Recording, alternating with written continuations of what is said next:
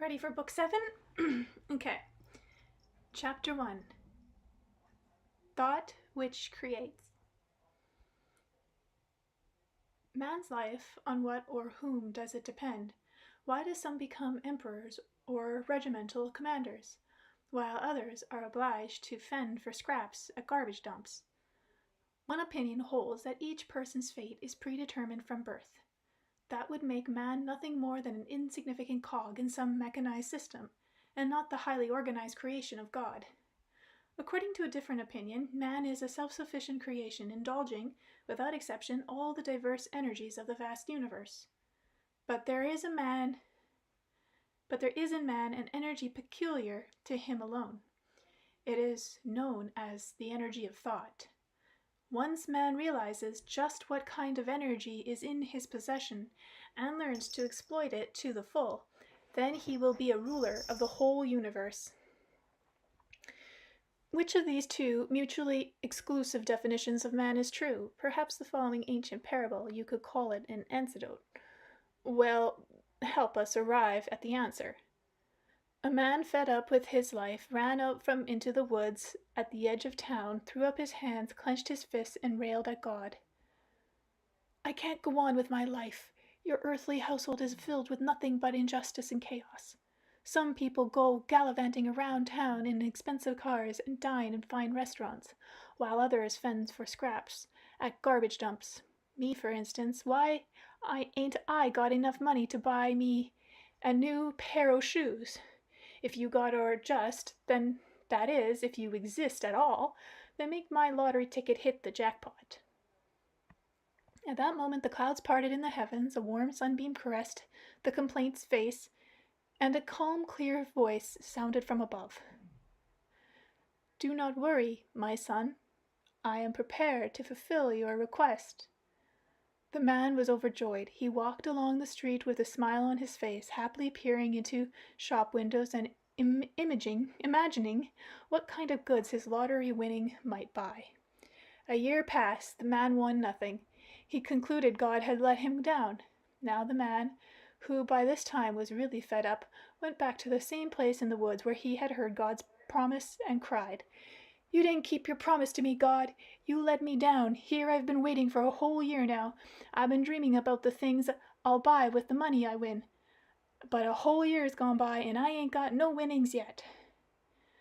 "Oh, my dear son," came the sad response from the heavens, "you wanted to win a lot of money in the lottery. So why over the whole year did you not buy a single lottery ticket?"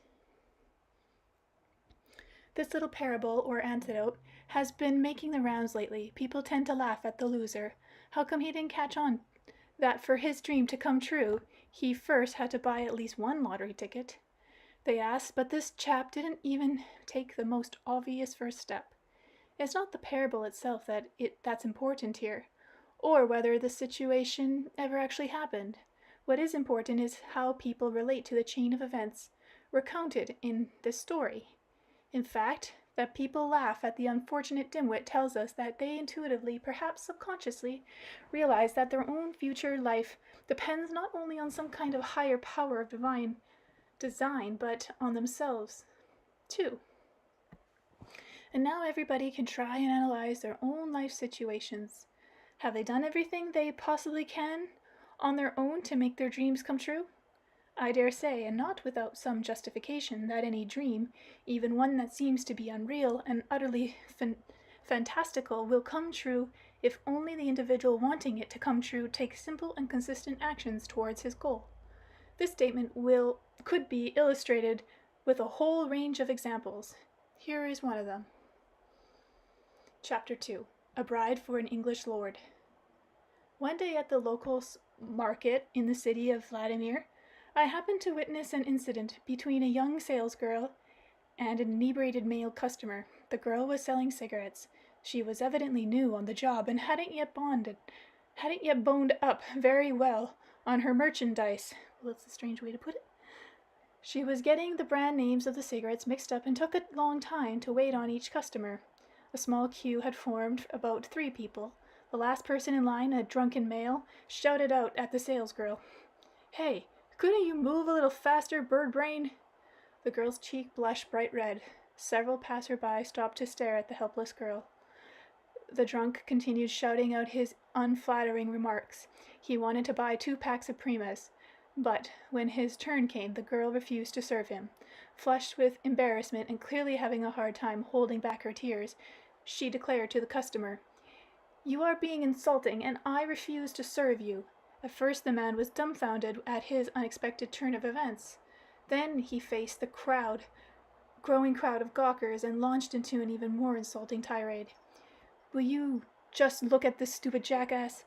If you got yourself a husband," he'd complain in no uncertain terms, "if you hobbled about the kitchen like a lame hen, I wouldn't let even my husband insult me like that," the girl replied. "Who do you think you are anyway? Nothing but a stubborn jackass." The inebriated man went on shouting even louder, and more irritatingly, "She won't let her husband. Maybe you're planning on marrying some old English lord." "Maybe, Lord, that's my business," replied the girl tersely, and turned away. The situation was heating up. Neither side was willing to give in. A sizable crowd of market regulars had gathered to watch things unfold. Onlookers began scoffing at the young salesgirl declared intention to marry an English lord. Another girl came over from the next stall and stood beside her friend. She just stood there without saying a word. They stood there silently, 2 young girls who looked to be just out of high school. The crowd had gathered were now talking amongst themselves about the girls' insolent and haughty behavior. Most of the snide remarks were about the girl's pie-in-the-sky hopes of marrying a lord, along with her overestimation of her attributes and opportunities. The dilemma was solved by a young man, the owner of the market stalls. When he first approached, he demanded, in rather severe tone, that the girl sell the cigarettes to the customer. However, after hearing her refusal, he quickly hit upon a solution satisfactory to all. Reaching into his pocket, he pulled out a 50-ruble note and addressed the girl. "Madame, if you would be so kind, and if it's not too much trouble, please sell me 2 packages of Primas."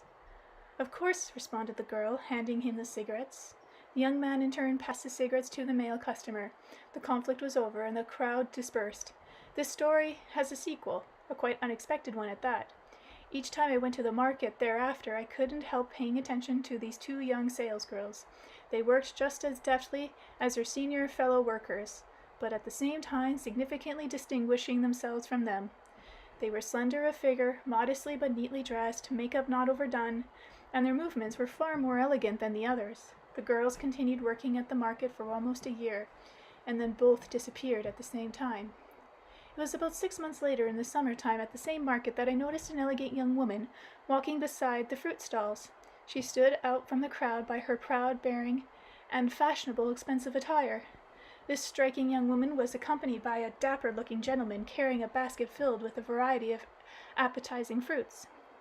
It dawned on me that this young woman, who was attracting all sorts of attention from the men around, as well as no doubt jealous glances from the women, was none other than that friend of the cigarette salesgirl. I went over and explained to the young couple, especially to the lady concerned companion, the reason for my curiosity. Finally, the woman recognized me. We sat down at a table in an open-air cafe, and Natasha, as she was called, recounted to me the events that had taken place over the past year and a half. Her story went as follows. The day when Katya had that incident with the customers in front of all the regulars, we decided to quit our jobs so people wouldn't laugh at us. You remember how Katya said back then that she was going to marry an English lord, and people laughed at her. We realized they would go on laughing and pointing fingers at us. But we didn't manage to find work anywhere else. You see, we just finished high school and didn't make it when we applied to college. Well, all right, I got average marks, but Katya was a real brain. She passed her exams with flying colors, but still didn't get in. They cut back on the numbers of free college places, and she didn't have the money to pay for her education. Her mom makes a pittance, and there's no dad. So we ended up taking sales jobs at the market since they wouldn't hire us anywhere else. We began working and swatting to sit the next year's college exams. But a week after the incident at the market, Katya all of a sudden turned to me and says, I'm going to prepare myself to be worthy of being the wife of an English lord. Do you want to train along with me?" I thought she was joking, but she was dead serious. Even back at school, Katya had always been pretty obsessive about whatever she put her mind to.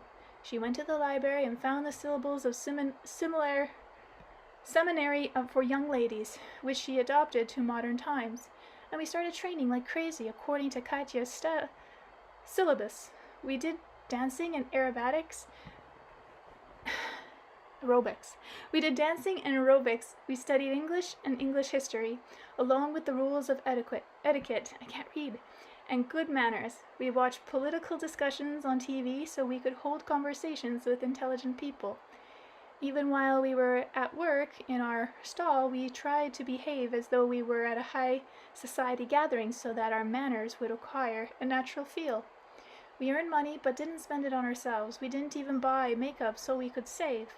We were saving so we could have fancy outfits custom made, as well as for a trip to England. Katya said you see, that the English lords would never come round a small market like this in Vladimir, which meant we had to go to England. Our chances would be far better there. So we went to England with a tourist group. 2 weeks there simply flew by. The 2 weeks there simply flew by. Of course, you understand there were no English lords to greet us or take us around, and I really had no expectation for myself. I was just doing this to keep Katya company, but she actually had hope. Once she gets something into her head, that's it. She never stops looking every Englishman in the face, searching for her intended. We even went to a dance club a couple of times, but nobody asked us to dance, not even once. It was the day of our departure, and we were on our way out of the motor coach from our hotel, and Katya still kept looking around, ever hopeful. We stopped right at the hotel steps when Katya suddenly put her bags down, looks off to one side, and says, "Here he comes." I look, and lo and behold, walking along the sidewalk toward us is a young man minding his own business and paying no attention to us. Just as I expected, he came right up to where we were standing, but didn't even glance at Katya, and walked right by. And then all of a sudden Katya, blew me away, calls out to him. The young man turns to look at us. Katya goes up to him, slowly but confidently, and says to him in English, "My name is Katya. I'm from Russia. Now I'm leaving to go to an airport on a bus with my tour group. I have approached you. I have a feeling that I can make you a good wife.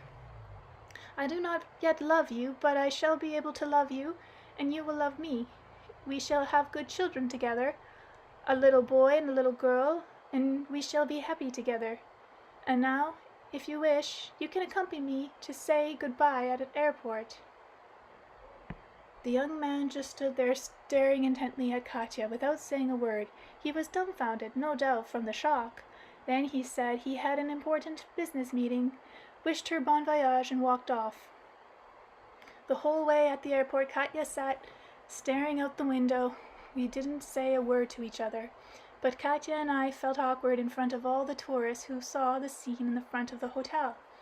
I could literally feel my skin tingling at all those people making fun of Katya and accusing her.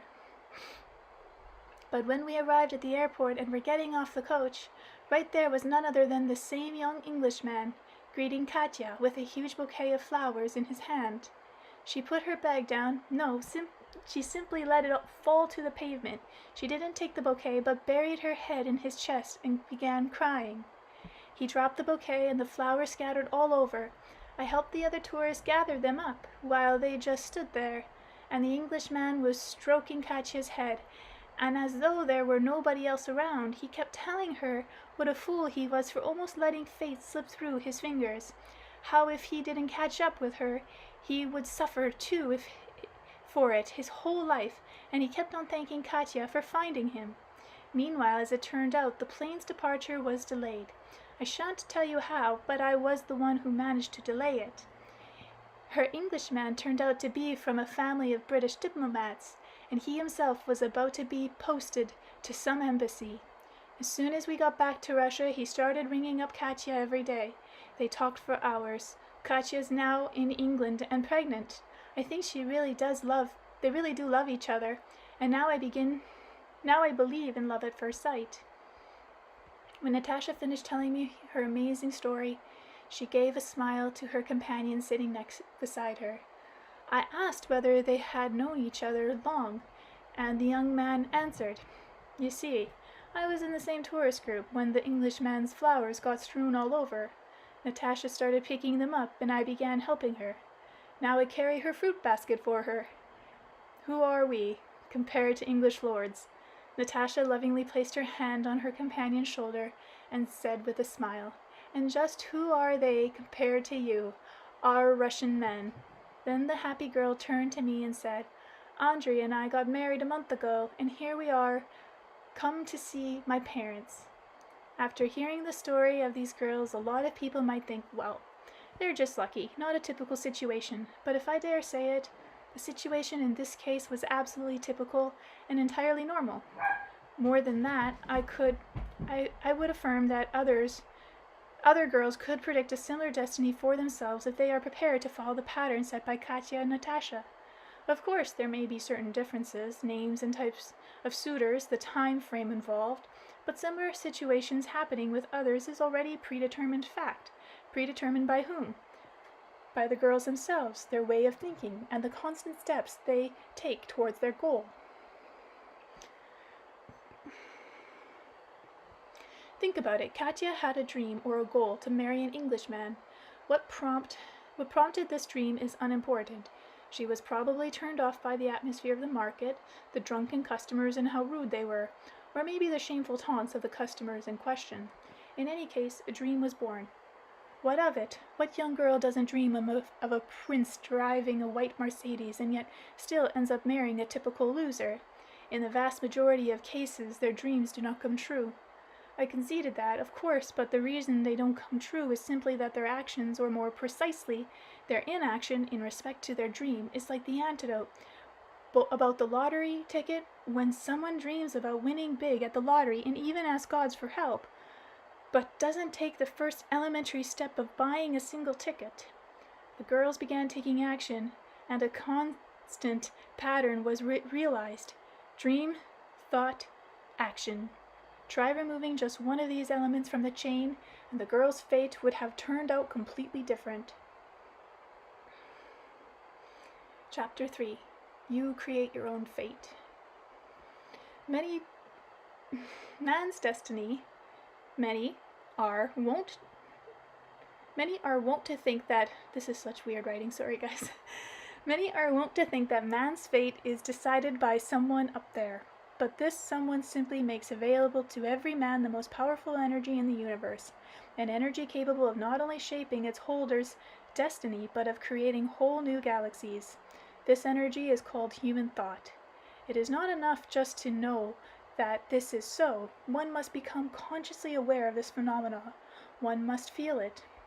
How completely we are able to become aware of it, to feel and understand it, determines the degree to which the secrets of this vast universe of ours unfold before us, the degree to which we perceive how its wonders, or more precisely, its natural phenomena, work.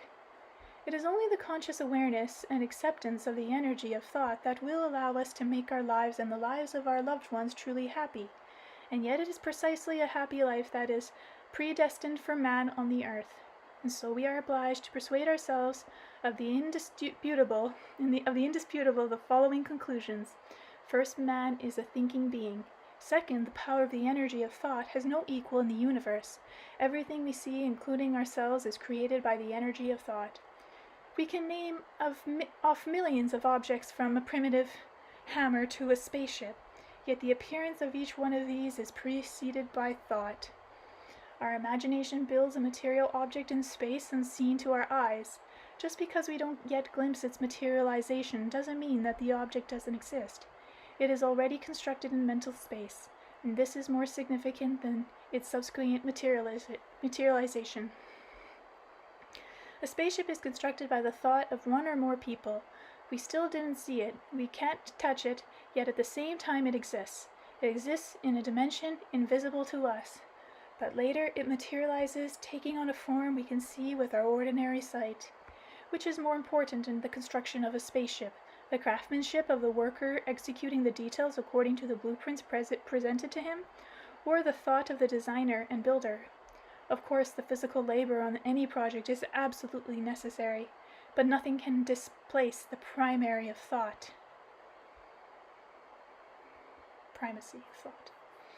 A real spaceship can suffer a catastrophic accident caused not by some kind of defective part, but always by an inadequately developed thought.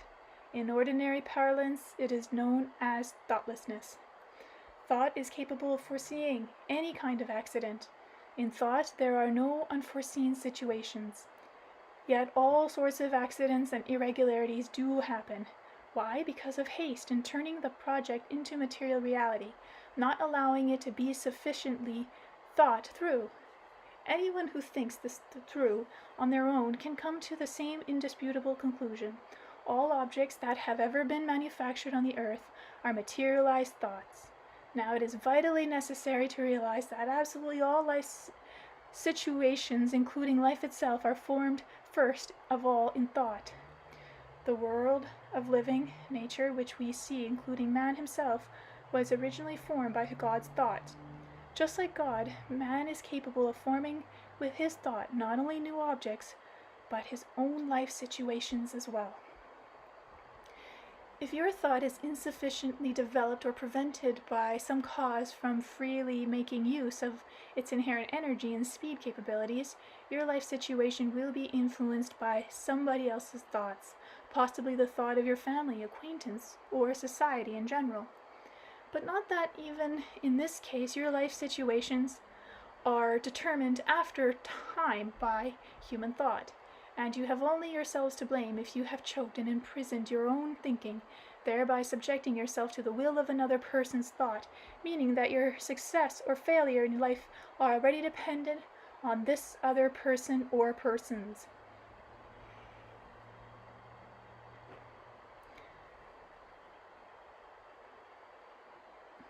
Now where am I? You may be persuaded of what I have just said through a variety of examples in life. Think what a man does before becoming a famous performing artist. First of all, he dreams about it naturally, then thinks up a plan on how to attain his dream, and then steps into action. He takes part in amateur production studies at an appropriate school, and then takes a job in the theater, film studio, or symphony orchestra. Some people may protest and say that while everybody dreams of becoming the most famous performer artist, only a few actually achieve this, while others are obliged to look for work in another field that has nothing to do with a career in the arts. Besides, a dream one needs talent too. Yes, of course, that is true, but talent is also a product of the power of thought. What about physical and natural gifts? They are significant, of course, but then again, human thought is not so stupid as to inspire a legless person to enroll in a ballet school. And how can it be, the reader may wonder, if everything, even one's profession and well-being, depended on one's own thought, then surely everybody would be rich and famous, and there would be any people eking out a pitiful existence, rummaging through garbage dumps in search of something to eat. Well, now, let's head off to a garbage dump in the literal sense of the word. Chapter 4. Garbage Dump Thinking. I did this in the following manner. I let some stubble grow on my face, rumpled my hair, and borrowed some old work clothes from a painter's friend. Then I took a plastic bag and a stick and walked out to a garbage dumpster. I rummaged about with a stick in the garbage and came up with several empty bottles, which I put into the plastic bag, before proceeding to the dumpster at a neighborhood building. My efforts were rewarded. I had been at the second dumpster no more than 10 minutes, 15 tops, when I was vitally set upon by a man wielding a metal rod in his hands. "Keep your paws off what doesn't belong to you," he said, in a tone that brooked no contradiction. "You're saying that this is your territory?" I asked calmly, taking a few steps back from the dumpster, at the same time handing him my plastic bag with the bottles. "Who else would it be?" the man replied, already sounding less aggressive than before. He took my bag and began raking through the contents of the garbage dump, paying no attention to me. Maybe you could show me where there's some freebies around, I inquired, adding, I'll make it worth your while. White, responded the unofficial owner of the dumpster. I went to the store and picked up a bottle of white vodka along with a few snacks. Over drinks, we got to know each other, and Pavel shared with me a lot of the tricks of his trade, and believe me, there were quite a few. You have to know, for example, what days, especially to guard against transients like me invading the pinching one's property, especially after holidays. With a lot of bottles get tossed out, it is also important to know which fused materials contain base metals and how to collect them. Some dealers pay more for glass containers and base metals, and to know what to do with discarded clothing that still fit to wear. I attempted to change the subject. While Pavel was entirely capable of expressing his opinions on politics and government, he did so with considerably less interest. He had on one-track mind. Everything revolved around the dumpsters.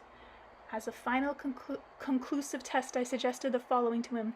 You know, Pavel, there's a chap building a house not too far away who's looking for a security guard over the winter, as well as to help the construction, for which he's willing to pay extra, and supply groceries to boot. Every week, his driver brings potatoes, onions, and cereal. You're a decent fellow. He'll hire you, if you like. We can go have a word with him together. After a few drinks, as might be expected, we had become friends, which made this sudden sharp shift in his mood all the more unexpected. First he spent about 30 seconds in intensive thought.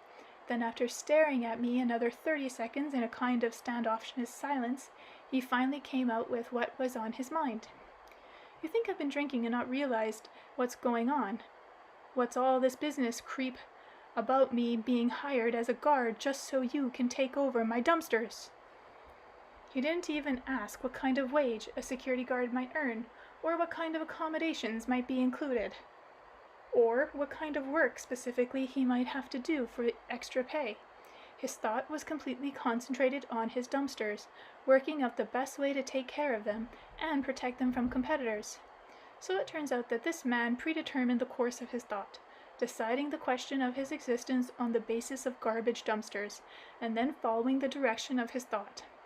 One could cite quite a number of other examples confirming the indisputability of the fact that the creation of all material objects, life situations, and social phenomena is preceded by the energy of thought. One man can influence another's thought just as his own thoughts. This is attested in ancient tales and parables. Here is what Anastasia's grandfather had to say about the energy of human thought. Chapter 5. A Goddess of a Wife. Yes, Vladimir, man's thought has access to energy unsurpassed. Many of the creations of his energy are either dismissed as magic or counted as miracles and ascribed to a higher power. Take, for example, the miracle icons. Why would they suddenly become miraculous? Why would a piece of wooden board with a hand-painted image on it all of a sudden have the power to work miracles? It happens when iconographers imbue their work with a sufficient amount of their own mental energy. Those who look at the icon then add their own energy. People talk about a prayed-over icon, in other words, an icon imbued with a goodly amount of energy of human thoughts. It used to be that iconographers knew about the properties of this great energy. Before approaching particular work, they fasted to cleanse their body of impurities, at the same time intensifying their thought. Then they entered into a state of detachment, focusing their energy on a single task, the painting of the icon. When it was completely finished, they spent another long period contemplating what they've done, and miracles were sometimes a result. People sometimes see unusual phenomena or various kinds of angels, but note that people invariably see only what they are thinking about. They invariably only see the images they believe in.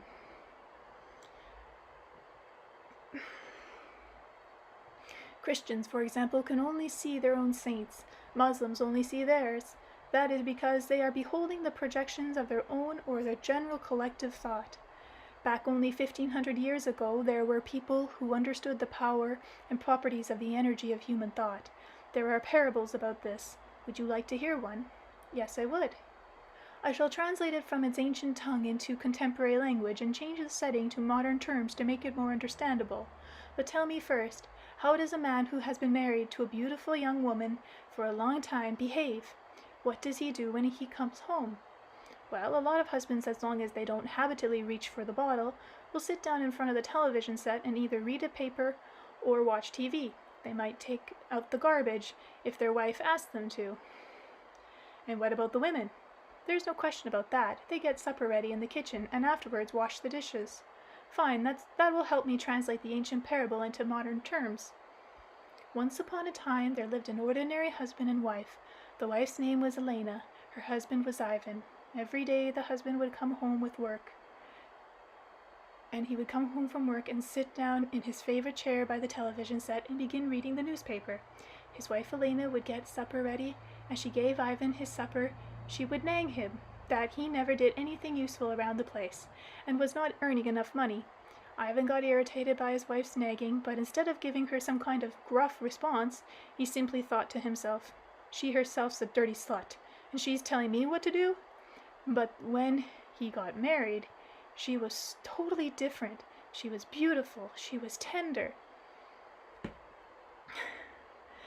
One day, when this nagging wife demanded Ivan take out the garbage, he reluctantly tore himself away from the TV and headed outdoors to the dustbin. With the dustpan. Upon returning, he stopped in the doorway and turned to God in his thought. Oh Lord, just look at how lousy my wife turned out. Do I really have to while away all my remaining years with such a nagging and ugly wife? This isn't life, it's sheer torture." And then all of a sudden Ivan heard the quiet voice of God. "My son, I couldn't help alleviate your troubles. I could give you a splendid goddess of a wife, only if your neighbors noticed a sudden change in your life, they might become greatly astonished. Let us work this way. I shall change your wife just a little at a time. I shall imbue her with the spirit of a goddess and improve her outward appearance. Only you must remember that if you want to live with a goddess, you have to make your own life worthy of a goddess. Thank you, O Lord. Any man could be happy to change his life for the sake of a goddess. But tell me, when will you start making changes in my wife? I shall begin a few little changes right away, and minute by minute I shall be changing her for the better." Ivan went back into his home and sat down in his chair, picked up the paper and turned on the television. Only he did not feel like reading or watching TV. He could not wait to peek and see whether his wife had started changing even just a little.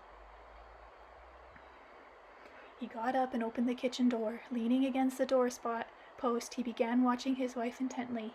She was standing with her back to him, washing the supper dishes. And all at once Elena felt herself being watched and turned toward the doorway. Their eyes met. Ivan looked at his wife and thought, "No, I don't see any changes going on in my wife." Seeing the unusual attention her husband was paying her, and not able to figure it out, Elena all at once straightened her hair, and a rosy blush came over her cheeks as she asked, "What is it, Ivan? Why are you looking at me so intently?" The husband could not think of what to say. Embarrassed, he blurted out, "Well, maybe the dishes, maybe I could help you wash them. I was just thinking about it, for some reason." "The dishes? You help me?" the wife echoed in surprise, taking off her much-soiled apron. "Well, you see, I've already done them." "Wow, she's changing right before my eyes," Ivan thought. "Look how much prettier she's become all of a sudden." And then he started drying the dishes. The next day after work, Ivan couldn't wait to get home. He couldn't wait to see how his nagging wife was little by little being transformed into a goddess. "Hasn't she got a lot of goddess in her already? But I haven't changed even a little bit myself, as usual. In any case, I should buy some flowers, so I won't fall flat on my face before a goddess." Upon opening the door to his home, Ivan stood entranced in amazement. There before him stood Elena in a party dress, the same one he had bought her last year. She was sporting a neat hairdo, complete with a bright ribbon. He was dumbfounded. With some awkwardness he offered the flowers to Elena, not able to take his eyes off her. She accepted the flowers and gave a little gasp. She lowered her eyelids and rosy blush filled her cheeks. Oh, what marvelous eyelids, goddess, you have! What meekness they express! What extraordinary inner beauty and outward looks! And Ivan gasped in turn upon seeing the table set with a fancy china and 2 candles burning on the table, along with 2 wine glasses and the food that is divinely tempting aromas. He sat down to the table, and Elena, his wife, sat down opposite him. But then suddenly she jumped up and said, "I'm so sorry, I forgot to turn the TV on for you. But here, I've got today's newspaper for you." "Never mind the TV. I don't really feel like reading the paper either. They'll keep saying the same thing," Ivan responded with sincerity. "I'd rather you tell me what you'd like to do tomorrow, Saturday." Completely overwhelmed, Elena asked in amazement, "What would you like to do?" "Well, I happened to pick us up a couple of theater tickets today. Anyway, tomorrow afternoon, I thought you might like to do a bit of shopping. Since we're going to the theater, I thought we'd drop into a store first and buy you a dress suitable for the occasion." Ivan just caught himself in time from blurting out his cherished secret, a dress suitable for a goddess. Embarrassed, he looked at her again and gave another gasp. A goddess was indeed sitting at the table before him. Her eyes were beaming with joy, and her eyes were very sparkly. He restrained a smile and was slightly inquisitive. "Oh Lord, how marvelous goddess are after all. But if she keeps on getting better day by day, can I become worthy of this goddess?" Ivan mused. All of a sudden, a thought struck him like lightning. "I've got to do it. I've got to do it while the goddess is here with me. I got to ask her, plead with her to bear my child, a child which will come from me and from this marvelous goddess." "A penny for your thoughts, Ivan? Could that be excitement I see on your face?" Elena asked her husband. He sat there excitedly, not sure how to talk about so precious a thing. This is no piece of cake, asking goddess to bear a child. This was not a gift God had promised him. He did not know how to tell her about his wish. Fumbling with the corner of his tablecloth, Ivan got up from the table and pleaded, blushing, "I don't know. Do you think, but I wanted to say, for a long time now, I want to have a child with you, my beautiful goddess." Whereupon she, Elena, came over to Ivan, her husband. From her love-filled eyes, a tear of joy rolled down her rosy cheek. She placed her hand on Ivan's shoulder, and her breath flared in a warm flush. What a night that was! What a morning, and oh, what a day it is! How marvelous it is to live with a goddess, thought Ivan as he bundled up his second grandson for an outdoor stroll. "What did you understand from the parable, Vladimir?" "I understood all of it. God didn't actually help Ivan. All he did was listen to God's voice. Ivan made his own wife a goddess through his thought." "Of course, you are right. Ivan created his own happiness with his thought. He made his wife a goddess and changed himself. But God did help Ivan." "When?" "Back when God gave everything to each of us, when he was contemplating the creation of man, and explaining everything to the first man he created. Do you remember God's words from the book of co-creation?" he said. "My son, you are infinite, you are eternal, within you are your dreams of creation."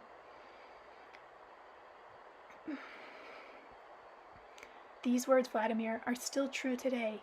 Every man has within himself a creative dream. The question is only, in which direction are they aimed, and how powerful is the thought, including in this energy, in his son and daughters living on the earth today.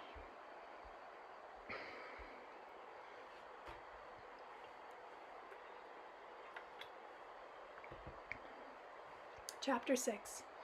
And where is your thought right now? I shall not concern the reader with further examples. Each one can ascertain independently from his own life what segments of his being have been created by his own thought, and what segments by somebody else's. To answer this question once and for all, let's start by stating the obvious. Thought is a precursor to everything. As I have already indicated, to anyone who succeeds in not only becoming aware of this but in feeling it, as well as many secrets of the universe will be revealed. First and foremost, a distinct picture of creation will appear. God created the world in which we live through the help of a dream, the energy of his thought. He created man, giving him complete freedom of action and endowing him with powerful energy capable of creating similar worlds, or possibly worlds even more perfected than the Earth. In order to create new worlds or to perfect the world already created, it is vital that the speed of man's thinking match that of the divine.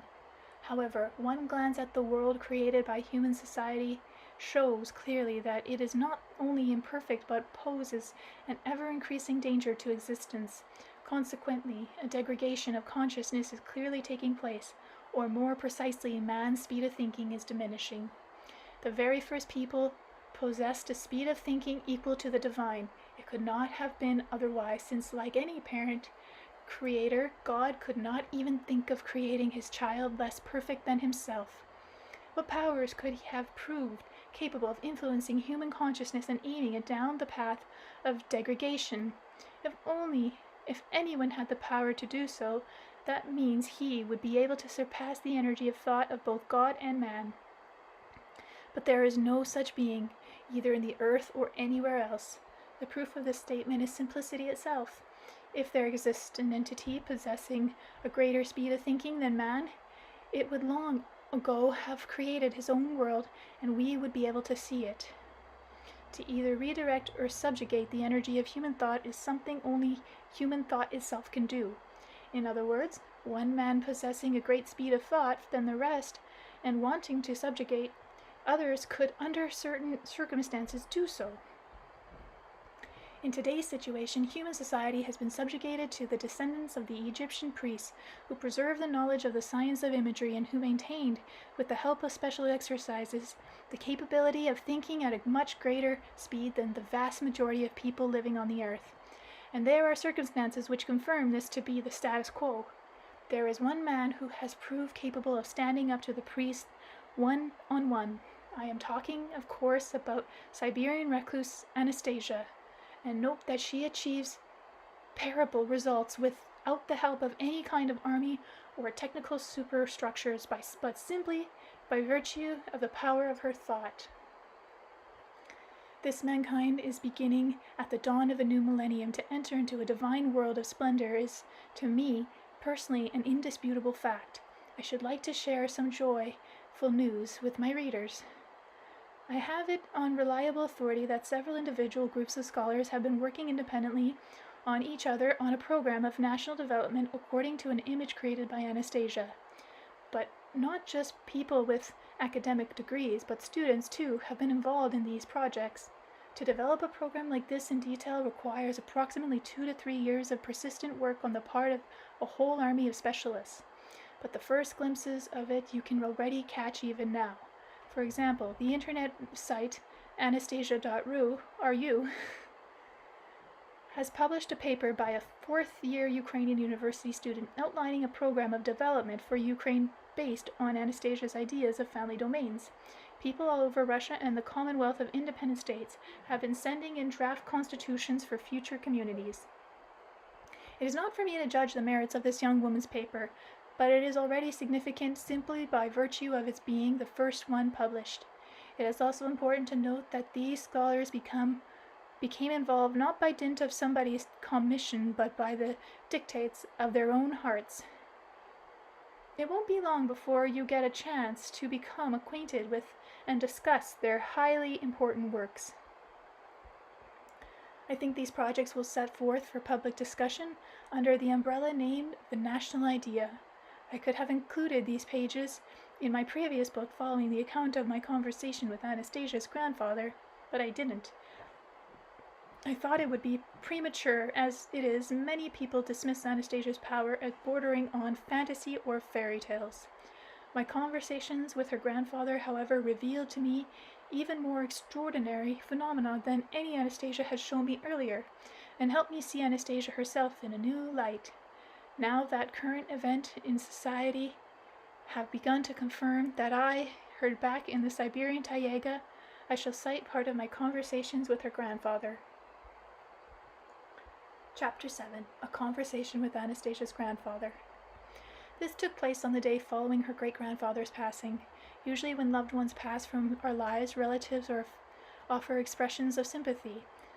The last little while, Anastasia's grandfather never left his father's side.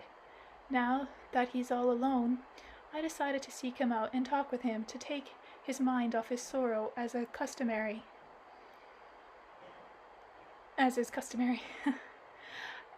I knew pretty much where I could find him, and so headed over to the neighboring glade.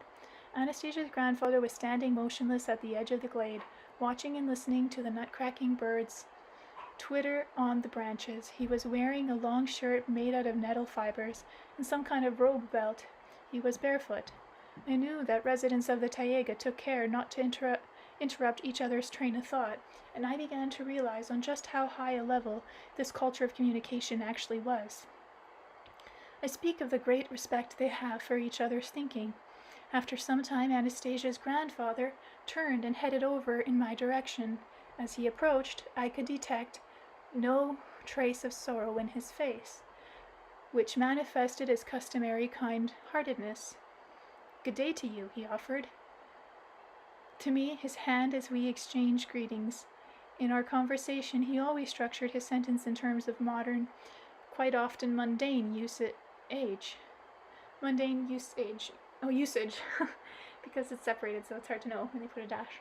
Sometimes making a joke or teasing me, though never insulting. On the contrary, he had a way of making you feel at home, as though you were chatting with a member of your family. And he was somebody who you could talk with very easily on any subject, even on topics men bring up when there are no women around. Undoubtedly, many of Anastasia's abilities were inherited from her parents and ancestors, as well, of course, as from her grandfather, who had, after all, played a role in her upbringing. What knowledge of life, what abilities lay hidden in this gray-haired elder who 100 years on had lost none of his newness of mind and youthful agility. Newness? Maybe, okay. Maybe, I'm just going to say keenness. With him, he spoke in very simple terms, although one time I overheard him talking with his father. Well over half the words he used were ones I had never heard before. It means that in talking with others, out of respect to them, he makes use of their lexicon and manner of speaking.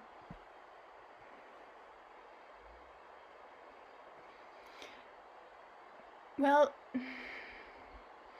now, how are things going in your civilized society? Any people starting to wake up? Asked grandfather with a hint of jocularity. Things are going along okay, I responded. There are some scholars who have taken an interest in Anastasia's ideas. Various groups are working on a national development program based on her proposals. This is happening not only in Russia, but in other countries as well. But it's not clear just yet when all the marvelous things, as she put it, will actually come to pass, either in our country or abroad. It's all happened already, Vladimir. The main thing has been done. What do you mean by that, the main thing? Anastasia has created a thought, an image of a future state, and she has done this with her usual meticulous approach, right down to the last detail and how thoughts will be materialized in a future reality. Now you and a lot of people will be able to see this splendid future materialized. The energy of her thought is extraordinarily strong, and her strength has no equal anywhere in space. It is perfect and quite specific. But the main thing is that she keeps on gaining strength, and thanks to the help of other people's thinking, she is no longer alone. So you'll tell me that groups of scholars in various countries are working on national development programs, and entrepreneurs are starting to build the domains she thought up, and her thought has been perceived by many people, young and old. Once these people have had contact with her thought, they are creating thoughts of their own. The thoughts of all these people merging together are filling with space, with an energy of unprecedented strength, and this energy is materializing a splendid future. Already one can see partial manifestations of this materialization. But what if someone deliberately started to obstruct this materialization of the future? I asked. The priests, for example, who now rule the world. Let's say the high priest himself began obstructing it. He will not obstruct it. He will help it along. How can you be so sure? I have heard his conversation and his thought. What conversation? How did you see it? Vladimir, you've probably already guessed that my father was one of those 6 priests. I had no idea. Well, you might have guessed, although outward simplicity and the ability to conceal one's abilities and possibilities is one of the more important components of their power. There's no way they're going to brag about the weapons in their arsenal the way the leaders of the world's great powers do. The priests are capable of aiming these weapons wherever they like by directing the leader's thoughts, by bringing about corresponding situations, and they never had any thought of bragging about themselves in public. Their major secret goal over the millennia has been to achieve a dialogue with God. No matter how they've acted, they have never feared divine revenge, knowing that God has never given full freedom to each man. God has given full freedom to each man, and he will not break his promise. They have been controlling mankind, torturing it, even thereby showing God that they are more capable than anyone else, that the fate of the Earth's civilization depends on them. This kind of situation, they figured, ought to compel God to enter into a dialogue with them. Only there hasn't been any dialogue, and now it's become clear why it hasn't been totally out of the question for the priest to have a dialogue with God.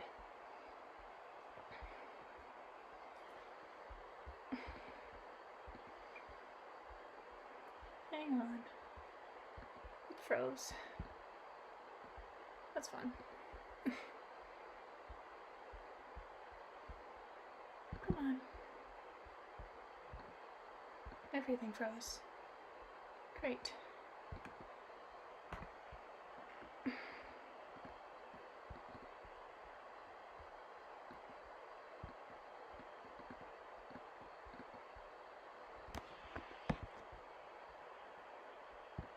Great.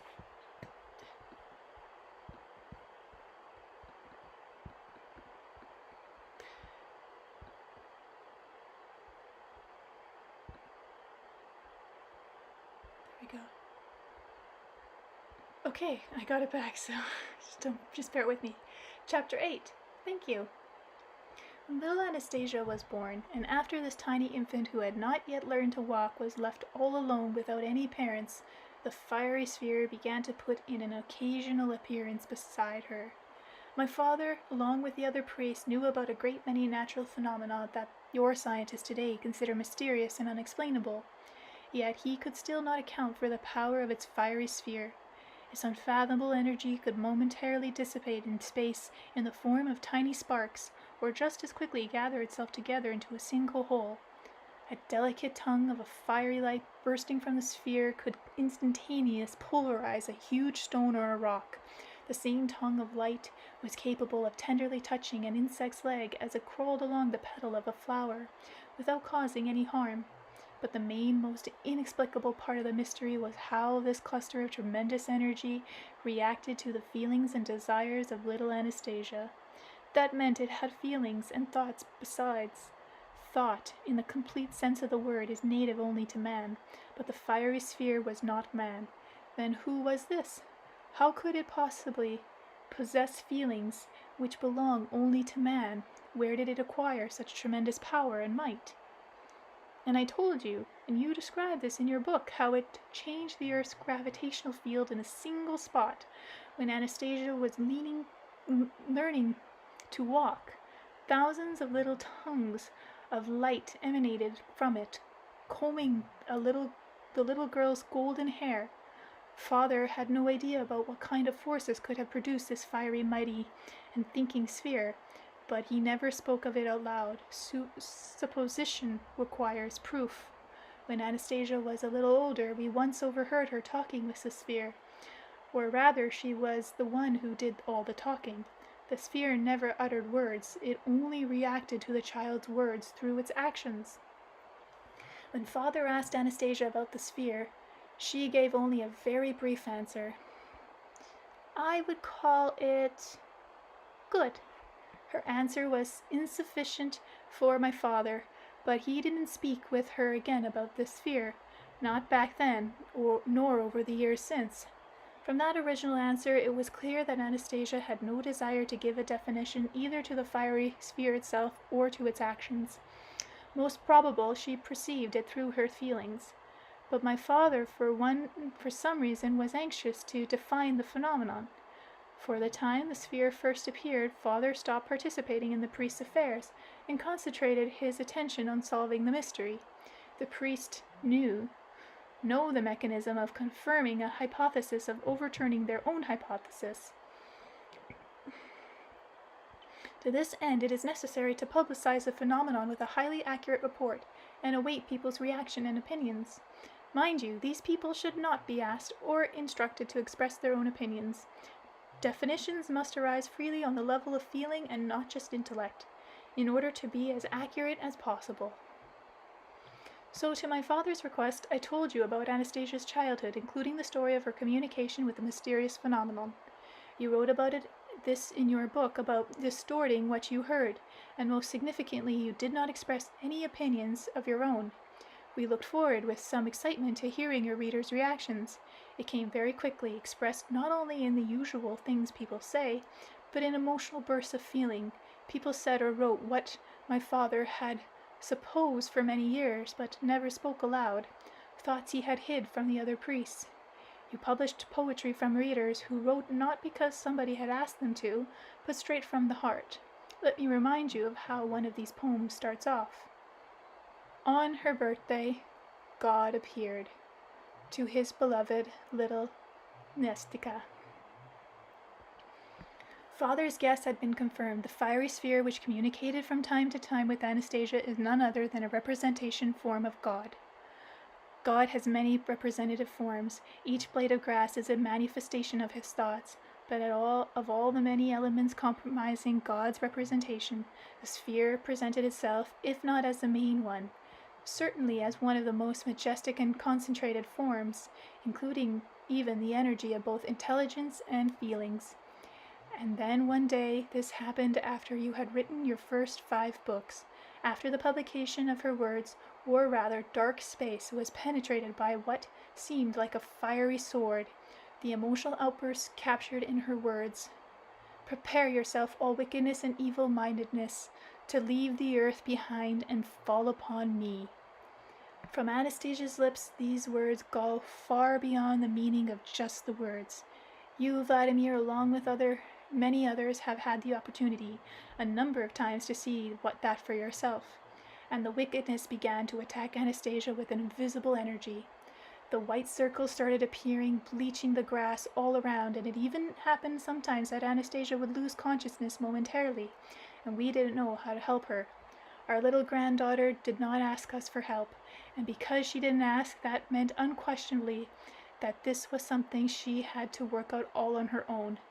More recently, however, we began to notice these attacks on her getting more and more severe. It was as though evil was simply agonizing to carry out these final attacks. But our granddaughter's tenacity was growing at the same time. Lately, the routine blows have simply caused her to give a shudder and head for the lakeshore. Somehow the lake water has been able to quickly restore her strength. After splashing and diving in the water, she comes out at full strength as before. On one particular day, we noticed Anastasia heading for the lake after one of the usual blows, but she was treading very carefully when she stopped to lean against a cedar trunk and rest. Father said with some alarm, "Today our granddaughter is having a particularly difficult challenge to handle. It's really been hard on her. Look and you will see some gray strands in her golden hair." Then we saw Anastasia push off from the trunk, take one step and then another in the direction of the lake. Then she stumbled and stopped once more. It was at this point that the fiery sphere appeared from space, right in front of her, but this time its lightning flashes were changing color, as though volcanic ashes were seeing itself inside it.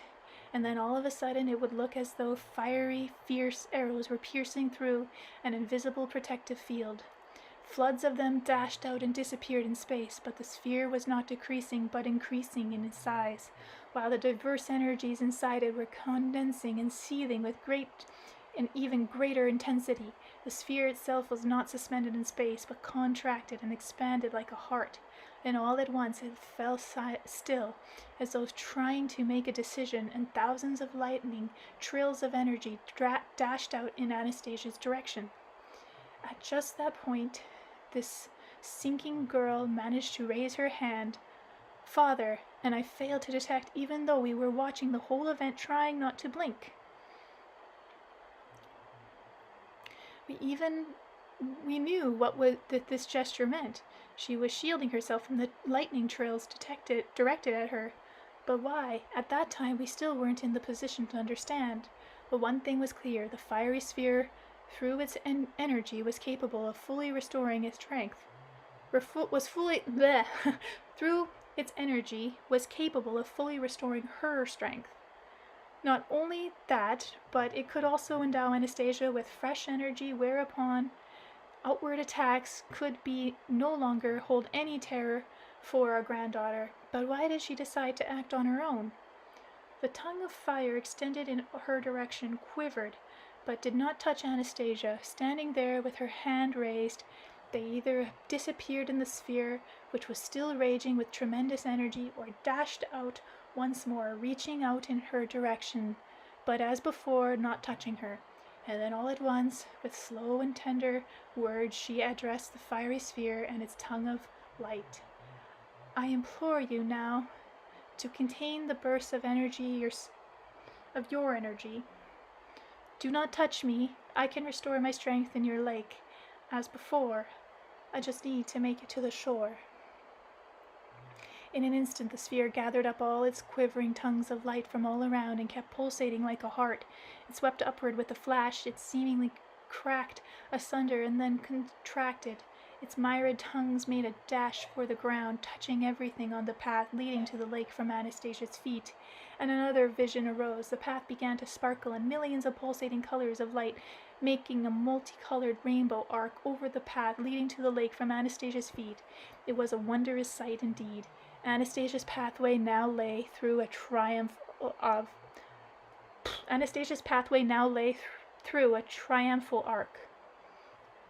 She took a step, but to one side. She did not follow the route marked out for her by the fiery sphere. She slowly attained the shore and dived in, then resurfaced and simply lay in the water with outstretched arms. Then she started splashing about. Her strength had returned. Anastasia's behavior in relation to the fiery sphere, which was really in relation to God, was beyond our comprehension. But what happened next is comparable to a turning point in the consciousness of all mankind, or to a change of balance in the energies of the universe. What happened next was, throwing in a little dress over her still wet body, she carefully smoothed out its folds, straightening her hair, then pressed her hands to her breast and began speaking out into space. My Father, you are present everywhere. I am your daughter amidst your perfect creations. I must put an end to the dispute among the entities in the universe as to whether your creations are perfect or whether they might be flawed. My Father, you are present everywhere. You are filled, and you have fulfilled my request and not touched me. None of them will now say that paradise will return to the earth only when God corrects his imperfect creations. But there is nothing requiring your correction. You created all right from the start in perfection. My Father, present everywhere, I am not alone. In all the corners of the earth there are sons and daughters of your own, and they have mighty aspirations. They will restore the earth to the marvelous flowering of its original pristine creation. My Father, present everywhere, we are your sons and daughters. We are created by you. We are perfection, and now we shall show everyone what we can do, and may you be delighted by our actions. When Anastasia uttered these words and then fell silent, the fiery sphere, which had been resting high above, made a dash for the ground. About 3 meters from Anastasia's feet, it dispersed into millions of tiny sparks all around, and then in an instant gathered itself back together into a single hole. Only this single hole was no longer a fiery sphere. There in front of Anastasia stood a child. In Earth terms, about 7 years. It is difficult to say whether it was a boy or a girl. The child's shoulders were covered by a fabric with a pale bluish purple sheen that looked as though it were made out of mist itself. The child's hair fell around his shoulders. The expression on the child's face was one of intelligence, confidence, and grace. Rather, the expression on the child's face was impossible to convey in words. It could only be described in terms of the feeling which overflowed our souls. The young child stood barefoot on the grass without trampling even a single blade. Anastasia knelt to the ground in front of him, then sat down on the grass, her eyes fixed on his extraordinary face. It seemed that if in the very next second he and she would embrace, but this did not happen. The child smiled at Anastasia. With a careful utterance of each sound he said, "Thank you, sons and daughters, for your aspirations." Then he dissipated into space. The fiery sphere once more appeared high above, glistening with the joyful light of the light nobody had ever seen before. It made several circles over the lake, and for 5 minutes or so drops of warm rain soothed everything growing around, as well as the smooth surface of the lake. The moisture was invigorating. A few drops fell in my arms without rolling off. Instead, they dissolved, filling my body with a luxuriant bliss. My father is always inflammable in situations like this, in complete control of his emotions, but this time even he was shaken. He walked through the taiga as though he could no longer feel his body, and I followed. He walked for several hours and then turned to speak to me. A tiny tear was rolling down his cheek. As one of the high priests, he was not susceptible to such emotion, but I saw his tears. Father said quietly and confidently, "She did it. Anastasia has brought people across the dark forces window of time. The seeds of happy and joyful aspirations will now be scattered over the whole earth." Then Father had a long and animated conversation with me.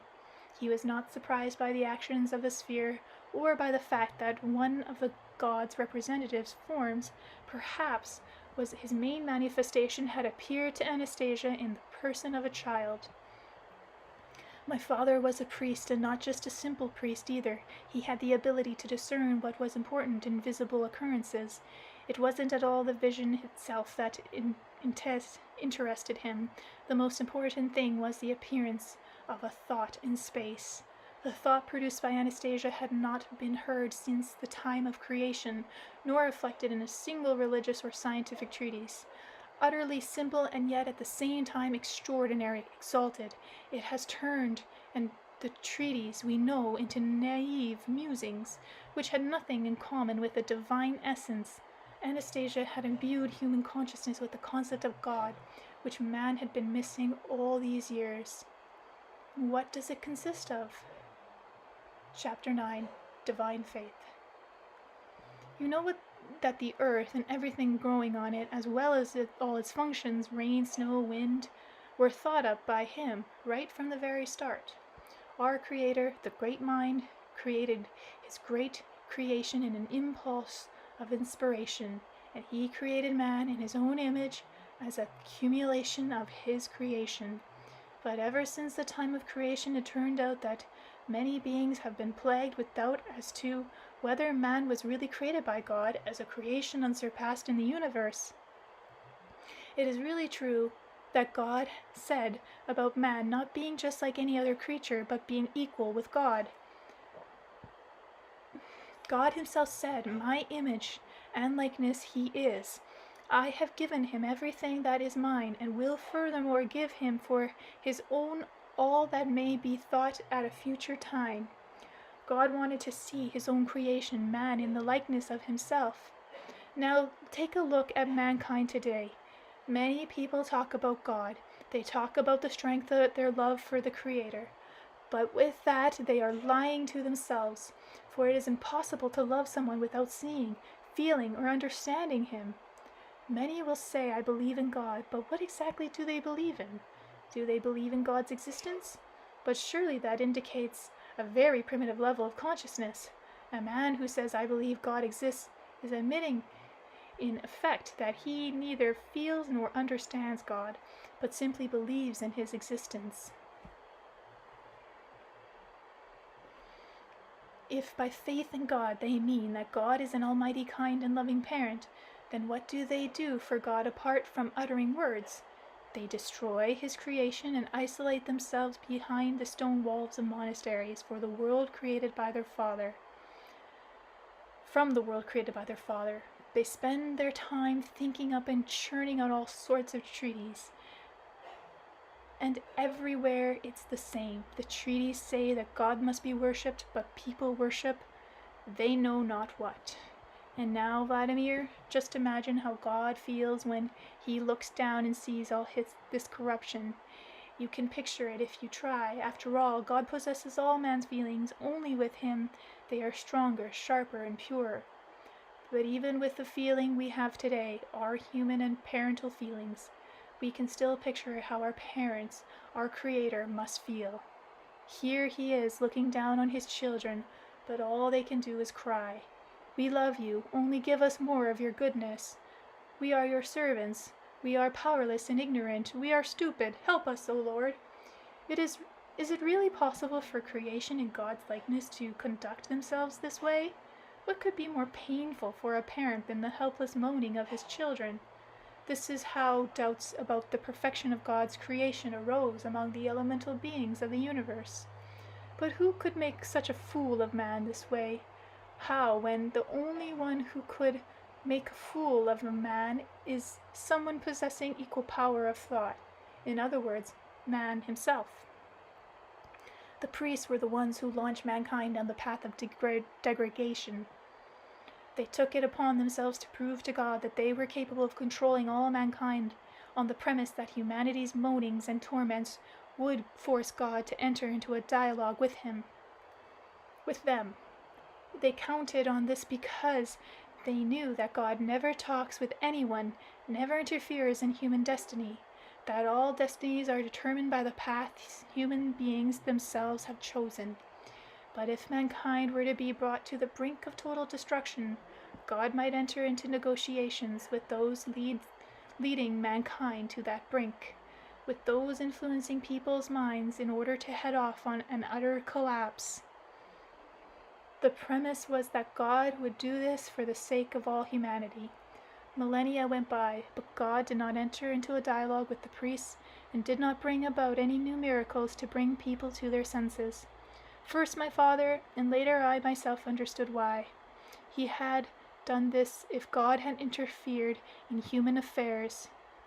If God had interfered in human affairs, then he himself would have confirmed the speculations on the part of the elemental beings of the universe that man was an imperfect creation. But more importantly, his interference would have ultimately destroyed man's faith in himself. Man would ultimately cease discovering the divine element within himself and rely solely on help from outside. And so we waited and believed in his children, observing events and suffering, enduring the mockery and the taking of his name in vain. He believed in his creation, man. It is his own faith that is truly the divine faith. The priest had hoped that the solution would come about just at the point when global catastrophe was imminent.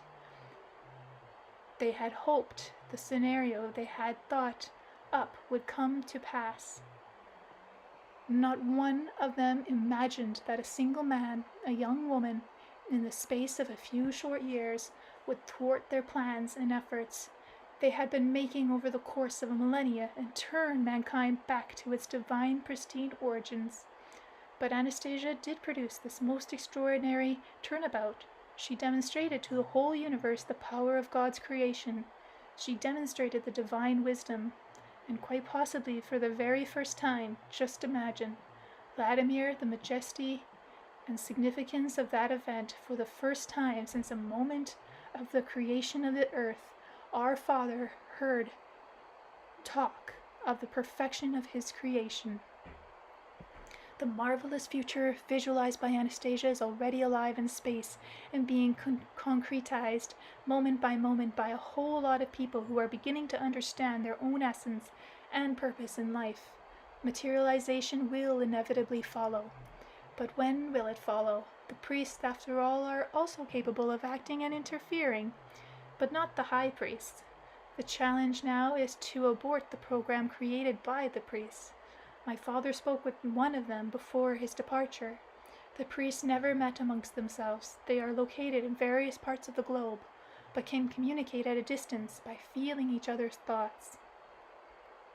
My father was standing on a small hillock. The dawn rays were already skimming the tops of the cedar trees, illuminating my father's face and his profile.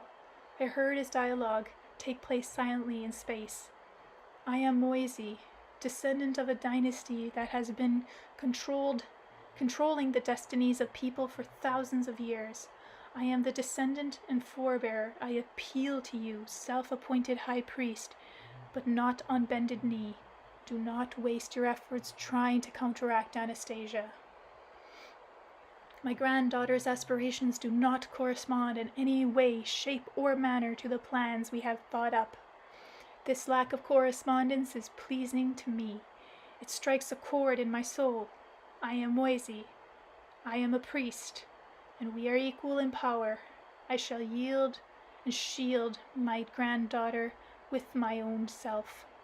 And the high priest's answer, yes, Moisey, you and I are equal in power, and thus I realize that you are not asking me to stop the attacks. It is advice you are asking from me. I am the one who is now thinking of how we can help her, how to put an end to this monastery of a system. We created a monster, and it is stronger than us. You yourself, after all, participated in its creation. It has been devouring children and mangling people's bodies for millennia. Now it will take centuries of our efforts to stop it. But your granddaughter, thinking is more accelerated than ours. She can create millennia in the space of a single year. None of us at the moment is in a position there either to help her or to harm her. The only thing I am certain of is this, that we should be creating our own lifestyle according to the image outlined by your granddaughter, and pour all our knowledge into our creations, so we ourselves become an example for people to follow. The priests did not use all that many words as they talked amongst themselves, but they said made a great deal of sense. I don't think everyone will understand the priest dialogue. It's not clear to me, for instance, what kind of beast they were talking about, the one that devours children, and why, if they really want to help Anastasia, your father and the high priest still say they are not in a position to help. It's all in the speed of one's thinking, Vladimir, speed of thinking. But why is that so important? What's the connection? Chapter 10. The speed of one's thinking. It is now well known that the feature that distinguishes man from all other life growing and thriving on the earth is his capacity to think. But thoughts is found in creatures and plants too, albeit in embryo. Man distinguishes himself from all other by the speed of his thinking. Back at the beginning, the speed of man's thinking most closely approximated God's, and with a certain lifestyle could increase and even surpass the divine. At least that was the way our parent wanted it. But man's speed of thinking had attained the level of the divine. Man could not even now be creating a living, harmonious world on other planets. The whole question of the significance of the speed of one's thinking is the greatest of the secrets guarded by the priests. They did their utmost to eliminate even expressions referred to it from the language. Perhaps you have heard such expressions as slow-witted, or with you it takes a long time to sink in. What is the meaning here? It means that it is difficult or boring to talk with someone whose thought operates at a slower speed. As all people living on the earth have varying speeds of thinking, the difference may or may not be the significance. The significant superiority in the speed of thinking may enable man, to conquer a great many people, even whole nations. Imagine that 1 million people were given a specific problem in arithmetic to work out. The one who can think at a faster rate than the other will be the first to come up with the solution. He may solve the problem 10 seconds faster than the rest, or 20 or 30 seconds, or a minute, or even 10 minutes faster.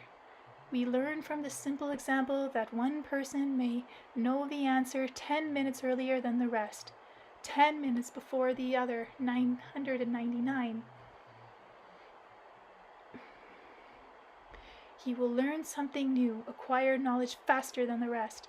This arithmetic example may seem harmless enough, but now let's imagine that all people on the earth are given a problem that takes 1,000 years to solve. They start working on it, but one man has 3 times the speed of thinking of the others. That man, he will know all the intermediate decisions of mankind before everyone else. What takes humanity 900 years to work out, he will solve in 300 years. That means that for 600 years he will be in the position to control and direct the actions of everybody else. He will be able to reveal to someone the current intermediate decisions which will help him further his goal, or alternatively give someone a false hint, thereby throwing him backward, or what would even be easier for him, give the wrong clue to everybody at the same time, driving them all to a dead end, and then later make a discovery in front of everyone, in other words, rule over them. So, as far back as 7,000 years ago, the priests realized the tremendous advantage available to any man who possessed a higher speed of thinking than all the rest. They took it upon themselves to significantly widen the gap. They tried to increase the distance between their own thinking and that of others by using special exercises, but they failed to achieve any significant difference in those times, and so they thought up a system which slowed down the thinking of every child coming into the earth. The system they calculated kept improving over the millennia, and it is still operating today. Take a closer look at the lifestyle of the majority of people of our time. If you analyze it, you will see that multitude of efforts directed at stopping the operations of your thought. Anastasia began revealing the priest's secrets to people. She told about how even a small child should not be distracted from what he is doing. In other words, the operation of his thought should not be stopped. Then she showed you a series of exercises aimed at accelerating a child's thought. She told about how education, as we see it, begins with the correct presentation of questions to the child. When a child is presented with a question, his thoughts begin to search for the answer and thereby gains more and more momentum. This means that the speed of his thinking is increased minute by minute, and by the time he is 11, it will be many, many times faster than that of someone raised under a system designed to slow down thought. Let us take a look at what is happening in the world today. Right from his mother's womb, a child is surrounded by artificial objects. Any object is the embodiment of someone's thought. So the child is presented with somebody's thought, a primitive thought at that, a rattle, for example. A child just a little older is given a doll or a mechanical car toy. Children love to play, but they are still dependent on others, so they play with what others present them with. Think about the difference, Vladimir. Your daughter, when she was little, kept shaking her rattle, and later got interested in dolls. Your son, on the other hand, the one Anastasia bore you, also likes to play, as all children do. But what he played with was a squirrel, a wolf, a bear, a snake, and a lot of other creatures made by the Creator. Now compare the two. Only be sure to picture to yourself the degree of discrepancy in the speed of thinking between the one who created the child's rattle, or the doll, and the one who created the squirrel. So it turns out that one child comes into contact with an object compromising a primitive thought, while the other communicates with an object created by God. The vast discrepancy between the objects and the children communicate with means that the speed of their thinking will be vastly different. One of them will have a greater speed of thinking. You yourself can guess which one. When children in your society begin to talk, you determine for them what they can do and what they cannot. Children are persuaded in effect that they should not think for themselves, that everything is already decided for them. This means they don't have to think. All they have to do is follow somebody else's thoughts. When children go to school, a teacher stands before them and explains the essence of things, along with the rules of conduct and the order of the universe. The teacher not only explains, he demands that the children think the same way as somebody else has thought. And once again, this serves to slow down the development of children's thinking speed. Or to put it more precisely, children are prohibited from thinking independently. In your schools, the most important subject, the one designed to increase the speed of children's thinking, is missing from the syllabus. This most important subject is replaced by a whole lot of other subjects aimed at slowing down children's existing speed of thinking. Okay, I'm not sure if I should continue on. I've did 10 chapters. They just kind of leave you at a cliffhanger. Yeah, 11's a little too long for me. So we'll stop here. Chapter 11, Training Thought. Listening to Grandfather's account, I realized that Anastasia, too, in communicating with her son, was constantly creating learning experiences for him, training his thought up to speed.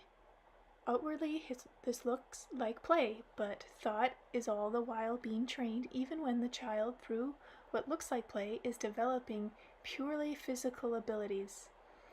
I have already mentioned how one morning while playing tag with the she-wolf, Anastasia executed the following trick. After beckoning to the she-wolf, she quickly began running away from it. The wolf gave chase, but when it had almost caught up, Anastasia suddenly leapt up against the trunk of a nearby cedar tree, pushed herself off from it, and with her legs did a somersault and ran off in the opposite direction, while the wolf's inertia kept it dashing on past. I watched as my son, too, played tag with the wolf cub. The young wolf always overtook the boy, no matter how fast he tried to run. It would run just a little ahead and then turn and deftly manage to give a quick lick on the child's arm or leg on the run. Volodya would stop on the spot, rest a while, and then once again try to outrun the wolf, and once again the wolf would catch up with him.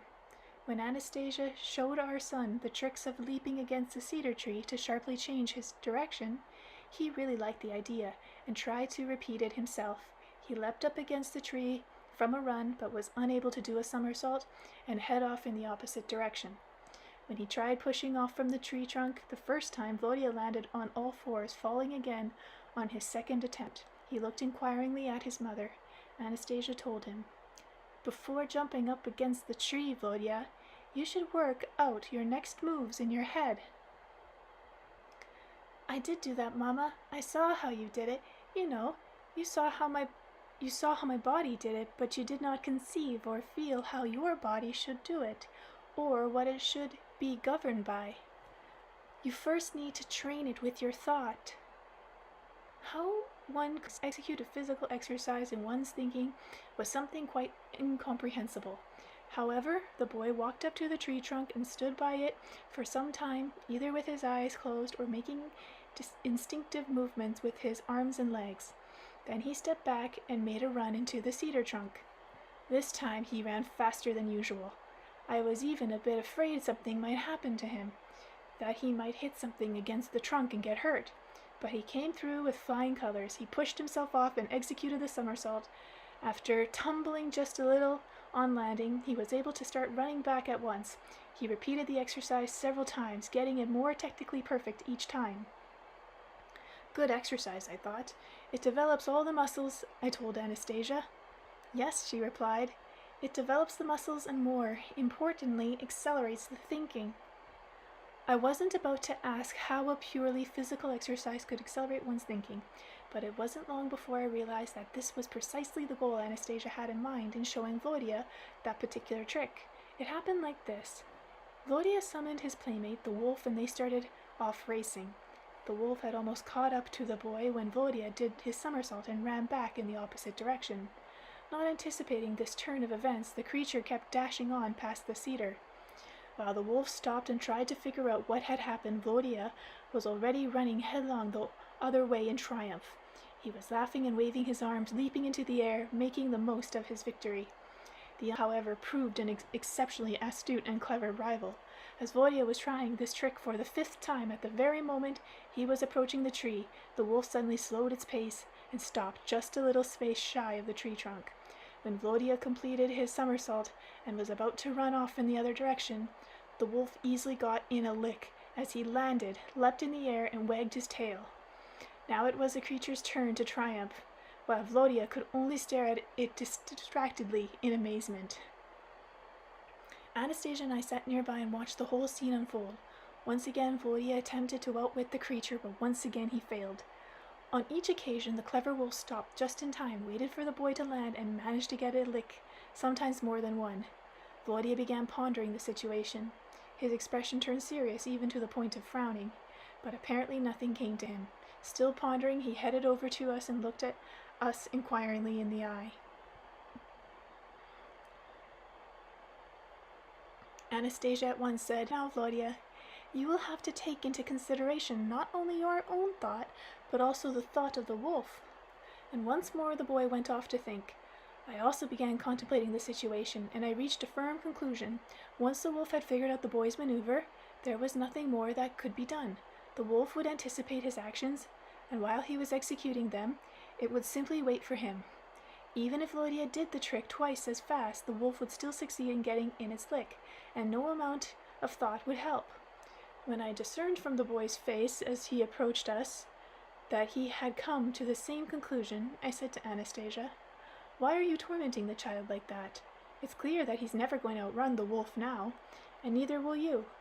That she-wolf of yours had no idea of what was going on when you ran away from her, but this young wolf has proved to be smarter than its mother." "Yes, it's smarter than its mother, but man should always be smarter.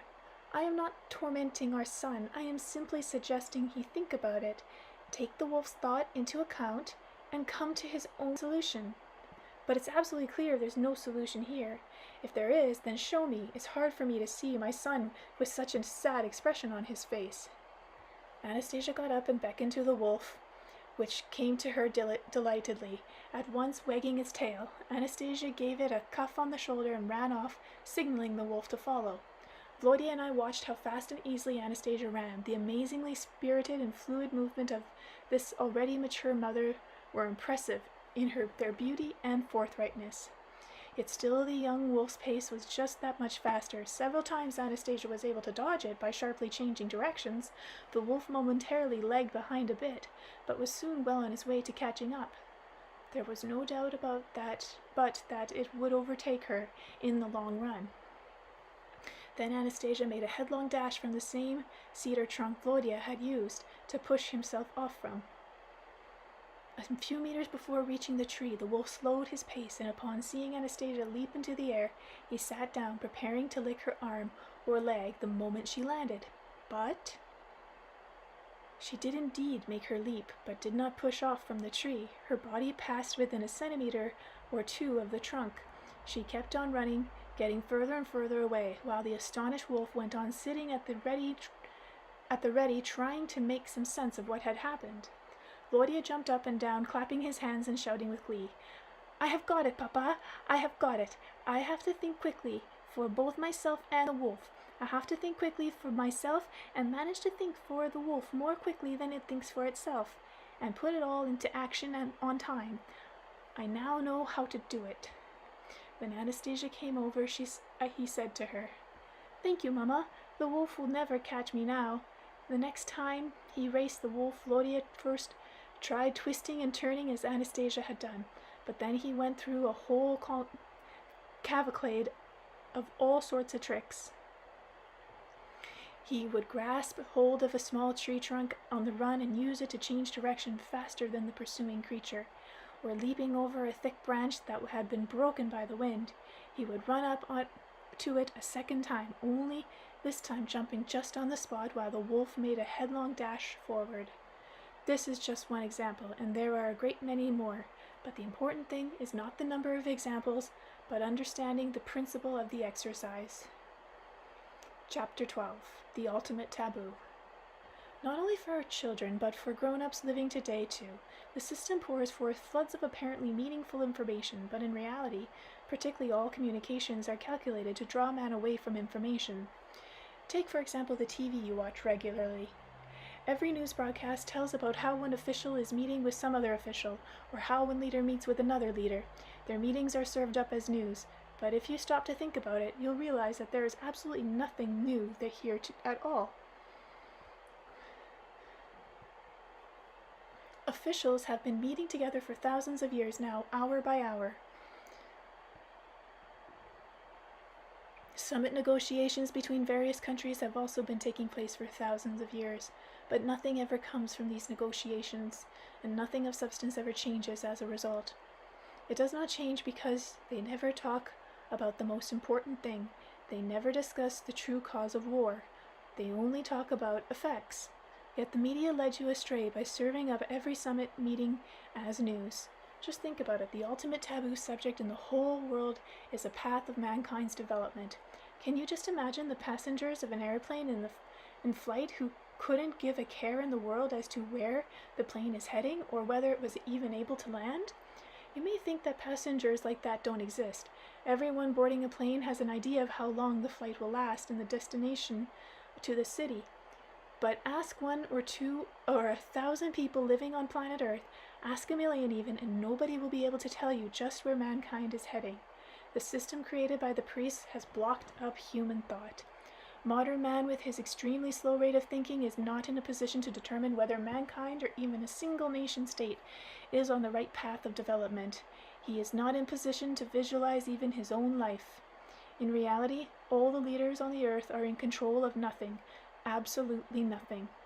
There is not a single country in the world where you will find a clear stated plan of national development. Such a plan is impossible without first determining a clear and explicit path of development for the residents of planet Earth as a whole. As a result of the simple scheme the priests devised in the process of constructing their system, all rulers are mere superintendents watching over the functioning of the priest system. They are all wrapped up in their own country's scientific and technical progress, their military strength and preservation of their own power. For this they are ready to sacrifice the quality of the air, the water in their own country and collectively in the world. They are weighed down under the system created by the priests. Like the majority of people on the earth, the rulers are active pawns in this system. Their thought is slowed down as much as anyone else's. The speed of one's thinking? Oh, how I hope that some of your readers can perceive this not just through cold logic, but feel it with every fiber of your being. Feel how important the speed of your thinking is for the whole universe. To find the right words or to cite the example needed for understanding is not an easy task. Examples. Anastasia compared the modern computer to a prosthesis for the brain. In other words, to a prosthesis for thinking. It is probably true that people most familiar with how a computer works will not only understand but also feel the importance of thinking speed more readily than others. After all, you too, Vladimir, were able to work on a computer. Maybe through the computer you will be able to be more quickly appreciate the catastrophic consequences of the sluggishness of human thinking. Anyone familiar with a computer knows how important for the computer is the size of its memory and its operating speed. Note, I said operating speed. Now imagine what could happen if one were to slow down the operating speed of a computer controlling an aircraft's flight or a nuclear power plant. The computer might allow an accident to happen, and that would mean a disaster. The living biological computer native to every man on the earth is incomparable, more efficient than the manufactured variety. It is all called upon to assist in the controlling of immeasurable, more important and massive device, the planets of the universe. These can be governed when this biological computer operates at a speed approximately or suppressing that of the original. However, the speed has been diminishing and is continuing to diminish. Anyone can see this for themselves if they but examine the situation more carefully. When even the most state-of-the-art manufactured computer keeps getting loaded day by day, hour by hour, with all sorts of data, it doesn't matter what kind of data, only that is being inputted. Eventually it will start to work more slowly, or it may refuse to process any new information. Whatsoever, this happens when its memory is overloaded to the point it can no longer accept new data. Most people on the earth today have experienced something like this, and the system created by the priest has gotten out of control. It started operating all on its own. When I mentioned earlier the monster devouring the children, I was talking about the system which has got out of control. Take a careful look. When a child is born to an earthly mother, what is it that immediately takes it into its mighty clutches? The system. What determines what food is to be given to the child? The system. What determines what kind of air the child is to breathe and what kind of water he is to drink? The system. What determines the selection of his path in life? The system. The priests are losing control of the social order on the earth, yet they are aware of the laws by which it operates and can still exercise an influence on the life of the planet. They are able still today to slow down or accelerate development in specific situations. When the first book with Anastasia's sayings appeared, the priest took an immediate interest in it. Naturally, after all, these sayings came from the mouth of the great-granddaughter of a priest. Not only someone familiar with the secret levers of control, but also a young woman leading a lifestyle favorable to accelerating the operation of thought. They realized that Anastasia had set herself the goal of transporting people across the dark forces window of time. Theoretically, this is indeed a possibility.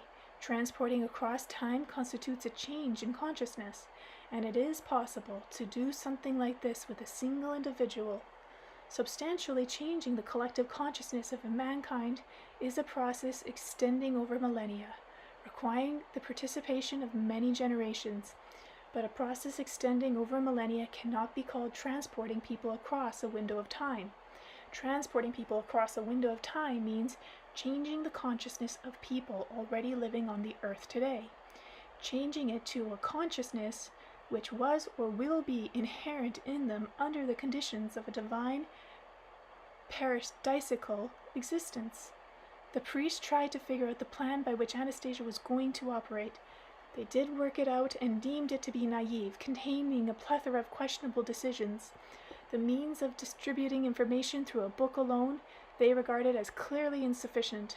Modern man, they believed, requires a good deal of repetition for information to sink in. Then they learned that the book's author was an entrepreneur who not only was lacking even minimal authority among spiritual thinking people, but was a complete unknown in such circles. Consequently, the priest decided a Siberian recluse would not be able to achieve anything significant in human society by the method chosen. My father shared his opinion as well. The priests got their first shock and call to alertness when Anastasia's prophecies in the first book started coming true. She told you, I shall bring you many people who will explain to you what is incomprehensible, and people started coming to you who were not just capable of explaining something, people started to act, she said. Artists will draw pictures and poets will write verses, and both pictures and many poems came forth dedicated to the new and marvelous reality of mankind's being, she said. The book you write will be read by people in various countries, and the book has been published in many languages. The priest did not know what power or devices, faculties, and realization of Anastasia's sayings, yet they are coming true for all to see. They realize that she is beginning to make her cherished dreams come true, but they could not discern the manner of which she reached the goal she set for herself. This could mean only one thing, namely that the speed of Anastasia's thinking significantly surpassed that of the priests. The insightful combinations produced by her thoughts are incomprehensible. This means that the priests might lose the opportunity to influence human society for good. This was not something the priests could permit. While they were trying to figure out patterns of counteraction, something even more incredible came to light. New sayings of Anastasia were being made public. Many people now aspired to create the domain she had talked about. And then Anastasia became the target for all kinds of countermeasures. One of the most effective of these was a disinformation campaign involving the magic word symbol sect. Your press was filled with publications talking about various terrifying sects, including the so-called Anastasia sect. these publications use still other words, symbols like totalitarian and destructive. It's called pot calling the kettle black. This particular countermeasure has been used by priests from time immemorial. In ancient Rus, it helped facilitate a change in religion. This was a tactic that never failed, and in the latest case too, the priest imaged that it had done its job. You and a whole lot of readers, both those who communicated amongst themselves and those who didn't know each other, were amazed to discover that people were labeling them sectarians. False rumors were cleverly and intensively circulating. This was why government agencies never reached a decision on the question of land grants. There was active opposition, both vocal and hidden, to the initiative to allocate land for the establishment of family domains. The system had worked. Lower order priests figured that they were rid of Anastasia once and for all. The high priest was the first to discern that this was not the case. He realized that in visualizing the future, Anastasia thought had not only taken the system's countermeasures into consideration, but had also redirected them to serve the cause of good. This is what happened. The domains established according to the principles outlined by Anastasia were impossible to construct along traditional lines. They required a detailed plan of development. They involved the working order of the long-term project, which would take at least a year to develop, significantly longer in some cases. Action without self-sufficient preparatory thought could lead to the discreditation of the ideas involved. By slowing down the process of land allocation, the authorities prevented quick action from being taken. But slowing down the process of land allocations did not enable them to destroy the dream of a bright future or to slow down the speed of thinking on the part of many people who were in the process of imaging their future domain, not to mention the future of the country and the marvelous future for all mankind. Imaging, it's not imagining, it actually is imaging. I read it right. While Anastasia spoke about Russia taking the lead in building this marvelous future, she well understood that it would be impossible to create a paradise in just a single community, or even in a single nation-state. Indeed, her dream was being adopted in the hearts of people in countries the world over. You can ascertain this, Vladimir, by the popularity of your books published in these countries. They are enjoying great acclaim today, but that is nothing compared to what the future holds. When people begin to realize, now the priests have recognized this, Anastasia is beginning to solve mysteries that they've been beating their heads over for thousands of years and never been able to solve. Here is one of them. Chapter 13, Divine Nutrition. The high priest once told my father in conversation, "Your great-granddaughter Moisey knows the mystery of being which were concealed from us. She knows the secrets of nourishing both the body and the spirit. You yourself, of course, ascertain this from your own words. One should eat just as one breathes." Our forebears once read these words on the walls of their secret temples. We believed them to be meaningful, but up until now their secret has not been revealed. In explaining just a little of it to those who will be creating their own family domains, she will thereby create the conditions for the speed of thinking of these new domain dwellers to exceed our own. Compared to children born in their domains, we shall appear to be simply ignorant youngsters. In setting out her design, she showed us the only way out. Each of us must set up the same kind of domain which she has described to everyone. We shall establish them. We shall try to make them better and more perfect than the rest, and for that we have great possibilities. She is revealing the mysteries of being to everyone, and by the time we learn about them, we shall already have our domains, while others will still be going about, setting up their own, and then once again the difference in the speed of their thinking will allow us to foresee and consequently control life. On the planet, this is what I have been thinking. I should like to hear your opinion on this, Moisey.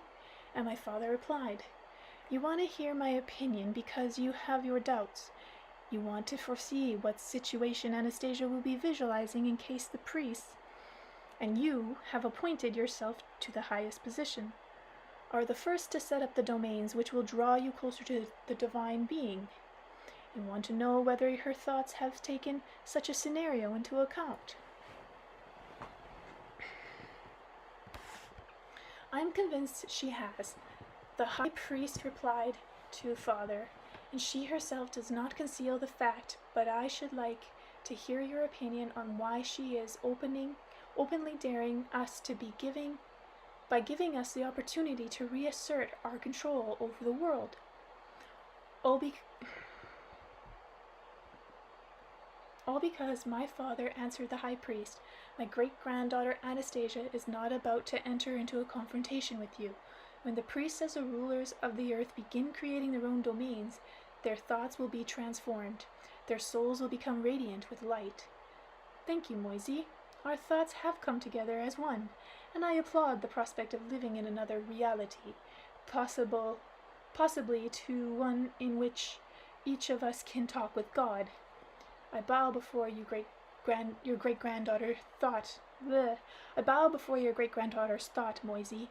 May Anastasia succeed in finding the strength within herself to overcome the system we created like a wild beast, or a herd of beasts.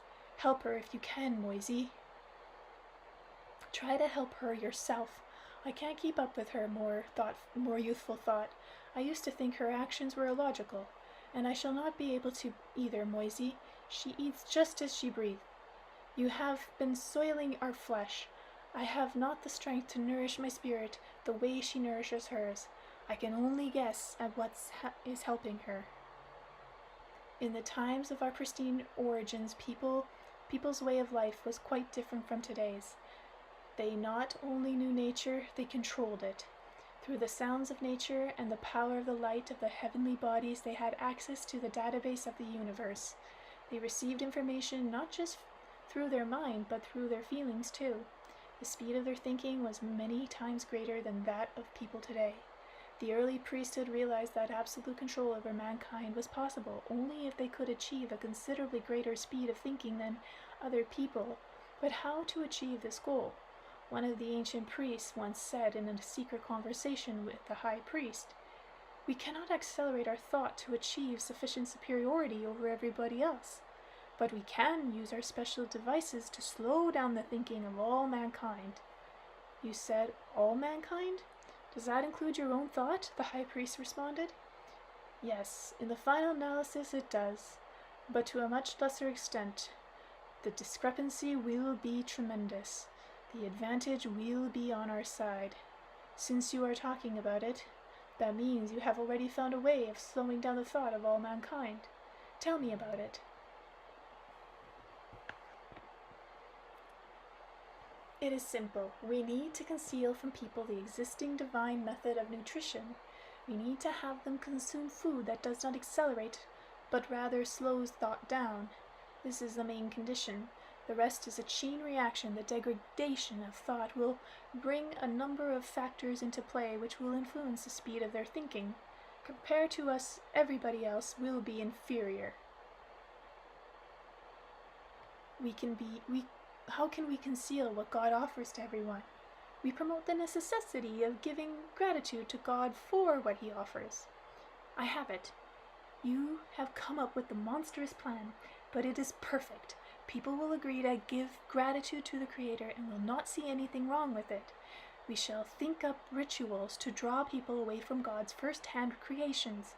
People will be thinking that they are giving God thanks, but the more time they spend in giving thanks, gathering around the idols we think up, the less communication they will have with God's own creations, and the farther removed they will be from information coming straight from God. They will be receiving information from us, but imagining it is God's will. Their thought will go off in the wrong directions, and we shall lead it in the wrong direction. I always suspected that. Centuries passed, and the people spent more and more time on the ritual thought up by the priest, thinking all along that they were simply paying their respects to God. At the same time, people communicated less and less with the Creator's first-hand creations, and consequently no longer had access to the information of the universe in all its fullness. God's information, they cause God pain. Okay, they no longer had information of the universe in all its fullness, which is God's information. They caused God pain and suffering, all the while believing they were bringing him joy. At the same time, the priest began telling people that kind of food they should be giving preference to, at the same time creating that for themselves, the secret science of dietetics. The priest needed this to maintain dietetics? Okay. The priest needed this to maintain their brain, their spirit, their physical health, and consequently their thought, in a more efficient operational state than other people's. So not eating other people and kids? Thus they suggested that people plant certain kinds of growing things, but they themselves used other kinds of food, more specifically in a greater variety than the rest. This began a monstrous degradation of human consciousness. Man began to know disease of both body and soul. People intuitively sensed the meaning of nutrition, and over the millennia tried to come to terms with this question. Wise men appeared who attempted to give advice on what food products were the most healthful. Many teachings on the dietetics were introduced. It was a topic touched upon in books you are familiar with, such as the Bible and the Quran. Here is what it says about nutrition in the Old Testament, for example. You shall not eat any abominable things. These are the animals you may eat: ox, sheep, goat, buck, gazelle, roebuck, wild goat, white-rumped deer, long-horned antelope, and rock goat. You may eat any animal which has a parted foot or a cloven hoof, and also choose the cud. You may not eat the camel, the hare, and the rock badger. You shall regard them as unclean. And the pig, because it has a cloven hoof, but does not chew the cud, you shall regard as unclean. You shall not eat their flesh or even touch their dead carcasses. Of creatures that live on the water, you may eat all those that have fins and scales, but you may not eat any that have neither fins nor scales. You shall regard them as unclean. You may eat all clean birds. These are the birds you may not eat: the griffin, the vulture, the black vulture, the bearded vulture, the kite, every kind of falcon, every kind of crow and desert owl, and short-eared owl, the long-eared owl, every kind of hawk, the tawny owl, the screech owl, the little owl, the horned owl, the osprey, the fisher owl, the stork, every kind of cormorant, the hoopoe, and the bat. All seeming winged creatures you shall regard as unclean. They may not be eaten. You may eat every clean insect. You shall not eat anything that has died a natural death. You shall give it to the aliens who live in your settlements, and they may eat it, or you may sell it to a foreigner, for you are a people holy in the Lord your God. So ridiculous. Over the millennia, various books were written advising people what and how to eat and to be healthy. But not a single book, not a single wise man, or indeed all the scholars put together, has ever been able to fully shed light on these questions. The proof may be seen in the ever-increasing numbers of diseases in the human body and soul. A whole lot of books were published advising how to treat disease. It's the second time I made that mistake. And today you have the science of medicine. They tell you it is constantly being perfected. But at the same time, just look at how the number of sick people is constantly increasing. So what's the medical science actually perfecting? The results speak for themselves. It is perfecting disease. I can see that this conclusion sounds strange to you, but just think, why don't the whole masses of animals in natural surroundings get sick, while man, who considers himself to be the most highly developed of all creatures, is unable to cope with his own diseases? The science you call upon to treat diseases has never, over the whole period of its existence, ever touched upon the ultimate cause of all diseases. It has always given its attention to effect. People who are sick of course need doctors, but it is no less true under the current condition of your world order that doctors need sick people to treat. But even among the priests themselves, the speed of thinking has been declining. Not to the level of everyone else's, but still diminishing. This phenomena disturbed the priests more than any other. They paid more and more attention to the mysteries of divine nutrition, but could not unravel them. One of the priests assigned to take care of the science of dietetics apparently figured out something and began writing it on the wall the secret underground chamber where no one except a few of the main priests could enter. He wrote, "One should eat just as one breathes." After writing the last letter of the last word of the sentence, or rather just before finishing the last letter, the old priest died. He had not managed to explain the meaning of this sentence to anyone, either to his descendant's successor or to any of the other priests. Priests have been trying to unravel the mysteries of the phrase, "one should eat just as one breathes," over all the millennia since. They were afraid that somebody else might get wind of it and guess its secret before they did. They erased it, rubbed it off of the wall of their temple, but they transmitted it orally to succeeding generations or their descendants in the hope that it would be deciphered in the future, and all to no avail. Astrologers, healers, and wise men appointed by political rulers worked on the question of nutrition over many thousands of years. Nobody was able to solve the puzzle. If any of the rulers' wise men had managed to figure out how man could feed himself, then those rulers that considered themselves to be the strongest in the world would have ceased to fall ill.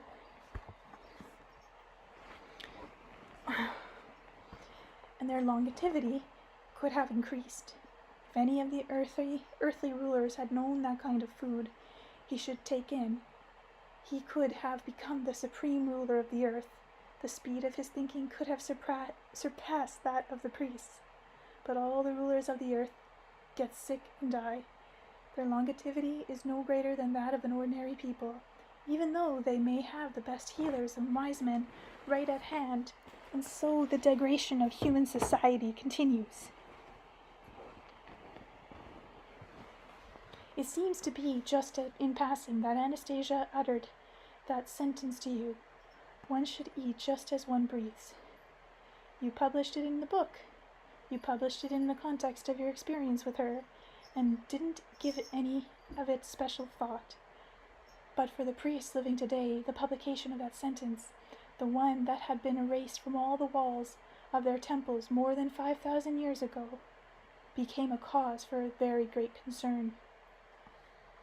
Time and time again, they gave careful reading to the books with Anastasia's saying, and realized that not only did she know the phrases, but she had full knowledge of divine nutrition. The speed of thinking of man possessing such knowledge would naturally be able to surpass that of all the priests taken together, and consequently to be able to control all humanity, including the priests. But in order to maintain control, he would have to conceal information, while here she has gone and revealed it to everyone. This means she has freed people from the priest's influence, thereby leading them to direct communication with the thoughts of God.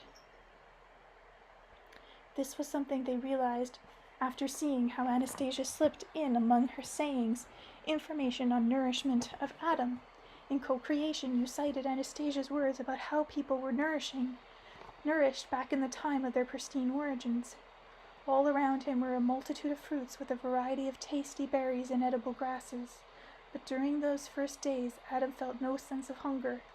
He remained satisfied with fresh air alone. One certainly cannot live in the air man breathes today. Today's air is dying and is often harmful to one's body and soul. You mentioned the saying that one cannot live on air, but there is another saying, "I have been fed by air alone," which corresponds to what was available to man in the beginning. Breatharian? Adam was born in a marvelous garden, and the air surrounding him did not contain a single harmful particle. Pollen had been dissolved into that air, along with drops of purest dew. Pollen? What kind of pollen? Pollen. Pollen, saying it how my mother says it. Pollen from flowers and grasses, from trees and from fruit. which diffused fragrances into the air. Some came from those close by, while breezes brought others from distant places. Back then, man was not distracted from his great works by any problems of finding food. He was fed by everything around him through the air. This was the way it was, all designed by the Creator right from the very beginning, so that all life on earth should strive to please man, and the air and the water and the breeze would be life-giving under the impulse of love. Of course, people's diets at the time of their divine pristine origins was not confined to life-giving air. They consumed a lot else besides, but their body and their soul were nourished by air and water to a sufficient degree. When you published Anastasia's words about nutrition, the priests were astonished at how the simplest of truth had escaped them for so long. Yet all along they knew why this was so. Secluding themselves in their temples, they were not able to breathe the pollen-laden air. In gathering people together for rituals, where the only thing the crowd raised was dust, they ended up breathing the dust of their own schemes. The priests understood the significance of nutrition. Their diet included teas containing many healing herbs, along with a variety of fruits and vegetables. Among other things, they attached considerable importance to cedar oil, which their attendants brought them from far-off places. Moreover, their diet also included honey and flower pollen gathered by bees, but Anastasia showed that this was far from being sufficient. It was a different kind of pollen for one thing. The pollen that the bees gathered and packed into honeycombs was quite healthy, of course, but was a far cry from the variety that could be found in the air over one's family space. Bees, after all, gather pollen from relatively small number of floral species, but the air contains all varieties, and it is distinguished from bee-produced pollen by its softness and its easy digestibility. Airborne pollen is alive, capable of fecundation. With each breath, a man would take it in, and it dissolved inside and nourished his whole body, including his brain.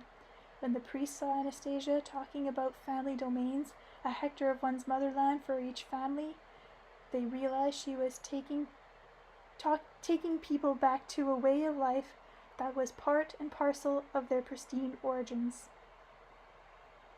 They knew right away their family domains were not only capable of bringing people material benefits, there is something much more important. In the context of Anastasia's saying, people can form a space capable of nourishing their body, soul, and spirit, and show to everyone openly the truth of the divine order of creation. The time is approaching when mankind will be present simultaneously in two worlds. It will be able to make us both of the achievements of the technocratic artificial world, as well as our own divine pristine origins. By comparing these two worlds, not through the hearsay, but first-hand, through observing their own experience, people will be able to make their own choice or create a new world. They will be able to create their own marvelous divine future. Anastasia showed people not only the meaning and essence of divine nutrition, but how to attain it as well, her family domains. Picture for yourself, Vladimir, a morning time. A man awakens at dawn and goes out of his house into the garden of his family domain, in which are growing more than 300 varieties of plants he needs. He has taken up the habit of walking around his property every morning. As he walks along the path, his eyes are delighted by the lively variety of herbs, trees, and flowers. These cannot help but delight that furnish him with positive emotions. Nothing can give him a greater emotional charge or abundant energy than one's own family life-giving space. Many ages passed, and each of them attempts were made to attract mankind to all sorts of different values. Man became enthralled with a huge house, the latest clothing, a new car, or some other gadgets. Man became enthralled with money and his position in society. But all such joys are conditional and fleeting. They only bring a temporary sense of happiness and pleasure, and within a short space of time they become commonplace, bothersome, and sometimes downright annoying. An old and decaying house will begin to demand constant repair. A car, too, can start having frequent breakdowns. Clothes wear out. Man has always intuitively felt the true beauty and perfection of the eternal, and that is why even a king, surrounded by luxury and personal palaces, has always needed a garden. This is a truth that has remained unshakable for millions of years of man's life on the earth. True delight and peace is attainable only in one's own family domain. When a man takes his morning walk through his family domain, every blade of grass is delighted and reacts to him, and far from decaying, his garden grows with every passing moment of blessed living. The man understands that the program he has set out, trees, bushes, and fruit bearers planted by his own hand, will not decay, but live on through the ages. They will live forever, provided the man does not change his mind. When the man takes his morning walk through his family domain, he breathes its air, and with each breath takes in thousands of invisible particles. Plant pollen, the air is saturated with them. Quite alive, they enter the man, dissolving within him without a trace, nourishing his body with everything he needs. And the air of one's family domain nourishes not only the human body, but feeds the spirit with ethers, and accelerates thought. When the man takes his morning walk through his family domain, he may stop all of a sudden and pick 3 berries off a currant bush and eat them. Why does he stop in front of a currant bush in particular? Why does he pick precisely 3 berries? In what book of wisdom has the man read that on this particular day he will need these 3 berries? And he really does need them, as it turns out. He needs them on this very day, this very minute, and in this very quantity. Then, after taking another few steps, the man bends over to smell a flower. Why does he do this? Who told him the need to take in the aromatic ether of this flower in particular? And several steps further on, he picks something more to eat. When the man takes his morning walk through his family domain, he smiles, thinking about something personal while at the same time enjoying a surfeit of fruits. Not thinking about them, but feeling them. This man has been eating just as he breathes. Who then has been calculating the man's diet needs with such incredible accuracy? Where has all this information been recorded for every man born on the earth? This information, you realize, Vladimir, all of this information is present in every man born on the earth. Note this, every man contains a mechanism. I can't seem to find an alternative word capable of arousing the sense of hunger. A single that his body and spirit require some kind of substance in the universe. We need not specify just what kind, the proportion of quantity. Nobody can answer this question intellectually. Only your body knows about this, and this is what selects just 3 currant berries out of the whole variety available.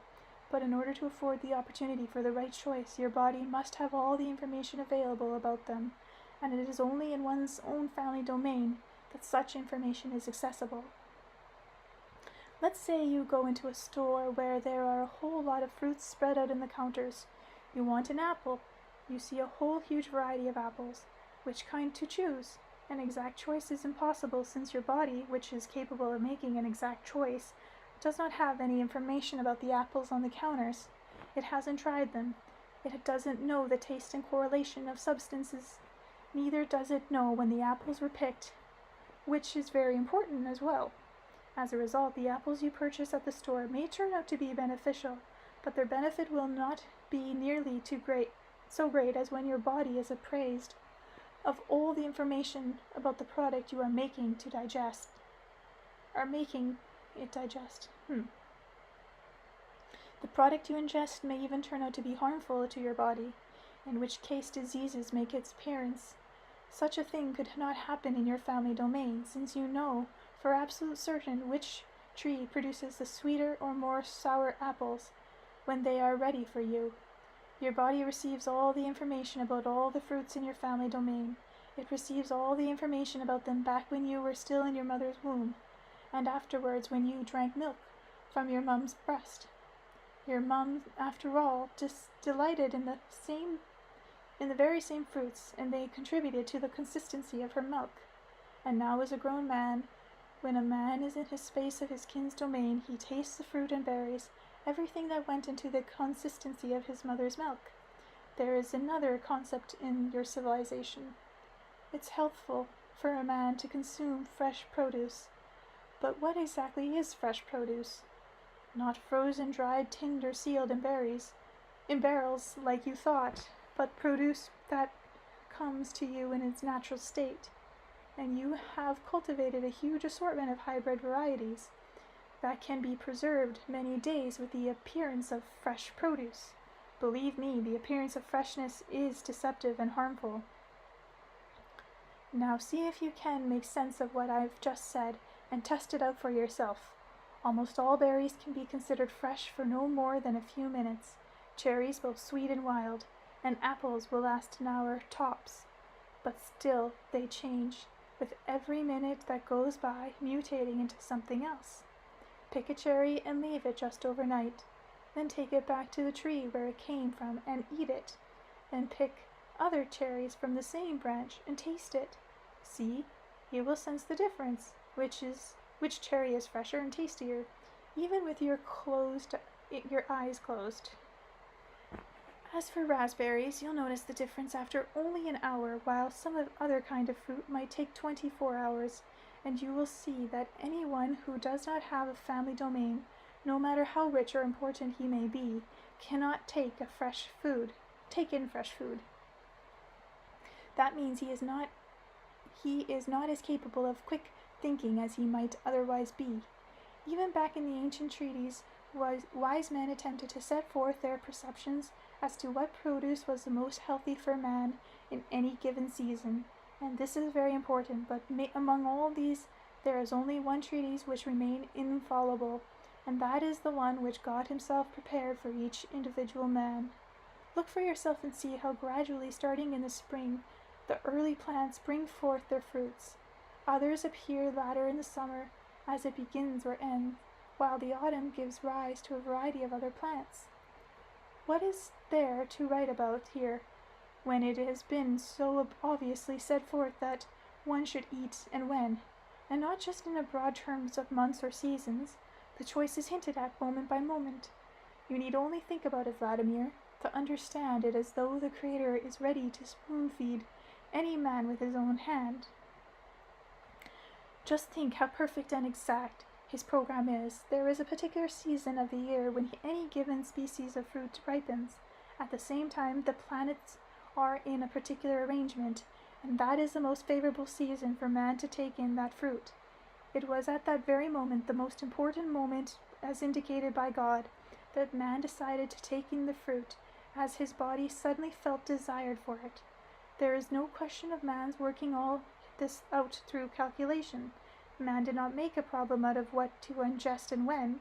He simply ate. He ate because he felt like eating, because it pleased him to do so. And at the same time, his thought was elated with joint co-creation. His thought danced ahead, no longer concerning itself with what he had planned in advance by the Father's hand. It desired to create even more, so that everyone could rejoice in the contemplation at the sight of a new creation. And the Father exclaimed in delight, "My Son is a creator," as he fed his child with his creations.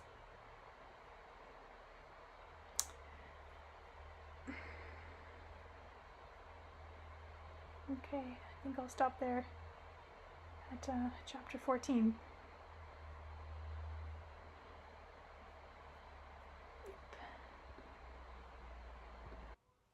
Chapter 14.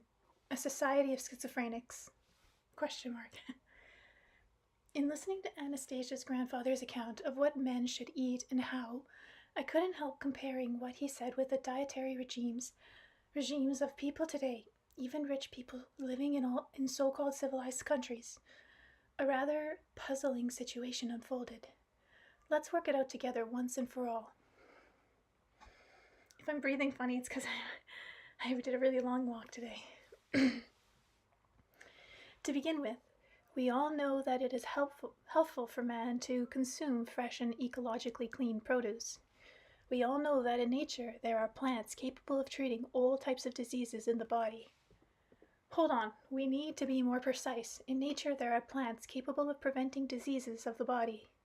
Then why don't we have them available?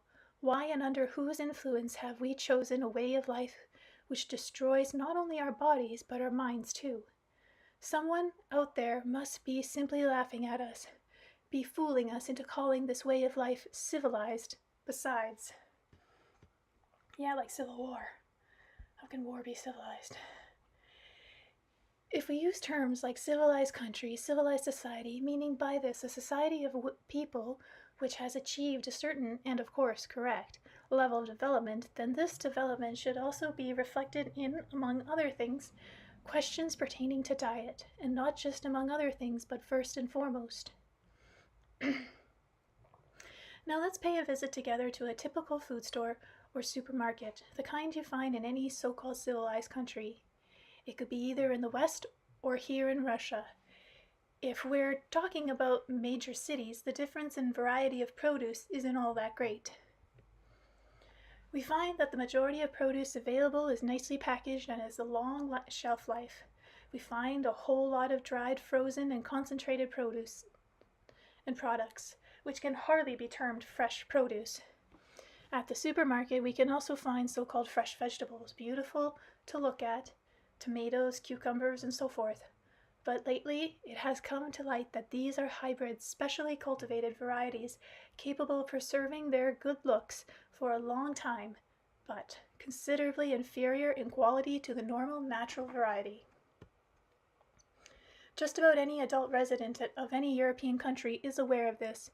Europe already has a chain of stores with signage proclaiming they sell only ecologically clean merchandise, but at a price above about 5 times higher than in other stores. This means that the public has now recognized that other stores, and there are far more of them, sell produce that is not ecologically clean.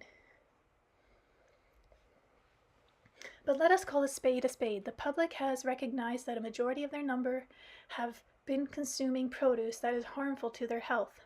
Hold on, what about the term civilized society?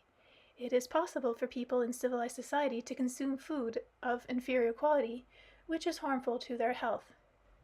The more accurate description of such a people might be a muddled-headed society, or a society with befuddling population. In muddle-headed societies, whose ranks Russia seems to be trying so hard today to join, one can outline a distinct system of befuddling the population. Look at what is happening. Someone consumes inferior produce and takes ill. The sick person falls into the arms of a system called healthcare. This system has at its disposal a huge quantity of drugs, hospitals and clinics, and this has to be paid for somehow. Huge sums of money are continually being poured into it. We are told it is constantly improving. But note, according to statistics, the number of sick people is rising each year. Then along came new diseases which man never had to grapple with before, including a lot of mental illnesses, not to mention the fashionable profession of psychotherapy.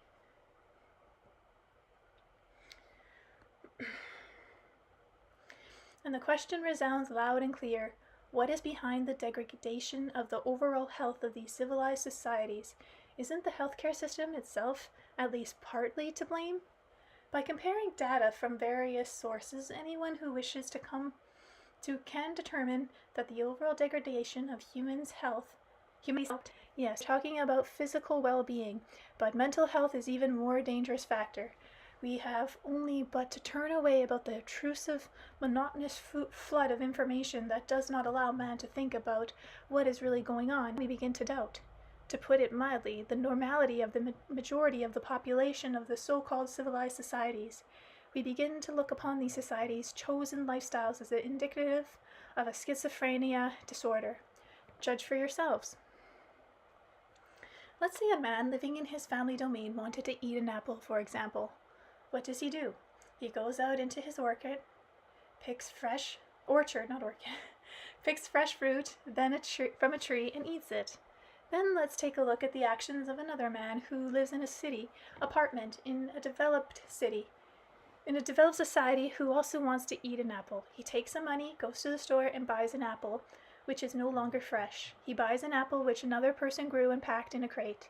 Someone else transported this apple in a truck or a plane. Then a third party built a store and placed this apple on one of the counters. All these operations, from the growing of the food right up to the final sale, are accounted for by special people who compile inventories and collect taxes, duties, and other exorbitant charges.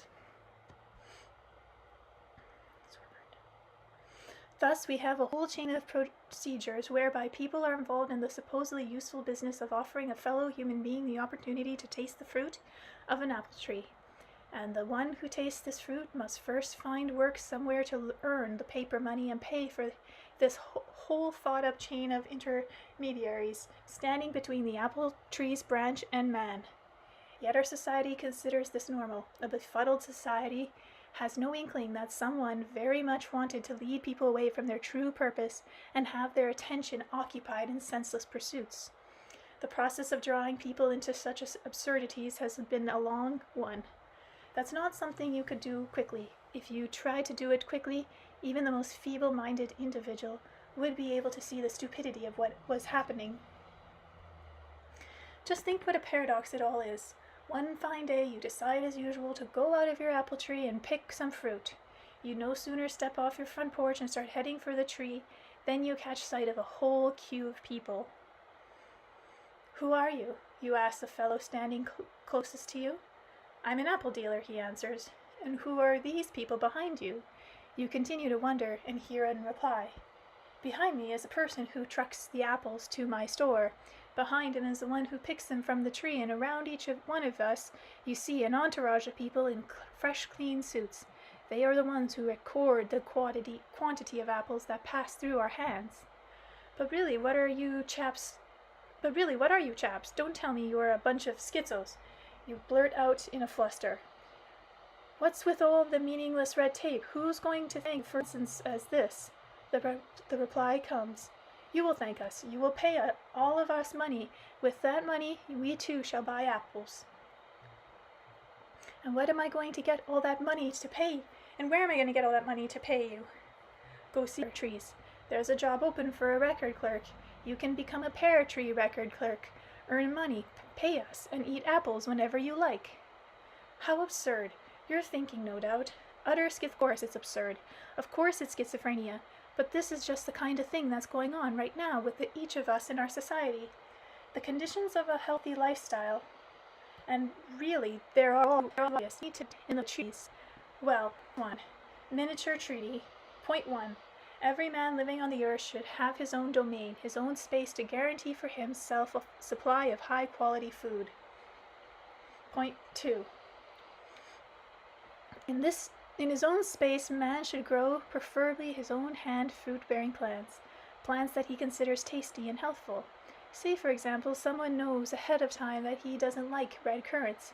He needs not plant these in large quantities, although at least 300 varieties of perennials should be put in. I shall go over again the particular methods of sowing and the communicating with the plants, as they were described back in the first books when Anastasia was talking about the dashniks. Naturally, this is not something that can be accomplished in the space of a year, or even 2 or 3, but it is entirely possible to ensure one's children will have, in fact, an ideal source of food supply. Point 3. Every morning upon awakening, a man should take a walk through his family domain, and if he desires, eat some fruit or berries, or herbs which have that moment ripened to maturity. This should be done entirely according to one's desire and not at the recommendation of some sort of dietitian, even one that with a postgraduate degree. Once your body has become familiar with all the taste qualities of the food growing in your domain, it will compile the ideal regime for you in terms of quality, quantity, and the appropriate time for the food to be eaten. You don't need to go out into your garden just in the morning or according to a strict timetable somebody has thought up, but only when you have a real desire to eat. In our modern living conditions, many people cannot stay all the time in their domains, even if they have one, but it is good to go out to at least once a week. And in the case of illness, before taking any medicines, it is best simply to go out to your family's and stay there for several days.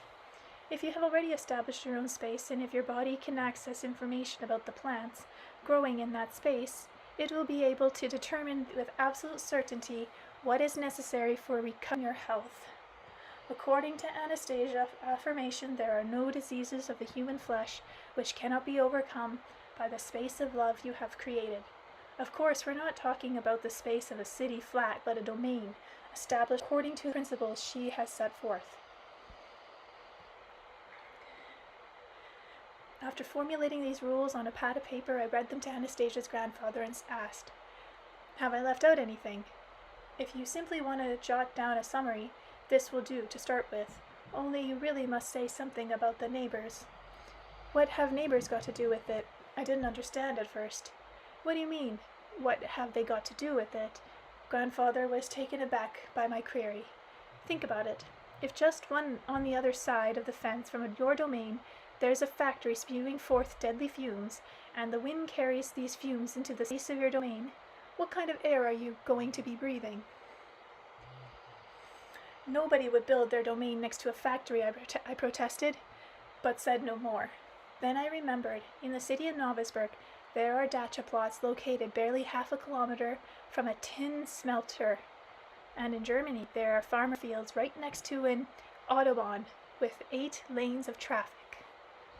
And I thought, wow, such a simple concept as growing agriculture produce for food is possibly only in places that are ecologically clean, preferably not anywhere close to big cities. There's no way a simple concept like this is going to get through to man.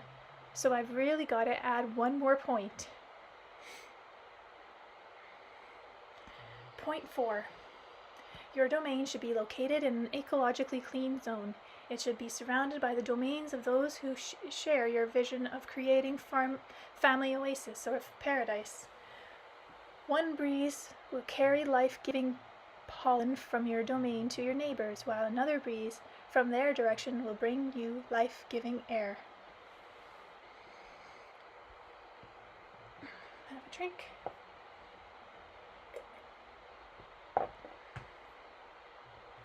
Chapter 15. Opposition. Many readers of the Ringing Cedar series have already attested to the opposition that has pitted against a harmonious lifestyle, a lifestyle favorable to both physical and mental health. I have mentioned on a number of occasions having received communications regarding anti-Anastasia statements purporting to come from Russia's Orthodox Church, and that churchmen themselves apparently instigated the rumors now spreading among governors' departments to the effect that all the readers of the series are sectarians.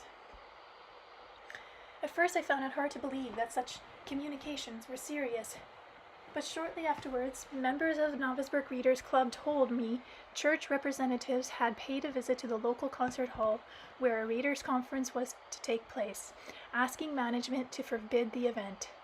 Then they showed me one of the Orthodox Church-related sites on the internet where a so-called doctor of theology was making all sorts of slurs against Anastasia. And the language he used could hardly be termed theological.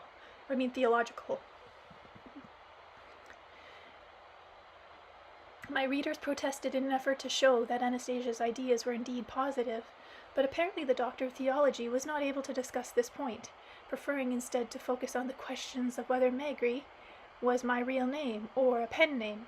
After that, people started sending in newspaper articles from various regions of the country, which looked almost like carbon copies of each other. Indeed, from the writing style, uninformed phrasing, and malicious inventions, it was readily apparent that they had all been drawing from the same original source.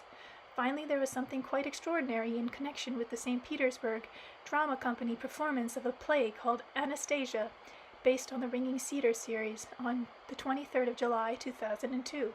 The troupe arrived in Vladimir and staged a performance in the Taniv Concert Hall. The play was to have been presented in Tula. on the 25th of July. On the 24th of July, the local newspaper ran a front-page appeal from the missionary office of the Tula Dois, urging people to boycott the production, saying that both the books and the play were promoting a return to paganism. So stupid. And it was a case of rampant fear-mongering. In spite of that, the Tula performance went ahead, playing to a full house. But when the artistic director of the Versailles Theatre showed me the article, I and others who read it immediately came up with a set of identical questions addressed to the missionary office of the Tula Diocese.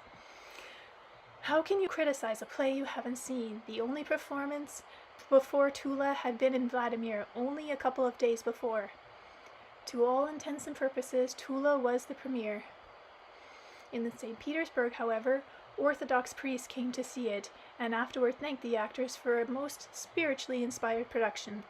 They said we should have more plays like this.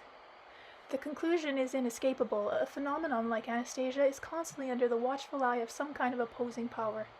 This power may be located entirely within the borders of Russia, or outside as well. In any case, it has at its disposal a far-flung network, capable of reacting to currents running through masses of people, capable of accelerating or retarding these currents at their own discretion.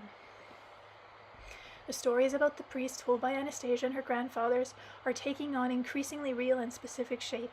They have begun to express themselves in concrete actions of today.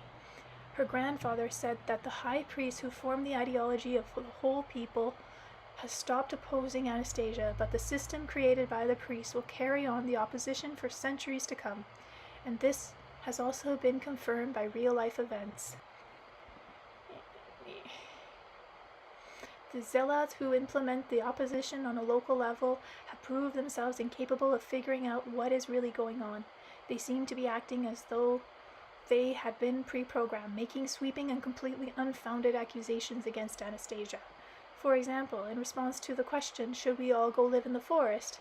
Anastasia replies, there is no need to go live in the forest.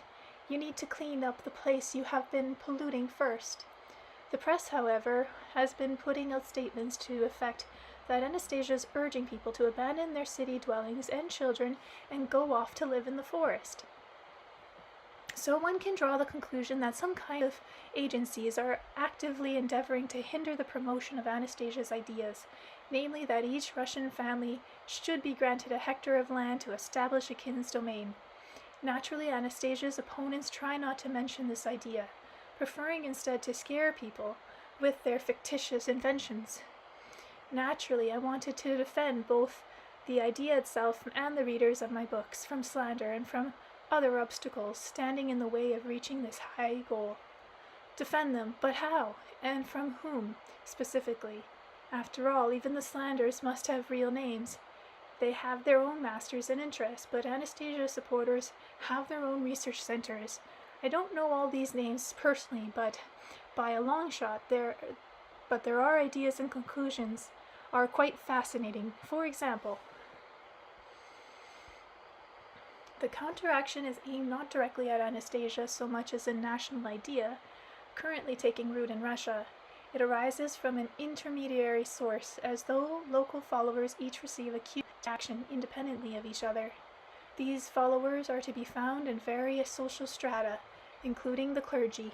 Their methods are primitive slander and the propagation of patently false rumors, and when necessary, taking over the movement's leadership and discrediting it.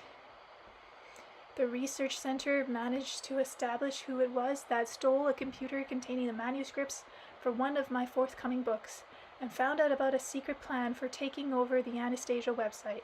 But who tried to replace my Anastasia books with others that look similar on the surface, but in fact were aiming to lead people away from her ideas? And how could they possibly do this? Those are the black books he's talking about.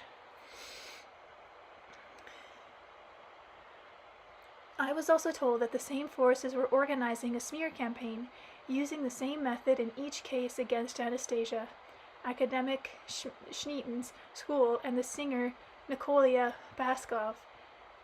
And just what, the readers may as well ask, how Baskov got to do with all this. He is a very pleasant young man with a rich and powerful voice, and that is precisely what is driving these forces mad. Imagine this young Russian with his top-notch voice suddenly singing, "The dawn is now breaking o'er the great ringing cedar's fair branches, and illuminating the tribes of the pure planet with its luster. With a love sigh the heavens pour forth all the help they can muster. Interplanetary breezes caress the grand dream with romances. From every seed springs a mighty idea, a messiah from every child's perpetua. In a bright way will awaken. God bless Rosiah and Anastasia." Who is Rosiah? So he's an opera singer. They don't say what Rosiah is. This song was sung by a children's choir at the launch of the book Who Are We? At the Oktyabr Concert Hall in St. Petersburg. It has been performed by modern bards and was featured in the video Take Back Your Motherland People. It was written by a school teacher from Belarus and seemed to be taking on a kind of folk song status. Perhaps Beskov will sing with other patriotic songs, which will strike a chord in Russians' hearts. These new national initiatives, harborings of a Russian renaissance, are obviously threatening to someone.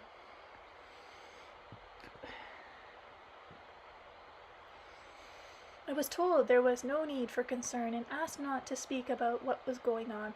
I assumed that this was simply a first opportunity to study the methods and pinpoint who was specifically behind the ideological subversion aimed at any positive tendencies in Russia.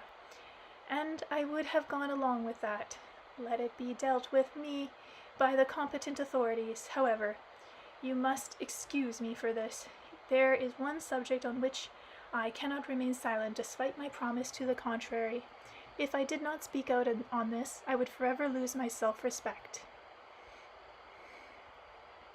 I cannot remain silent about the attack on academic Schneeton School, on its teachings or teachers, on educational innovators in general, and especially on the children.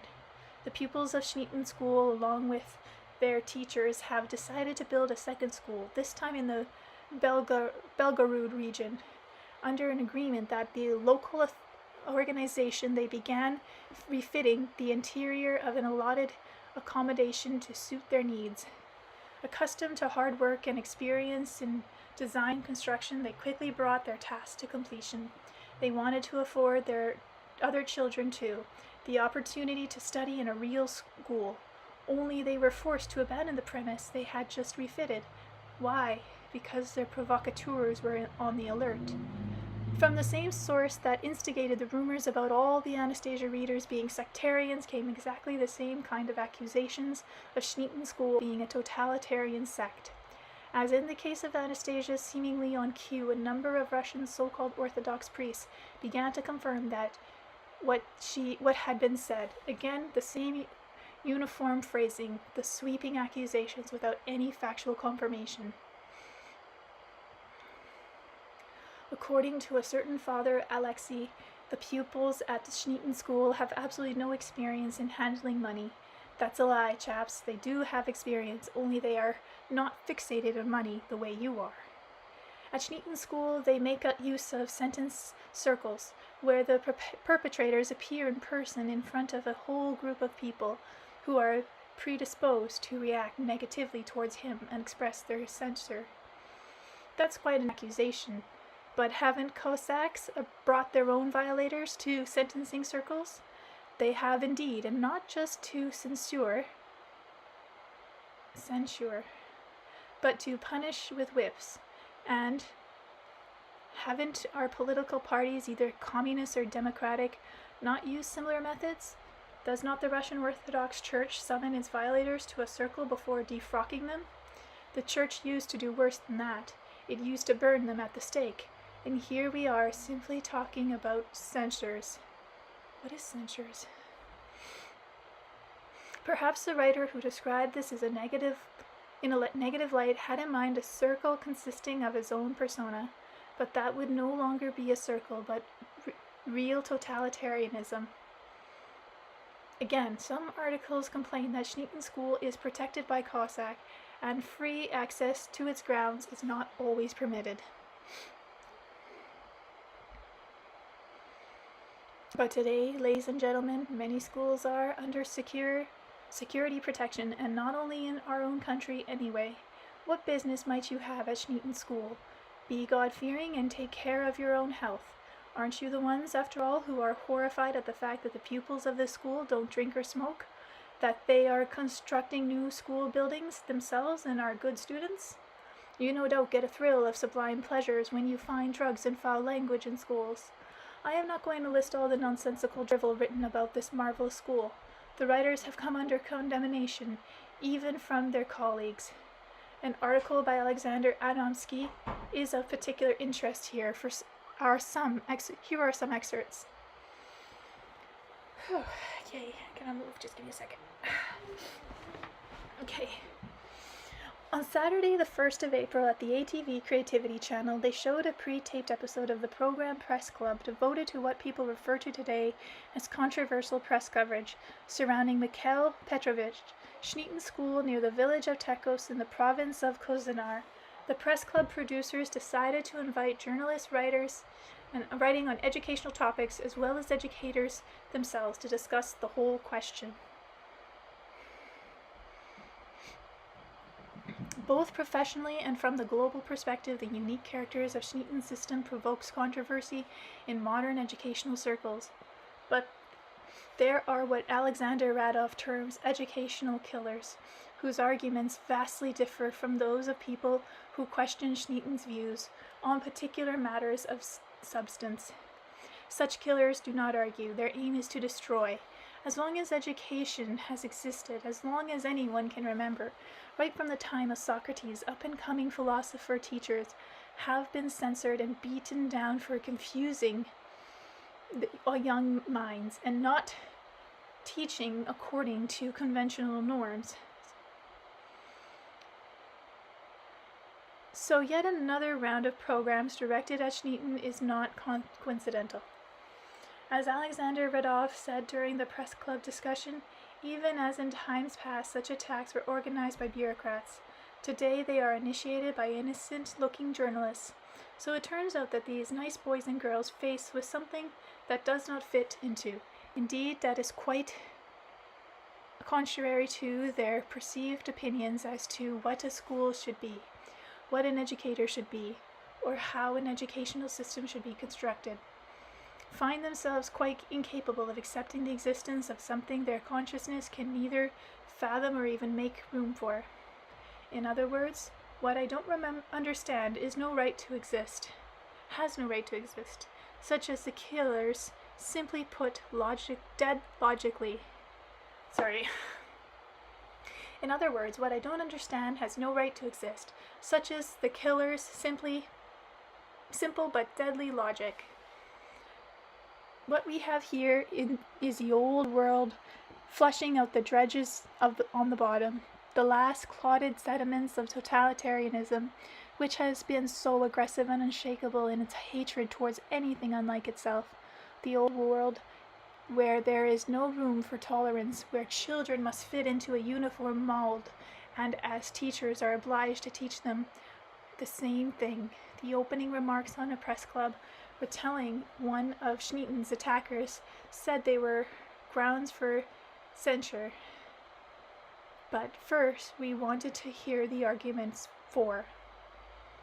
Amazing how the old Stalinist logic survives. Anyone is obliged to defend himself to start with, and then the prosecutors decide the degree of the defendant's guilt. That he is guilty in the first place, there is absolutely no doubt. The question is only how guilty he is and what the degree of punishment should be. It is useless to argue with such accusers, and to mention them by name would only play into the desire to be noticed. Their desire for self-promotion and self-glorification, which is what they are really after. One must be extremely patient here, realizing that they are the mouthpiece of the old world of the obsolete, an outlet for gross ignorance and malice. In terms of the broader picture, they themselves are not to blame for anything, just as an infant is not to blame for if he plays with matches and burns down his home. But what will become of the school? What will become of our educational future? As we see it, Smeaton has made a tremendous educational discovery, which naturally has gone unnoticed by his prosecutors. He has come up with a totally new educational content. He has established a lifestyle pattern at his school, on his educational island, so to speak, in such a way that this lifestyle pattern has become its educational content. Of course there is a syllabus. Of course there are subjects that kids study, both mathematics and biology. But this is just the raw material, while the techos way of life has become the content. Building, construction, arranging for the provision of food, protecting one's living quarters, art, interpersonal communication. Moreover, everybody says that children are different, that they not only have different learning abilities and rhythms, but also different areas for the optimum development of their abilities. But so far as it is, only Smeaton has managed to make it so different children can learn entirely at their own individual pace. So a Smeaton pupil may end up, for example, taking grade 9 physics at the same time as a post-secondary course in architecture. This is continuing education in the true sense of the term. Who else has been able to accomplish this? It is a challenge even to imagine such a thing, let alone thinking it through and put it into practice. Get out. Sorry, someone was coming in and distracting me. It is a challenge even to imagine such a thing, let alone think it through and put it into practice. Of course, Mikhail Provich Smeaton is a genius. Of course, he is an artist, a thinker, a prominent exponent of our culture. But by the very same token, neither he nor his creative genius can be squeezed into preset frames and cliches. Either laudatory or derogatory, Smeaton is someone who one not only can but must engage in argument, someone to study with, and yes, someone definitely deserving of praise. An artist, after all, cannot live without any kind of praise or recognition. But Smeaton is not someone to be pushed around. Nobody should be pushed around, and nobody should be utterly destroyed, because sooner or later shame will have its own. It's only in a mob mentality that people assert themselves by destroying others. The way to assert oneself in normal human society is by expressing respect and love, not only towards oneself, but towards others as well. You can condemn such ideological killers all the like, but what is it that to them? What is that to them? They see condemnation as their reward. Their masters will make it all up to them, meaning that they will keep trying all the harder.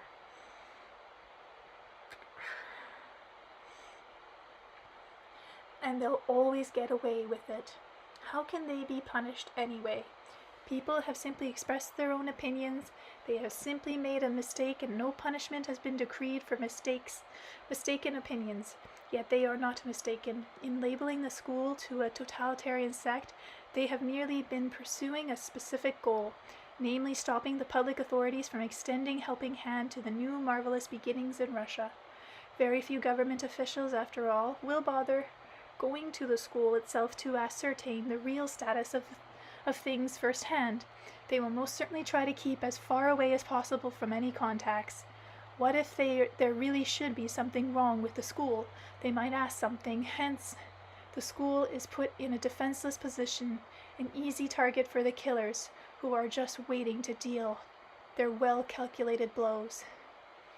But what are we doing to help, after all? We see it's not just the teachers that are under the attack, but the children too. Look, more than 300 Russian children are being trampled in the dirt, vilified and insulted, and this has been going on for 2 years now. I don't believe it. It's Russians who are doing this. It's nowhere near part of the Russian character, but we are passive observers of this positioning. Highly placed government officials and ordinary people alike are passively observing it. We are passive witness to an all too obvious pushing around and moral bashing of children. Who's doing it?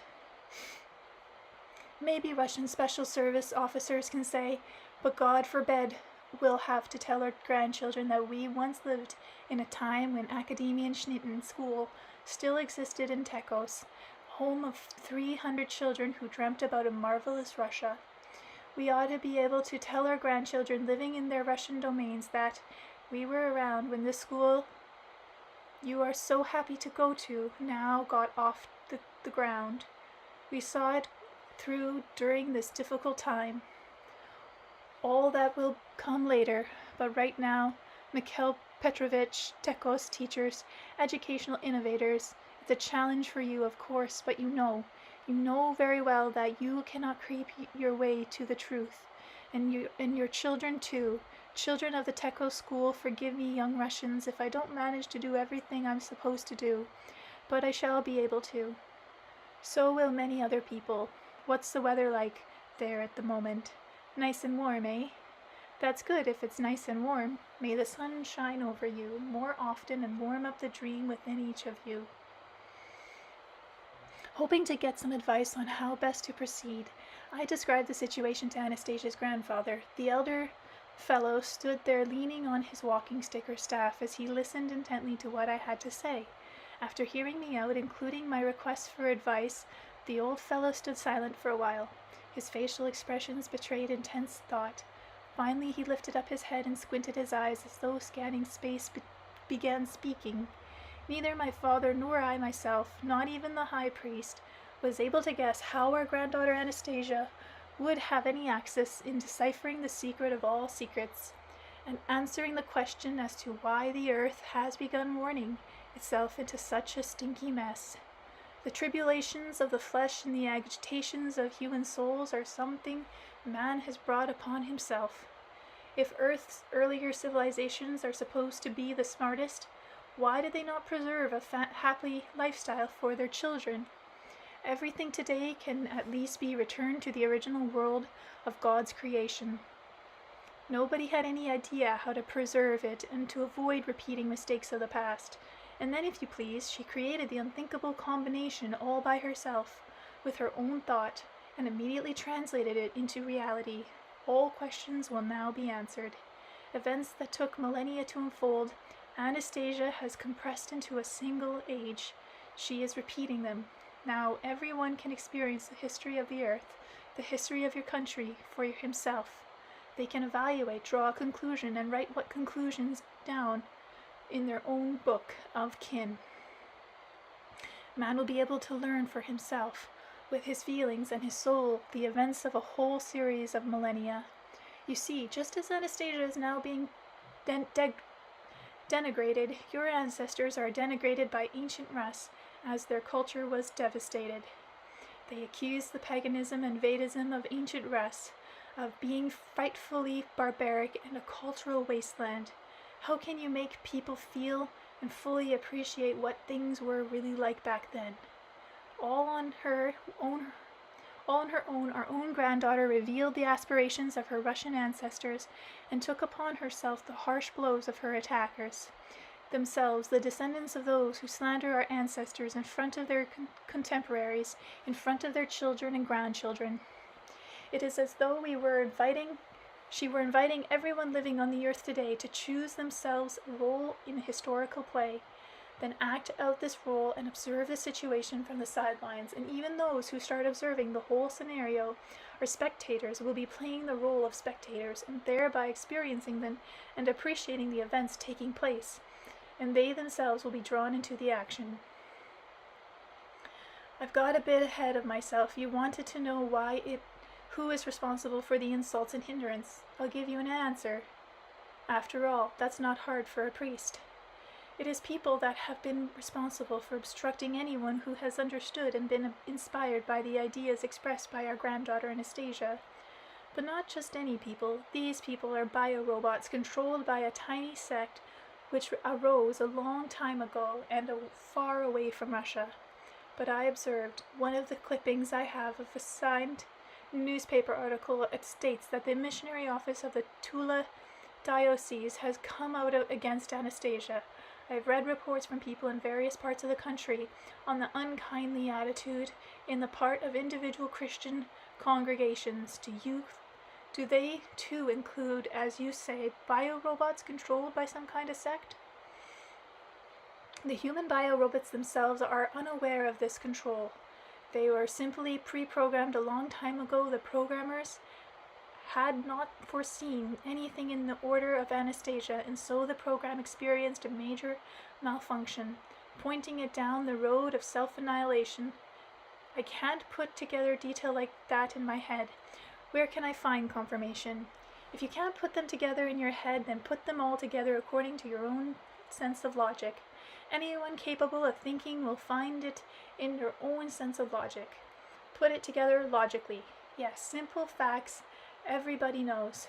Take a look and see how one can reason, using only facts as basis. How?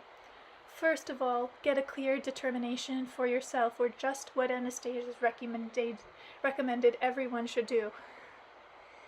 Well, I said, she recommended everyone obtain at least 1 hectare of land and set up a domain on it for their family and descendants.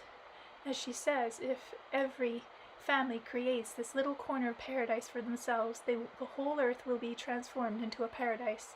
She also explained how to grow edible plants to counteract human diseases. Furthermore, she talked about a healthy lifestyle, a child raising, and an appreciation for nature, stating that nature is comprised of God's thoughts and solution. In sum, she set up a model whereby Russia can become a flourishing land and a home to happy families. In talking about Kin's domain, grandfather continued, Anastasia in fact revealed the greatest secret of the divine being. She showed man the way back to paradise. This becomes clear if you gather all her sayings scattered over the various books together. She revealed a secret which the dark forces had kept concealed for thousands of years. These dark forces had destroyed everything that could have helped people learn about it. In the 2nd century of your so-called Common Era, the last book, still written in runic characters, was destroyed. This book told about man's divine way of life. It talked too about the possibility of mastering the universe through the harmonious mastery first of a plot of one's family land, and then the planet called Earth as a whole. Man who had mastered the Earth to perfection was presented with an opportunity to master other planets in the universe. Not technocratically, but psychotelepathically. But didn't any of the great wise men talk about the Earth the way she did at least once? There is not a single treatise extant today, Vladimir, where you will find the discoveries Anastasia has made. Moreover, in the past 6,000 years, people have been deliberately led astray, led away from understanding the Earth. They have had all sorts of teachings thrown at them, and told that that's where they'll find the truth. No sooner does man study one doctrine than he recognizes that there is no truth in it. He's presented with another to study, then a third, and so forth. So life goes on, and even upon reaching his deathbed, man still hasn't understood the essence of life. Yet man is still intuitive, attracted to the Earth, to the great adventure of understanding it, realizing that this attraction of human soul could not simply be cut off at the roots. The power of darkness decided to cast a shadow over man's attraction to the Earth. In short, there have been great many deceptions throughout the ages, but over the past 6,000 years, nobody has interacted with the Earth with conscious awareness. With conscious awareness, is that what Anastasia recommends? Yes, that is what she recommends, and what people take from her sayings. Anastasia has turned human society as a whole into a marvelous path, and nobody will now be able to stop her.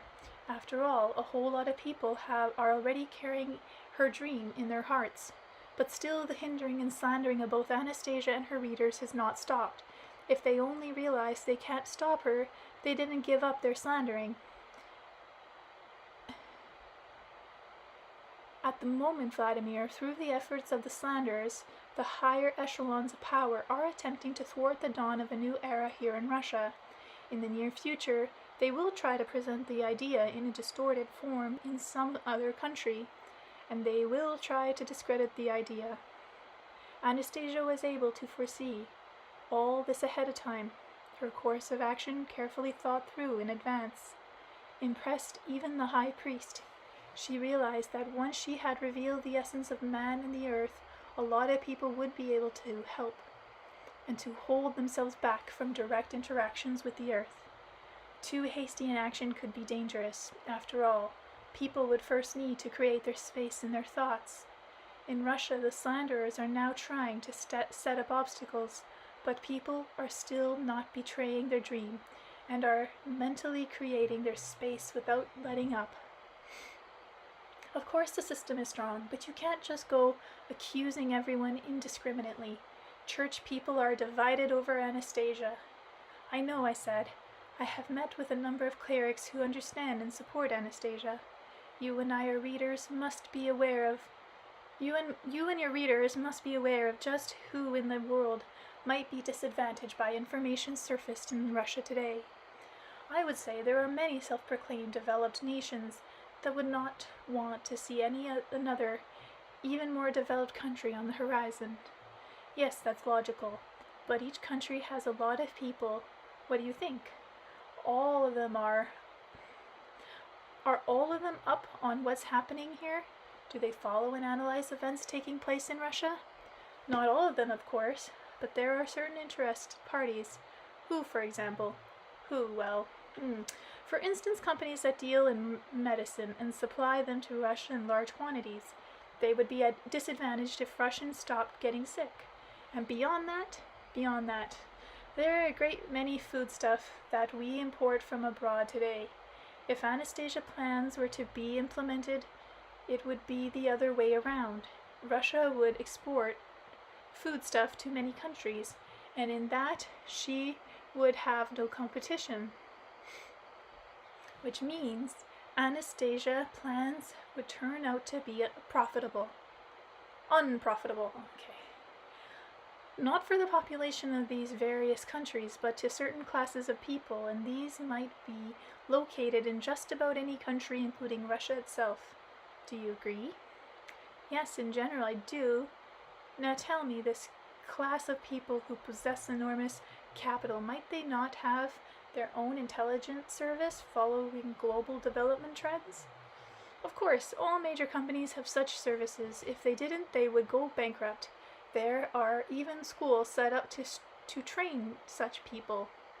Alright, so major companies have service providing them with intelligence from various countries, and in turn they can influence the creation of favorable conditions for themselves. Yes, you agree. Good. If you pursue this line of reasoning, you will come to the conclusion that national governments have similar service at their disposal. There are many examples of this in history. The most significant of all is a tiny Jewish group which is involved in the governing of America, Europe, and Russia, though they have merely been an instrument in the hands of the high priest. What's the connection between this group and the Christian dioceses that have come out against Anastasia? I indicated that those who serve as biorobots are this type of people. They arose under the influence of the priest's program and the tiny Jewish group that is spread out in various places. Where is the proof of such statements? In historical facts, they need to be examined meticulously and impartially. Okay, at the next chapter, just want to see how long it is.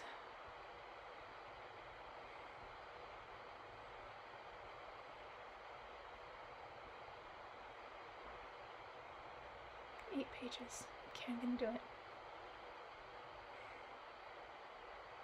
Chapter 16. To Jews, Christians, and Others.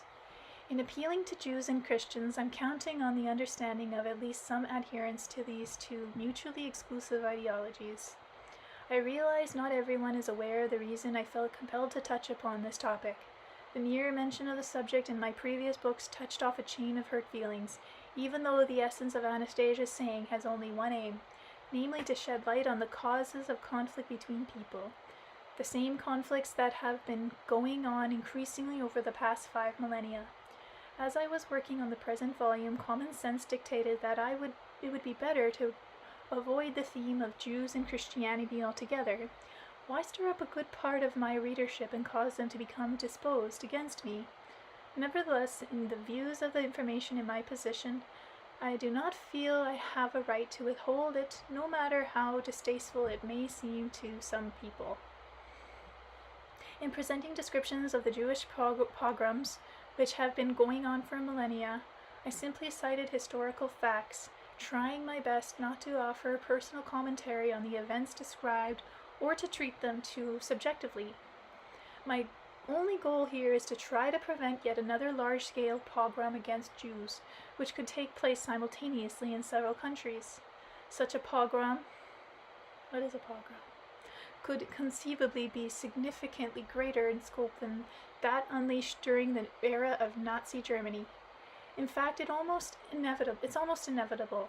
Only one thing can prevent it: a sufficient understanding of the cause of previous pogroms, along with corresponding actions to remove these causes. I shall try not to resort to the statement made by the recluse of the Siberian taiga, Anastasia and her grandfather, even though they carry more and more weight with me personally with each passing year, since others might interpret them as sheer invention. I shall endeavor to draw proofs simply from well-known facts or facts which can be easily attested to anyone who wishes to. And so, as it's known from historical sources, anti-Jewish pogroms date back to the time of the Egyptian pharaohs, and over the last millennia they have occurred approximately once every 100 years in various countries which had become Christianized by that time, and their scope has been expanded with each passing century. The large-scale attempt to annihilate the Jews occurred in Nazi Germany from 1939 to 1945. Jews were burned in concentration camp ovens, shot execution style, and poisoned with gas. Not just the Jews, the Polish, Ukrainian, Russians as well. Various sources estimate the number of Jews exterminated during this time to be the neighborhood of 6 million. 80% of the Poles were wiped out during that time.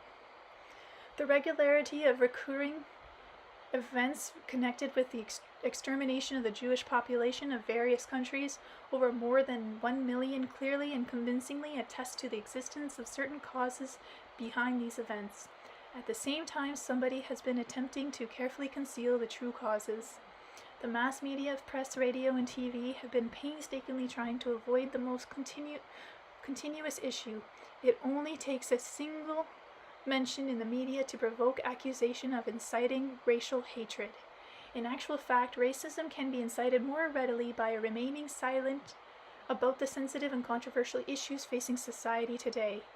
A great many facts attest to society's sensitivity to the Jewish question. Many people will remember a speech by a Russian general, a member of the State Duma, in which he declared in effect, "Get all the Jews out of Russia." A number of Duma members condemned the general naturally. He was given no coverage in the press. Nobody started an argument with him. Why? Was it because this general was just one lone voice supporting such a view, making it hardly worth wasting precious airtime on the whole Russian public arguing with just one person? I dare say, though, he is not alone. He has a lot of company, not just among his fellow generals, but among Russian servants, among Russian youth. The number of people willing to blame all their troubles on the Jews are steadily increasing. The silence on the part of the press is allowing them to build up in a critical mass. I can cite figures which more than eloquently attest to this. Since 1992, more than 50 anti-Semitic books have been released in Russia by various publishing houses. This rather sizable number does not include materials published by the underground press, nor a multitude of newspapers and magazines. You won't find these publications gathering dust on store shelves or in publishers' warehouses. They are circulating from hand to hand. Many of them have been read so many times the covers are starting to fall off.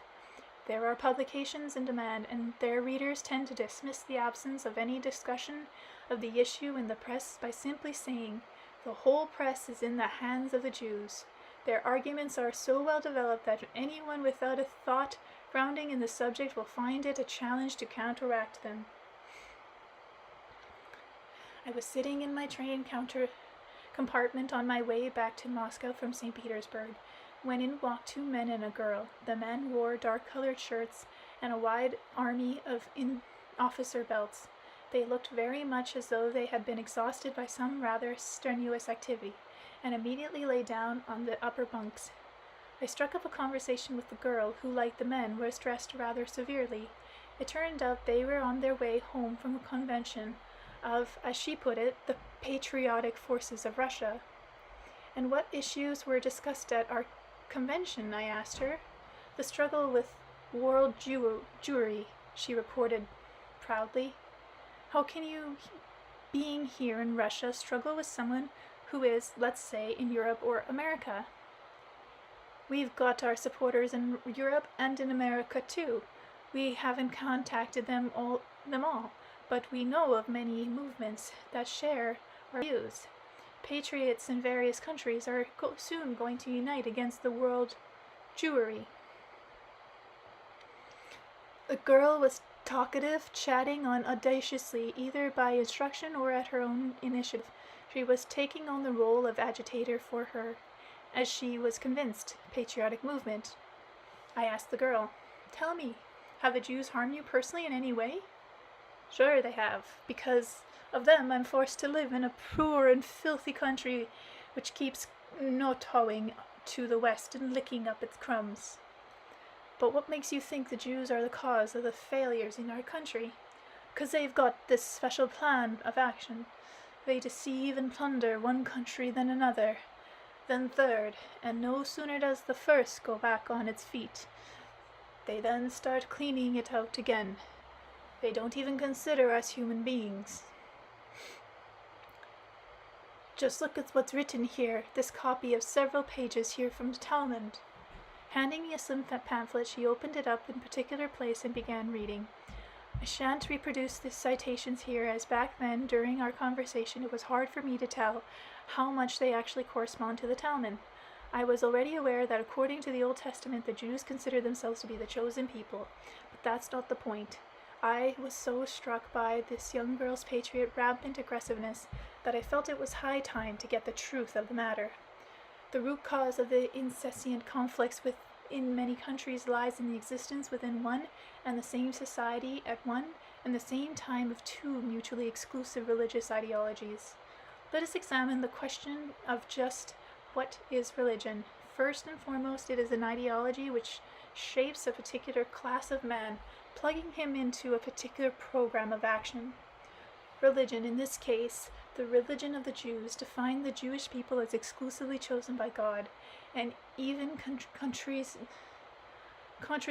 and regulates its actions in respect to other peoples. Christianity, on the other hand, says that a Christian man is a servant, and some will get to relax in paradise only after this earthly life. It's hard for rich people to get to paradise. You must love your neighbors and share your possessions with them. The Talmud says it's all yours, while the Bible says give it all up. A good combination. These two mutually exclusive ideologies arose from one location, i.e. Israel. But that doesn't mean that they were worked out by Jews themselves. That's not the point. What is significant here is the inevitability of conflict. The inevitability of conflict between adherents of the two ideologies can be attested by examining even the behavior of very young children. Let's say we tell one child that all the toys he sees belongs only to him, while we encourage another child to give up the toys he owns when another needs them. What then is the result? The second child may agree to hand over his toys once or twice, but he won't exactly feel love for the one who takes them. Sooner or later he will want at least something back, but nothing will be offered to him. As a result, he will either start crying or try to use force. And so it turns out that two different ideologies may serve to facilitate conflict even between children as yet unborn. In a case like this, nationality doesn't even come into the question. You could turn all the ethnic Jews into Christians and all the Slavic people into practicing Jews, and still get the very same conflicts. It's not nationalities that are constantly warring with each other, but different ideologies exploiting nationality for their own purpose. It's not... Oh, I read that. We have heard even very cultured and enlightened people warn us from time to time about the necessity of a tolerant attitude towards different faiths. The State Duma has adopted a law punishing those incited ethnic or religious hatred. On TV, we see leaders of different denomination groups getting together to participate in secular government receptions. It all gives the appearance of something good or proper and normal, but it does absolutely nothing to reduce extremism. Oh gosh. We still keep seeing placards with inflammatory slogans saying "kill them," and we still hear reports on people setting off explosions at non-profit organizations. So what's going on? It's all quite simple. The situation cannot be changed simply by eloquent words and appeals. To the contrary, such words only serve to conceal the real state of affairs and make it worse.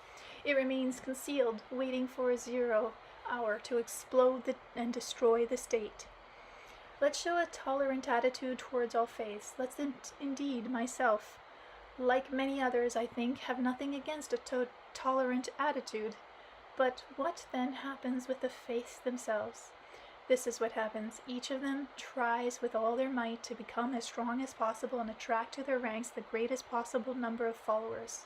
Finally, once they think they have achieved a sufficient solid power base, two ideologies inevitably find themselves on a collision course, as is clearly confirmed by the history of incessant conflicts in the world. But over the course of many centuries, mankind, as though pre-programmed, continues to make the same mistakes over and over again. Did the priests know about this? The ones who created the two ideologies? Yes, they knew. How could they not know, these people who are capable of exercising psychological influence on millions of people in various countries all over the world, capable of pre-programming human beings? Was their aim really to make the Jewish people happy by telling them they were chosen? History shows quite a different motivation.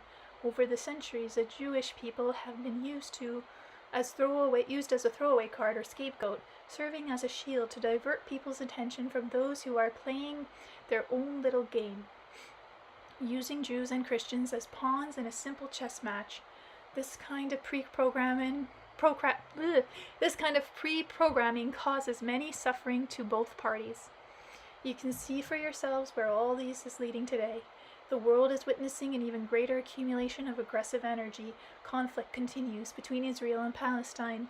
With their military technology and American support, Israel can occupy Palestine land and subject the inhabitants to its own demands. But this is by no means favorable to the development of mutual respect between two neighboring peoples.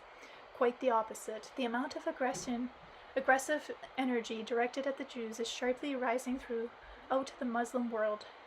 This energy will inevitably find its outlet, including incessant acts of terrorism on both Israeli and American territory. But it is not just the Israel-Palestine conflict that is at play here. More and more inhabitants of our planet are realizing that the current path of the development of our global civilization is heading for a dead end. People are being devoured by AIDS, drugs, crimes, and technological disasters. The overwhelming majority of Earth inhabitants are deprived of the opportunity to consume food that will not harm their health, to drink clean, uncontaminated water, and to breathe pure, unpolluted air. But what if these masses of people were to acquire information about the true cause of social and technological disasters? What if leaders appeared who could show them the true instigators of this depressing global situation, and expose their game, their aims, their tricks? This alone is what the world ideologists are afraid of. It is for this reason, in an attempt to shield themselves from universal human outrage, that they keep tossing out again and again that time-tested card, namely the Jews. You bet, they're to blame for everything. Down with them. Angry masses launch attacks on Jews indiscriminately. That's what's been going on over and over again. Throughout the ages, they attack them, thinking they're getting rid of something evil, whereas all they're doing, in fact, is letting off steam. Okay, chapter 17. I'm just going to check how long it is as well.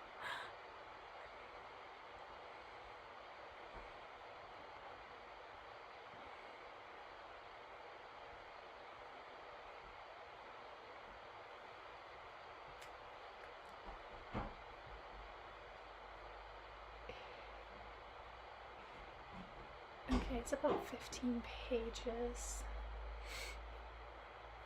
Maybe I'll stop here.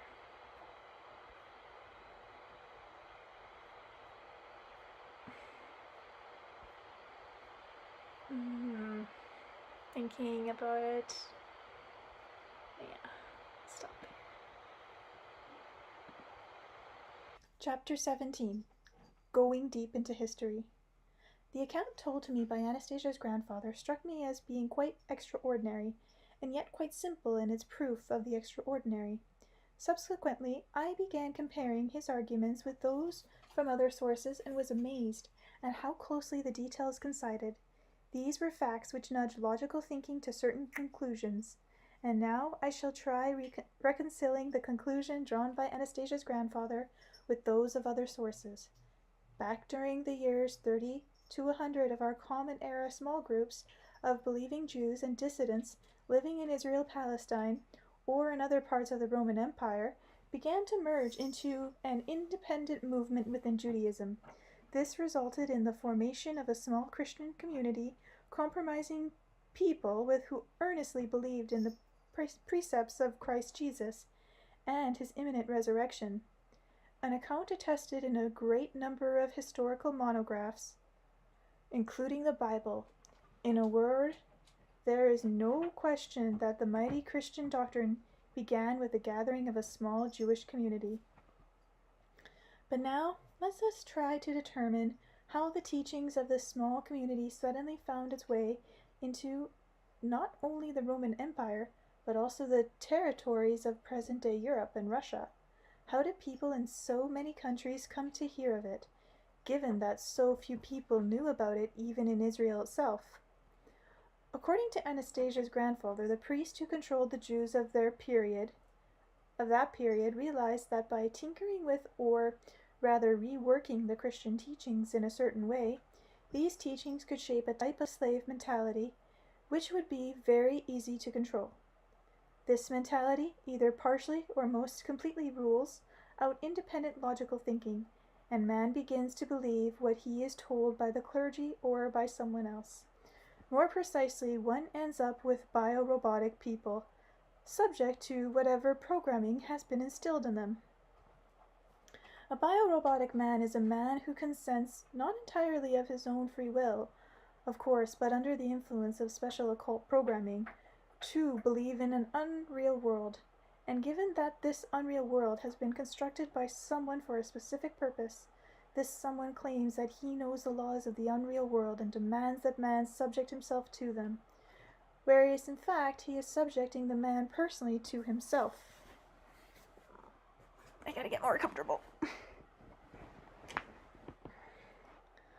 think that should work.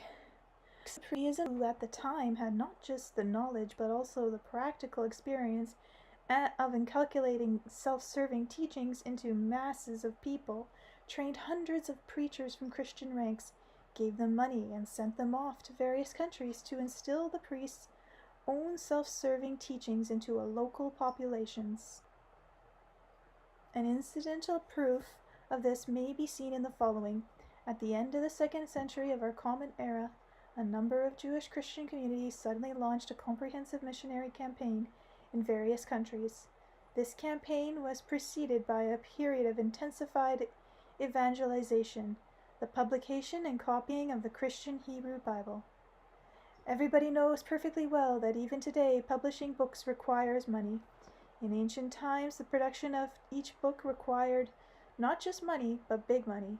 A goodly sum would have been needed, too, for travel to other countries. It was largely merchants or wealthy and prominent people who could afford such travels. So how could such an extravagant large-scale operation be carried out by a community consisting mainly of rural residents? Of course, there must have been expert theoretical training and a considerable amount of financing involved. The attention the priests paid to the rural residents, together with their moral and financial support, served to turn ordinary peasants believers into fully fledged fanatics. Just picture to yourself a Hebrew villager who is suddenly told, we see you in the makings of a great missionary and preacher. All you have to do is study up a bit. We'll give you money and we'll teach people, and you'll teach people only not here in our country. You'll be going to other countries. And so they studied up, got their money, and off they went, traveling to other lands. So what was the result? Any success? Not a bit. The Jewish preachers were rejected by the people in every country they went to. It was more than just a simple rejection. At first they were listened to, then asked to leave. The more obtrusive among them were beaten or had dogs sent upon them. This is confirmed by many historical facts known from the Roman Empire of the period, which the major contingent of preachers was sent. The only significant result of this massive campaign was the organizing of a network of Christian communities in various parts of the Roman Empire. But there was no way they could shake the foundations of the traditional sects of the time. Ancient Rome was left just as pagan as in earlier times. These sects exerted no influence either on the political life of the empire or in the formation of the new type of man, the biorobotic Jews, the biorobotic slaves the priests had dreamt about, and the Roman emperors had absolutely no regard for this first wave of preacher Jews. There we go. The Emperor Nero, who was generally tolerant of the various pagan beliefs on the whole, took a particular dislike to the Christians. Christians were expelled from Roman territory by various emperors. Dionysius, Diocletes, and especially Galerius, one of the leading persecutors of the sect. It was not only the second wave came that the preachers had any success. It was not until, unlike their predecessors, preachers of the second wave were no fanatics. The priests prepared them in such a way that they could speak eloquently about their faith on the one hand, while on the other, they had a knowledge of psychology and were capable of influencing a person by using his aspirations to achieve their own ends. The mission of the second wave of preachers was focused solely on the rulers, persuading them that their authority could be enhanced and perpetuated by the Christian faith, that it would make their state completely governable, controllable, and flourishing. It was at this end that certain dogmas were introduced as well, such as all power is of God, and the ruler is God's vicegerents on the earth. Confessions opened the door to controlling the thoughts. I knew it. I was never comfortable with that. Hopes and actions of every citizen of a country. In a word, the preachers began persuading the rulers that the Christianization of a state would create the most favorable conditions for governing. And on the surface it did, but only on the surface. In falling into these traps, the rulers had no idea they were actually falling under the control of other powers. Christianity began noticeably consolidating its position in the Roman Empire, beginning in 312 CE, when Emperor Constantine was persuaded how disadvantageous the presence of Christian churches within the state would be for him. He agreed to offer them patronage, even while still maintaining the temples of the Roman gods. This led to a significant improvement in the position of Christianity within the Roman Empire, an increase in its wealth and successive generations of Christian archbishops, attaining a level of power rivaling that of the Roman senators. This phenomenon, along with many others to follow, attested to the fact that Christian teachings were unable to develop and exert any serious influence on society without the support of secular rulers. Christian leaders themselves were always among the pretenders to power.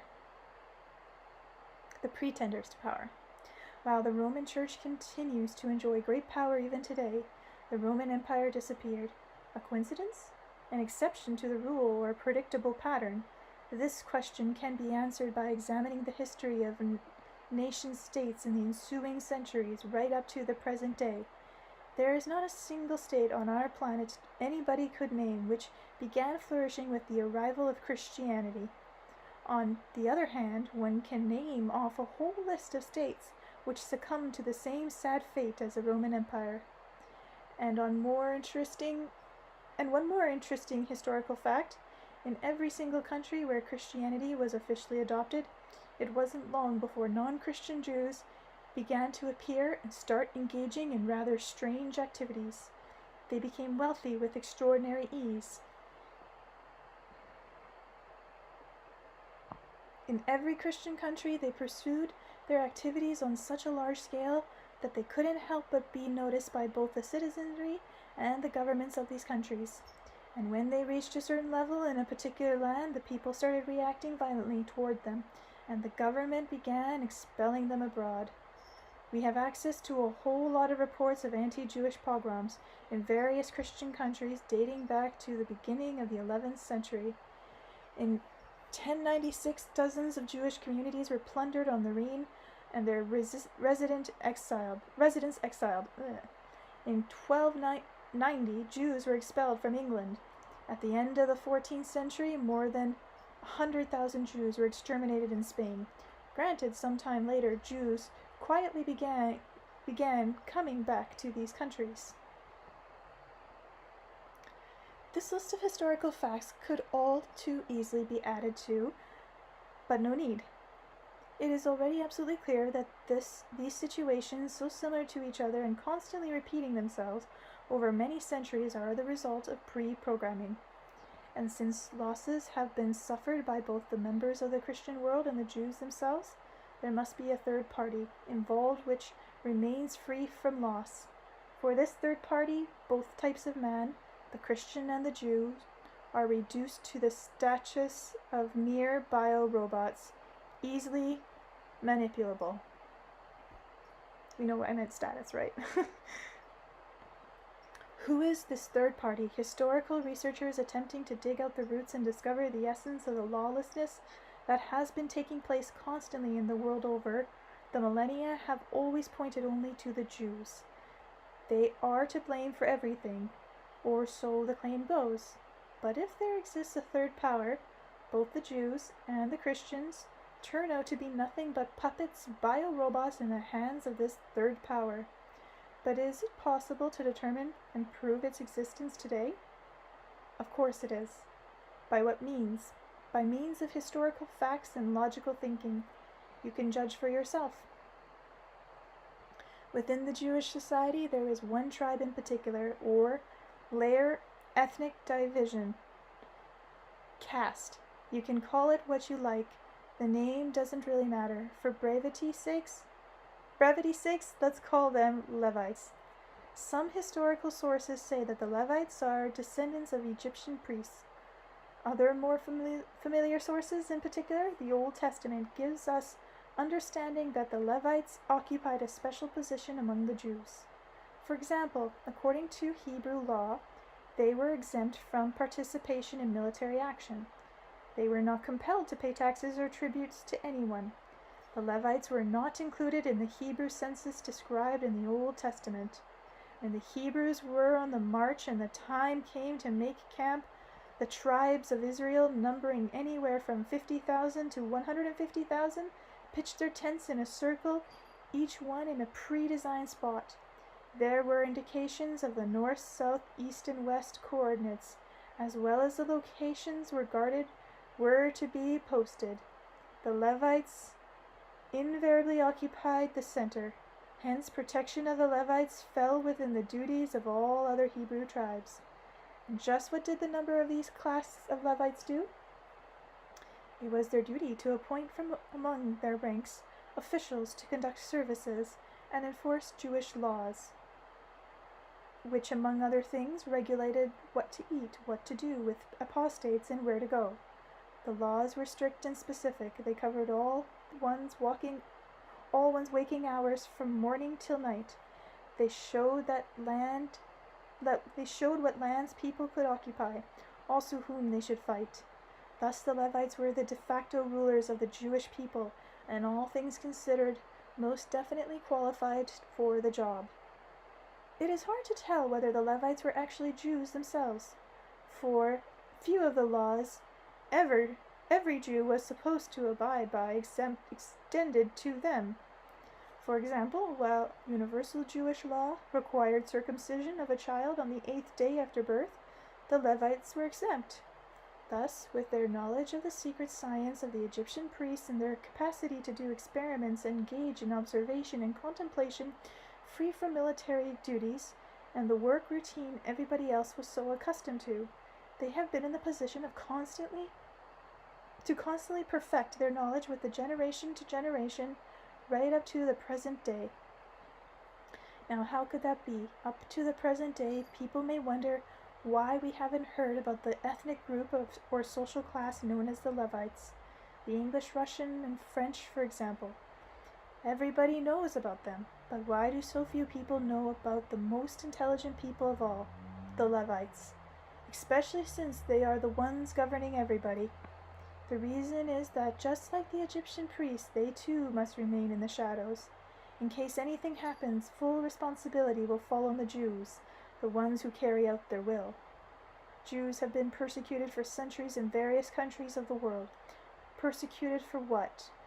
For using any means they can to make as much money as possible? And many of them are successful. Anyway, what have the Levites got to do with this?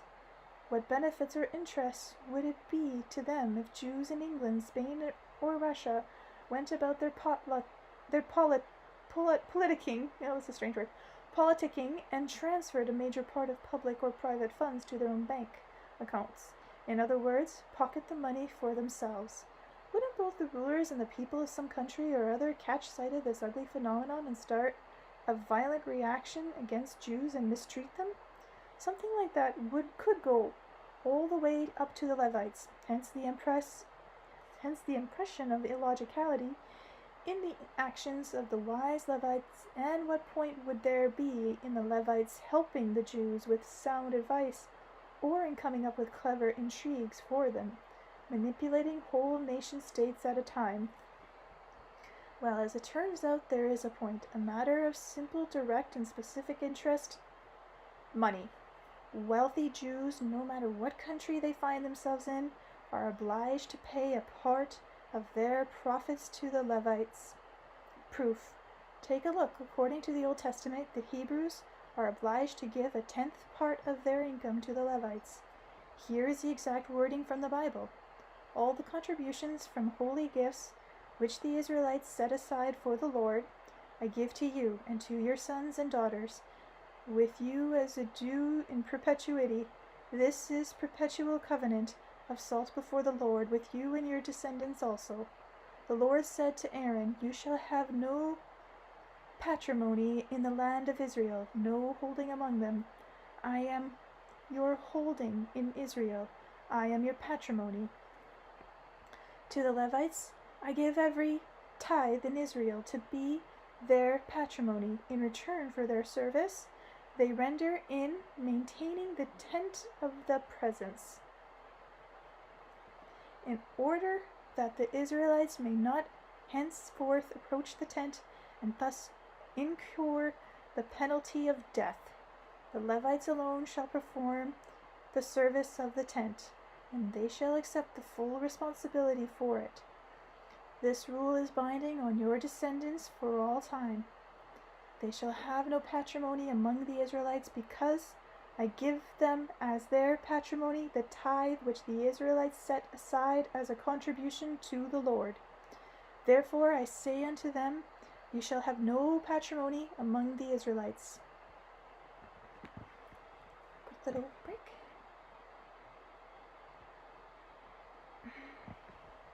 The Lord spoke to Moses and said, speak to the Levites in these words. When you receive from the Israelites the tithe which I give you from them as a patrimony, you shall set aside from it the contributions to the Lord, a tithe of the tithe. Your contributions shall count for you as if it were corn from the threshing floor and juice from the vat. In this way you too shall set aside the contributions due to the Lord out of all tithes which you receive from the Israelites, and shall give the Lord's contribution to Aaron the priest. Out of all the gifts you receive, you shall set aside the contribution due to the Lord, and the gift which you hallow must be taken from the choicest of them. You shall say to the Levites, when you have set aside the choicest part of your portion, the remainder shall count for you as the produce of the threshing floor. and the wine press, and you may eat it anywhere, and you and your sons and your households. It is your payment for service in the tent of the presence. Someone might wonder how the Old Testament, more than 2,000 years old, relates to our modern times. There is an answer. Aren't there all still rabbis and other clerics among Jewish believers today? Of course they are. And, of course, the majority of Jews still observe their religious canons. If that is so, then just try to picture the colossal amount of capital held by the Levites scattered through the banks of various countries. Besides that, why, they don't have to worry about maintaining or multiplying their capital. Most bankers in a lot of countries are Jews, and that is their job.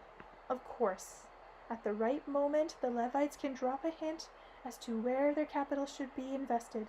They can suggest which regime, alliance, or groups opposing existing governments should be either supported or alternately exterminated by financial intrigue. There might have been reasons to doubt Anastasia's information on human society all over the globe being controlled by just a handful of priests, but now, after going through this chain of logic, there can no longer be any doubt for anyone still capable of logical thinking. I'm not talking about fanatics. The logic may be outlined as follows. Approximately 1 million Jews came out of Egypt under the control of the priests. The priests' close assistants were the Levites, to whom they entrusted the task of shaping the Jews into a predetermined type of individual man. To this end, they created an ideological religion which set up a series of rituals along with a unique way of life. The Levites managed to carry out their appointed task. The ideology created several thousand years ago still weighs on in the Jews even today. It is what distinguishes them from the host of the other nationalities living on the earth. One of the basic tenets of this ideology is a declaration that all the national groups populating the earth, God selected the Jews alone as his chosen people. So, this ideology still exists today. The Jews still exist today, and the conflicts continue, and many people know about them. But where are the Levites? Do we ever hear much about them? Hardly at all. And therein lies their subtlety, or their wisdom. You can call it what you like, but they exist. Nope. Now picture to yourself a rather small group of people living on the earth who possess a greater degree of esoteric knowledge than anyone else, a group that has, over the millennia, been constantly adding to their experience of practical influence over masses of humanity. Is there anybody that can be compared with them? Say some sort of state-sponsored institute set up to study issues of national development or the formation of ideologies. This is not possible for a variety of reasons, including the following. The Levites have been passing their esoteric knowledge down to their heirs for over the generations and are continuing to do so today. Heirs. Modern science rejects esoteric knowledge and therefore does not consider it a serious object for research, to say the least. This absurd situation did not come about haphazardly, but why it is absurd, judge for yourselves. On the one hand, the state accords official recognition to the number of religions, and they too are quite esoteric. The state even sets up favorable conditions for their financial support. Yet the state does not make any provisions for scientific study or esoteric tendencies.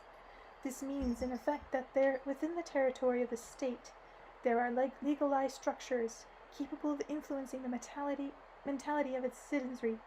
But the secular government has only the foggiest idea of what this influence consists of in actual practice. So in the end, who is controlling them? Who is controlling whom? Secondly, not only the government, but all its thinking citizens should try to learn the lesson of history. History makes a very good school of life, but for this one has to know one's history. Those who rule the world know it perfectly well. Most people, however, and that includes those in the government, know next to nothing on the history of the state in which they live. More than that, the little history they do know is distorted, Russia is a perfect example. It wasn't that long ago that we heard in our schools and colleges, in arts and especially literature, just about everywhere in fact, how terrible life was for our grandmothers and grandfathers in Tsarist Russia. For most of us, this belief was a sacred cow. For most of us, it went far beyond a belief. People made such a fuss over those that delivered us from the terror of Tsarism. For many people, the commissioners in their leather jackets were heroes, while the symbol of reactionary extremism became the priesthood. And then all at once, before our very eyes, note, not over 2 or 3 generations or centuries, but right before our eyes, history changed. The commissioners of their leather jackets, it turned out, were scoundrels, subjecting the people to genocide. And after Tsarism, we lived in the most terrible and totalitarian state in the world. And again, the majority of the people believed it, and once more the majority made a fuss over those who had delivered them from the yoke of totalitarianism state. I'm not about to say which of these regimes is the better or the worse, but it seems that we should all ponder this phenomena of change, something amounting to a whole sea change? That's what it says. That's weird. In our conscious over an extremely brief period of time, we should ponder the question of why it changed so radically. Did the change take place all by themselves, or under someone's manipulation? Here, too, it is not difficult to guess. For a long time now, it has been all too easy to manipulate our consciousness, and this is what is still going on today. We are like guinea pigs in somebody's hands. It is only the master of the manipulation that are competing against themselves. It is they who render us incapable of perceiving historical history. But let us try to discern just what this reality in fact is all about. Let us try to determine historical reality, not on the basis of somebody's words, but of our own power of reasoning. Note how every day on the TV program after program keeps showing us firsthand how husbands subtly betray their wives and vice versa. We are constantly being called upon to pay attention to scores of non-existent problems, but God forbid any serious issues will be raised by our politicians, journalists, or writers. Such an issue makes a brief appearance only to be immediately lost in the daily soup of gossip, violent TV series, psychotropic advertising, and mudslinging. What we need is a thoughtful analysis of what's been going on, a critical analysis of the status of life on our planet today, and the working out of a plan for the future. We need a new ideology, an ideology that won't cause the world's people to come to blows with each other, but will actually unite them. But repeating 1,000 times how necessary it is to do this, even shouting it 1,000 times, won't make it happen. Even if we were to gather all the leaders, scholars of the world, and sit them down together to work out this new ideology, again, nothing would come of it, only an unending argument. If science were capable of working out such an ideology, it would have come up with it, and put it into practice long ago, at least in some country or other. Anastasia, it doesn't matter anymore who she is. That's not the point. In the face of this ongoing lawlessness, Anastasia has given to the world the idea of family domains. Now it is becoming abundantly clear that in very simple terms she has outlined a philosophy, a new ideology which has remained and still remains unshaken in human hearts ever since the creation of the world. Kings and paupers, Christians and Jews, Muslims and Shintoists, Russians, Chinese, and Americans have always found the greatest grace and solace of their souls in the bosom of divine nature. Anastasia's philosophy and the philosophy of uniting mankind, not with words but through concrete action, by merging the interests of different people of the world. Experience has shown that it is accepted by people of different nationalities, including Jews, and I have documented proof of this. And I invite Jewish analysis, Christians, and ideologies of patriotic movements to examine her ideas and philosophical aspirations. My invitation extends to leaders and followers of any religious denomination, either large or small. The very act of examination is a creative process in itself which can lead to a union of opposites, to a conjoint creation and a joy for all from its contemplation as God himself wanted. Okay, another drink.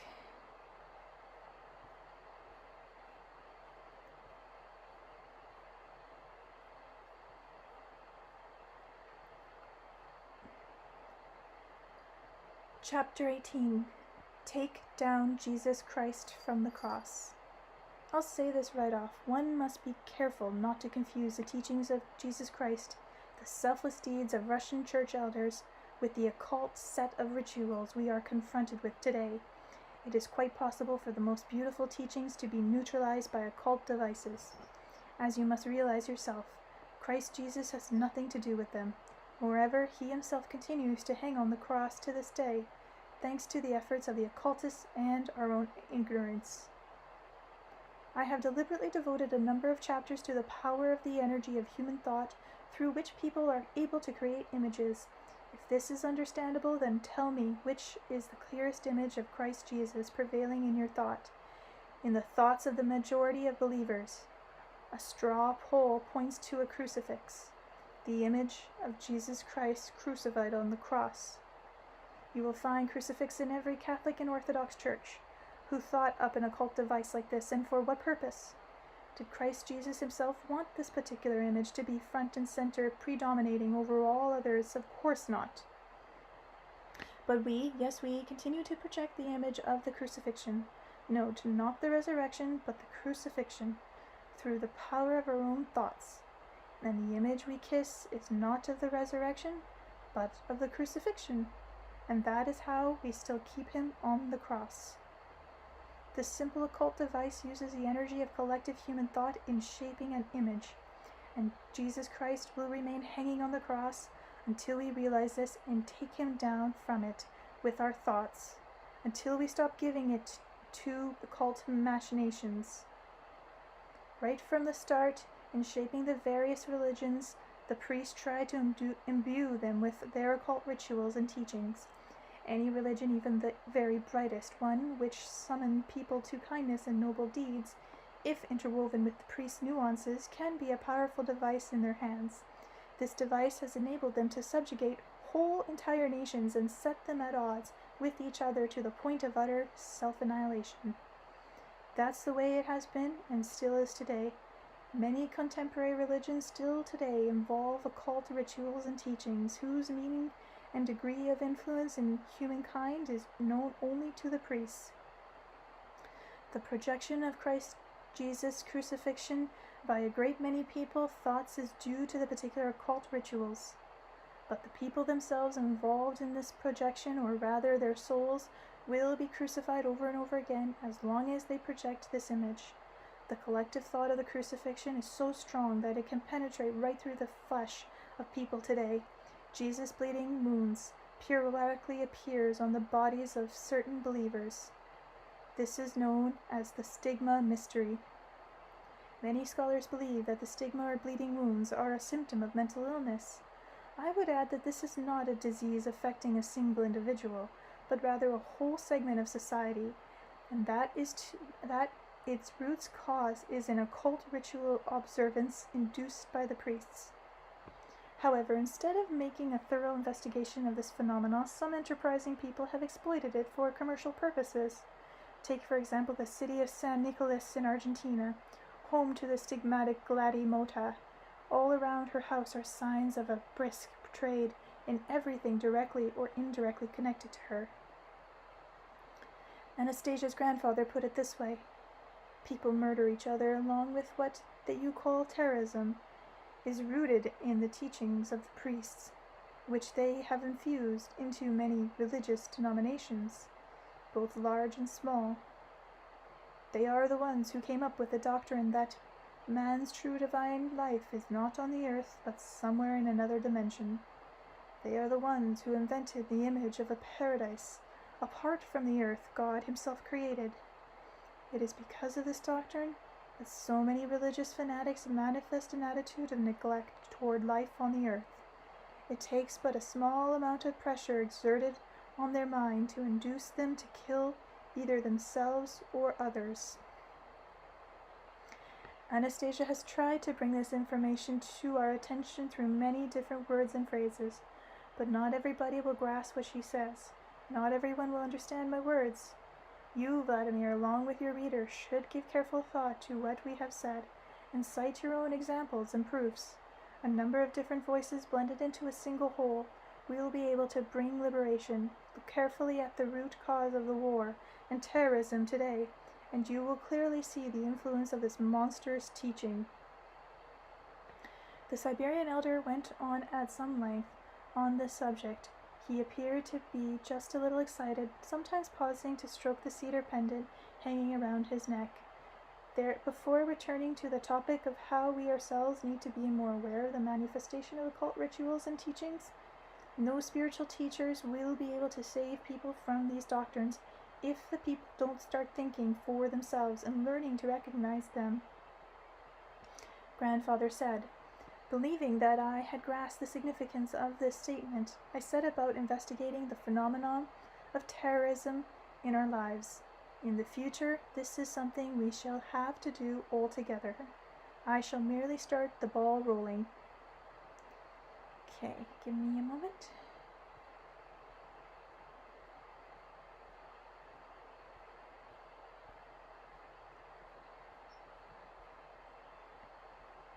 Okay, I can do this chapter as well. Chapter 19, Terrorism. And so, in recent years, a wave of acts of terrorism has swept across many lands. Memories of large-scale events such as those of September 11 in America will haunt people's minds. A fearful terrorist act took place even more recently in our country from the 23rd to the 26th of October 2002. Terrorists held more than 800 people hostage at the Moscow Theater Center at Dubrakov Street during a performance of the musical Nordost. In between these two major acts of terrorism, quite a few others have occurred, not quite so spectacular in various parts of the globe, claiming human lives. On each occasion, different governments have angrily denounced the terrorists involved. Their special services keep mouthing assurance that the guilty parties will be punished, at the same time increasing the level of precautionary security measures. Yeah, like today. It's all for our safety. No freedom. An international coalition to combat terrorism is already at work. Even today, however, the problems show no signs of letting up. Quite to the contrary, it is taking on ever greater proportions of becoming increasingly refined in its methods. It is hard to escape the impression that someone has been making masterful ploys to keep leading both government and their special service down the wrong path. The true source and chief organizer of many of the world's terrorist acts came in for a brief mention not too long ago in Russia during the October 2002 hostage crisis. The majority TV networks featured a whole host of interviews and commentaries. This included statements from Emergency Response Headquarters presented by the Deputy Minister of International Affairs, among others. This trim, grey-haired man spoke tersely, almost in military fashion. His speech included no hesitation. Sounds like His sentences were marked by thoughtful content and sensitivity, indicating that his thinking was relatively quick and precise. He was one of the first to declare that we're dealing here with religious fanatics. Quite possible not very many people paid attention to this particular phrase, but for many who did understand, it resounded like a bolt from the blue, for the very first time from the lips of the Deputy Minister of International Affairs, yet one of the fundamental tenets of terrorism was called by its real name. This was followed by the floating of another concept, Islamic fundamentalism. Rumors began circulating that Islamic fundamentalists had declared war on Christians and Jews. Israel, Russia, and United States of America in particular. The question arises as to how to fight against the religious fanaticism. I suggest we will calm down and take a more thoughtful look at the situation. Let us first decide whether religious fanaticism is found only in Islam or whether it exists in other countries as well. Of course it does. Of course, the latter is true. Let's not forget history. Think of the numerous Christian crusades. Think of the paintings of the Boyar Morozova. Think of the names of all the martyrs ready to sacrifice their lives for the sake of some religious dogma. Martyrs who were elevated to sainthood after death. The fact becomes patently obvious that it is not religion as a whole, but rather specific dogmas infused into various religions which make people indifferent to their own life. The religious suicide fanatic is quite confident that far from being indifferent to life, he is crossing over into real life. How does this happen? Among any community of believers, Muslim or Christian, there can always be found a group of radical adherents to a particular dogma, whose faith can be honed by occult rituals to the point of fanaticism. The result is a kind of bio-robot who believes in something he himself can't see or understand logically. Subsequently, those who are familiar with the functioning of the mind know perfectly well what buttons to press on this bio-robot, and they press them.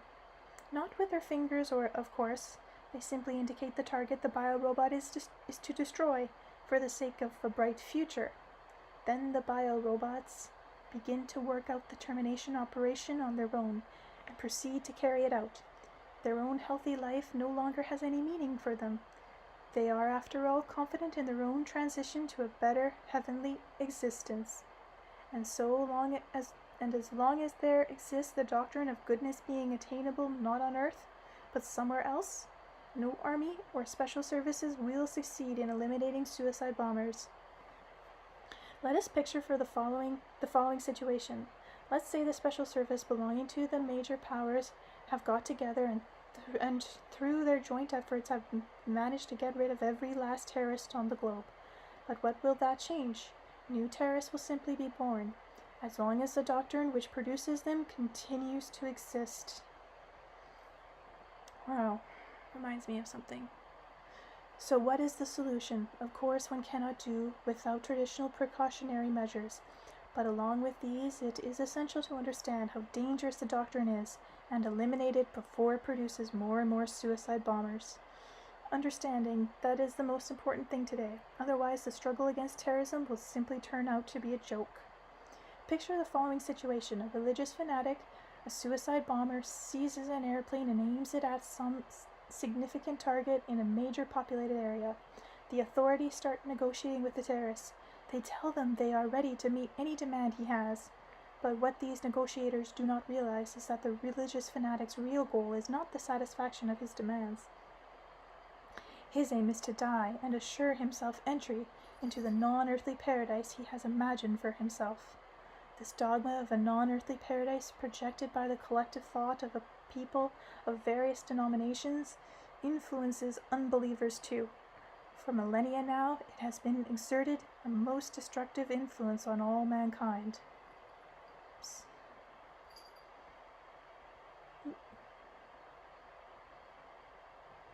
What I'm about to tell you now may seem unrealistic, even fantastical.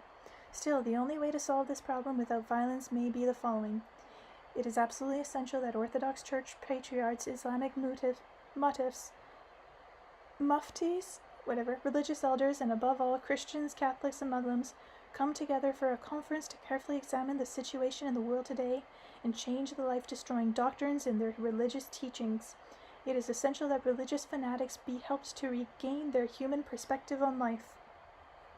Yes, it is essential to declare our Father is here on the earth and not somewhere else. Well done, well said. And what if the religious leaders don't get it together? What if they don't make any declaration like that? Not to worry. It has already been made. People aren't turned on anymore by the leaders of our religious denominations exhorting everyone to live in peace and friendship with each other. Just the mere statement that we will have nothing to do with terrorism is no longer believable. A more radical step is required. I indicated that a meeting and declaration such as this may be dismissed as unrealistic. Let's examine why. Why are we reluctant to believe that highly placed, highly religious leaders would not be able to simply come to an agreement amongst themselves? After all, if they can't come to an agreement, then what can you expect from rank and file believers? If they can't come to an agreement on their own, then common sense elements in society and governments need to give some help. Give them some help. It is absolutely essential that they talk amongst themselves and agree. Otherwise, bombs will start talking for them in a big way. Much better for the mind of man to do the talking, the mind of the children of God. At first glance, it may seem as though it might take rather a long time for Anastasia's ideas to effect any positive transformation in Russia, let alone other countries, seeing how gradually human consciousness ordinarily changes. However, experience has shown that in the case of many readers, it can change instantaneously. I really hope you write a book about right now what's happening in the world. Let's look at what might happen in Chechnya if the Russian government, the State Duma, had adopted a law granted every willing family a hectare of land on which to establish a domain of their own along the lines recommended by Anastasia. The 20,000 refugees who have been living with their families in tents for 3 years now would be granted their own domains. Over these 3 years, each of those same tents, which are now forming dirty tent cities, would already be standing in its own splendid garden. Some of the residents would have already managed to build themselves a house. Who is stopping for this? Who is stopping from this coming about today? Somebody who favors not peace, but its opposite. Somebody who is trying to prevent any positive changes from taking place in Russia. Your efforts are wasted, chaps. I doubt any of you has ever even the foggiest idea of just who Anastasia is or what power she embodies within herself. I'll say one thing, it's not simply that she will create what she has thought up. She has already created it. It's already coming to pass, and your opposition confirms it.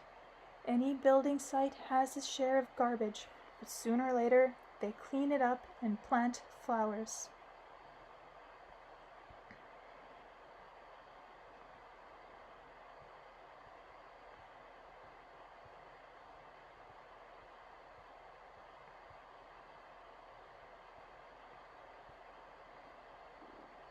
Okay, I'll stop here.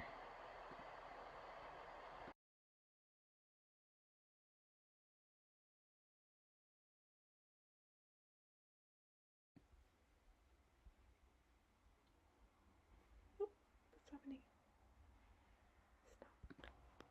Stop.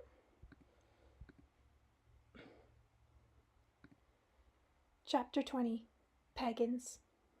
The main criticism leveled against Anastasia comes down to the allegation that she is a pagan, without even the slightest proof or examination of the ideas put forward by this Taiga recluse, although Anastasia herself clearly and distinctly called herself a Vedress. Well, then, if she is a pagan, what does that imply? Japan even today is practically a pagan country. The Roman Empire, in its heyday, was pagan too. Our forefathers and mothers were also pagan, but much more than that. At the time when the Egyptian state and the Roman Empire was flourishing, Vedic culture was still reigning in Russia. So, should we be proud of our pagan history and heritage, or be ashamed of it? We are told that our heritage is something to be ashamed of. The words paganism and pagan have been turned into word symbols. Symbols designated something bad or terrible. The word Christian has also become a word symbol, but it symbolizes, by contrast, spirituality, decency, enlightened thought, closeness to God. Today we have the opportunity to observe the Christian as a type and judge his worth by his fruits. You guys can hear the geese. So many of them are flying lately. I guess it's south time. We can judge by our own modern way of life. What am I saying? We are not in a position to judge anything.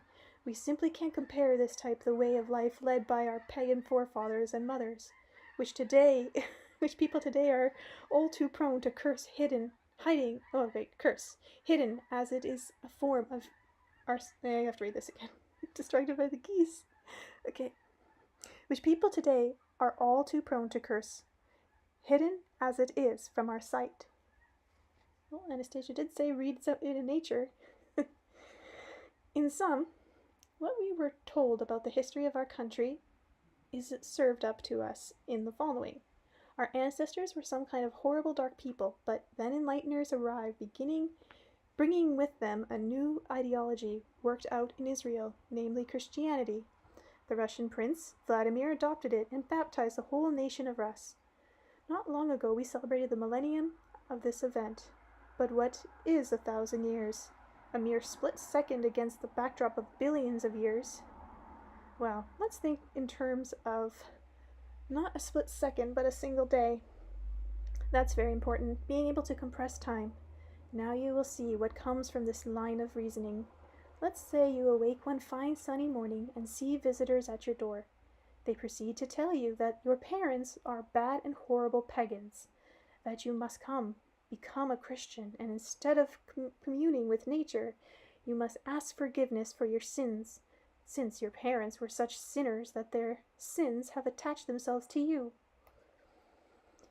And right off you agree with the foreigner's statements. You follow them to their temple and kiss their hands. You ask for their blessings and try not even to think about your parents. You try to erase them from your memory, leaving behind nothing but the notion, horrible pagans.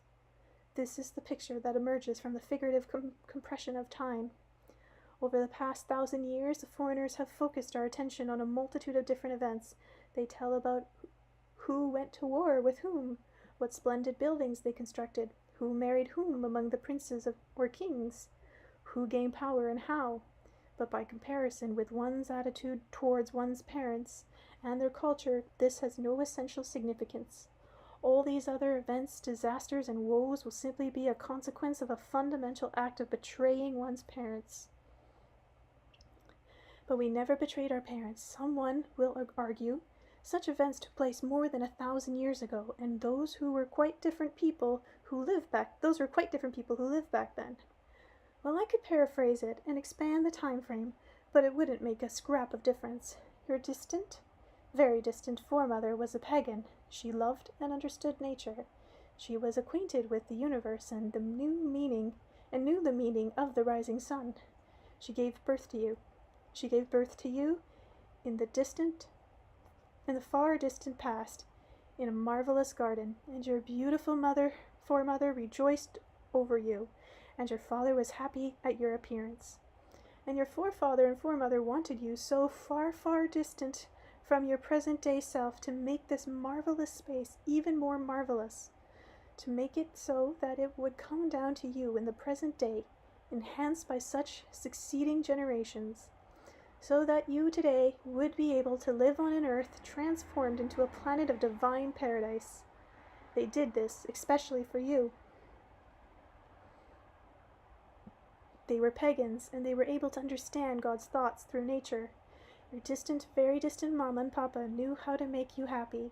They knew because they were pagans.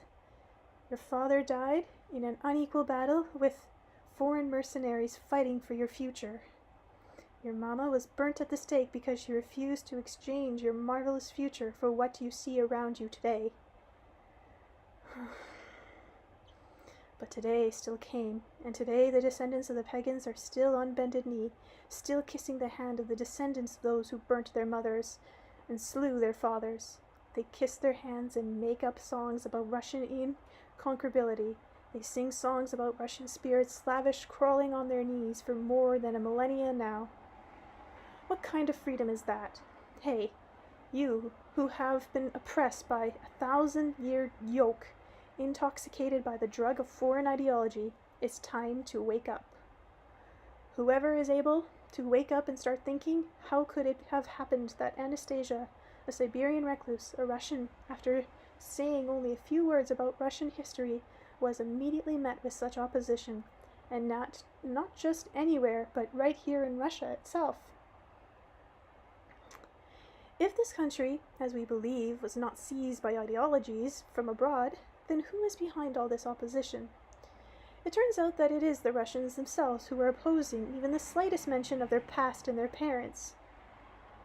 Even the slightest mention... Oh, I read that. As though they, Russians, had quite lost their marbles. No, not quite, and this is evident from the multitude of songs, letters, and verses, and constantly increasing print runs, already totaling millions of copies of books containing the sayings of Anastasia. The hearts of Russians are starting to beat in time with the hearts of their forebears, both distant and not so distant, who dreamt about their children's happiness. The opposition is being provoked by mercenaries and their accomplices. What kind of mercenaries? What kind of mercenaries' accomplices? Can you seriously think about the transformation of the whole Russian people's way of life who's brought about simply by the word of some Russian prince named Vladimir? Especially in review of this rather shaky hold on this princely throne. What did he just happen to be sitting around one day and say, well, lads, you've decided you're all going to have to forget your parents' culture and to be converted to Christianity. And the people enthusiastically replied, sure, we're tired of our ancestors' culture. Come on, Prince, baptize us. Absurd. Of course it's absurd. In actual fact, Prince Vladimir first tried to strengthen his hold on power through changing the religious views of the ancient Slavs, setting up a pantheon of pagan deities. Pagan belief, however, would not permit the hallowing of the social relations that would result. It rejected the attempted justification of social and I can't say this word for some reason. Proprietary. Oh my gosh, embarrassing. I know the word. I just can't say it. Proprietary. Anyway, you know what I'm saying. Inequality, man's exploitation of his fellow man, and the divine right of kings. Hence, Prince Vladimir, in order to satisfy his political ambitions, was obliged to select a foreign religion for the Russian people. It is no secret that the choice fell upon the Byzantine variants of Christianity. Not variants, variants. Maybe it is variants. I can't read. It's precisely because it allowed for the virtual subordination of the clergy of the prince's authority, never mind the legal question of subordination to the patriarch at Constantinople. Sure, but I can read that, okay.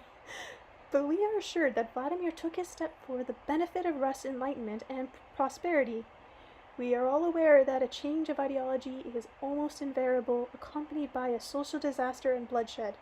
But in this case, it wasn't merely a question of a change of ideology, it was a sharp sea change in religion, culture, way of life, and social order. Compared to the Bolshevik Revolution of 1917, this was a revolution 70 times 7, and if it too had been followed by a bloody civil war, it would have been a civil war 70 times 7. But in those early times, there was no civil war. There was no civil war simply because pagan Russians was inhabited exclusively by pagans. We are told there was opposition, including armed opposition between pagans and Christians in Rus. But if Rus was wholly pagan, then where did the Christians come from? They came from other countries along with the mercenaries. Prince Vladimir at the time was a long way from being the most powerful prince in the region. Of course, he had his own armed garrison. But we learn from history that this garrison was far from being equal to any serious military confrontation. Additional support from the populace was always required. The basic armed forces in ancient Rus were always made up of the people's militia. But what kind of popular military resistance can we talk about if the people as a whole were opposed to baptism? Foreign mercenaries, perhaps, of course. But was the prince's treasury wealthy enough to hire and maintain an entire army? Of course not. But the prince still obtained the required funds. From whom? From the patriarchs of Rome. Maybe that's the wrong word. Patriarchates of Rome and other Christianized countries. These patriarchates had become fairly wealthy by that time. And so it happened 1,000 years ago that the half-Russian Prince Vladimir, in turn for the boost to his power, allowed foreign emissaries to conduct their propaganda campaign, along with their schemes and provocations, and in the long run to commit acts of violence against the Russian people. Rus turned out to be a tougher nut to crack than the Roman Empire, and not easily given to by being influenced by propaganda. This resulted in the prince using mercenaries to reinforce his garrison and again, with the mercenaries' help, to get rid of a part of the rebellious population. It's sounding all too familiar right now.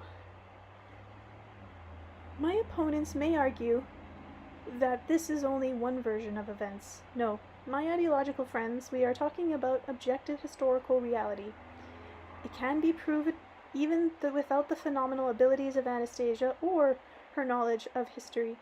I, as a simple human being, can prove it to you here and now, and that means a whole lot of other simple human beings will also be able to figure it out.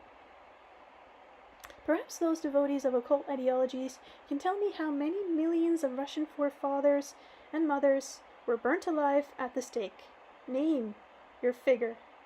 Even a conservative estimate will do. Or are you going to tell me that this never happened? But it did. Your own ancestors mentioned it. Think back. At a congress that took place in Russia back in the 15th century, a group of Volga elders raised the question of abolishing the death penalty for heretics. Heresy. Note that this was already 5 centuries after the Christianization of Russia, and here are the sons of Rus still resisting. Not only was the death penalty not abolished, but the Volga elders faced an unevenable fate. But if you still wish to look upon what I have said as simply my version of events, go ahead. Only let us then regard your statements as a version tone. And then let's compare both versions. A comparison will easily show that your version is completely illogical, that it is founded merely on statements which you demand to be acceptable as truth. Besides, you are unable to present a single document confirming, for example, that pagans in Rus offered human sacrifices.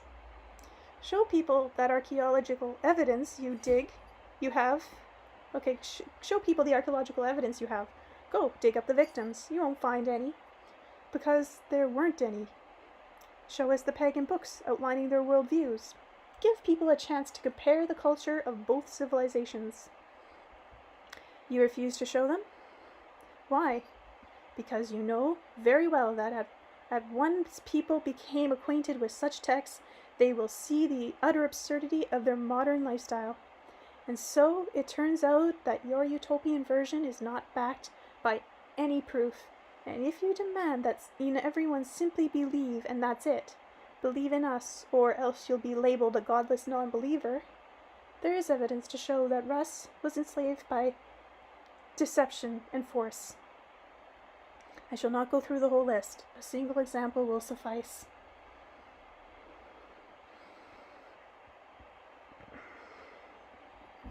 From those times right up to the present day, Rus may be considered an enslaved country, and foreign ideologies is still prevalent in the Rus of the present. Even today, Rus is still paying tribute money, only in different forms: the flight of capital, the sale of mineral resources, the stranglehold of poor quality foreign food products on our market.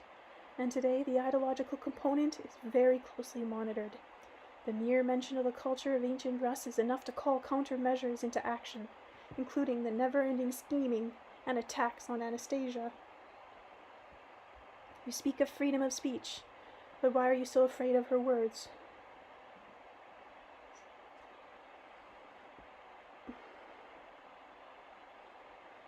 Why do you try to discredit your own country's culture and not allow people to get to know it? I know why. The culture of your ancestors, our ancestors, is marvelous, joyful, and highly spiritual. In my previous volume, called The Book of Kin, I cited Anastasia's account of wedding rites involving 2 lovers.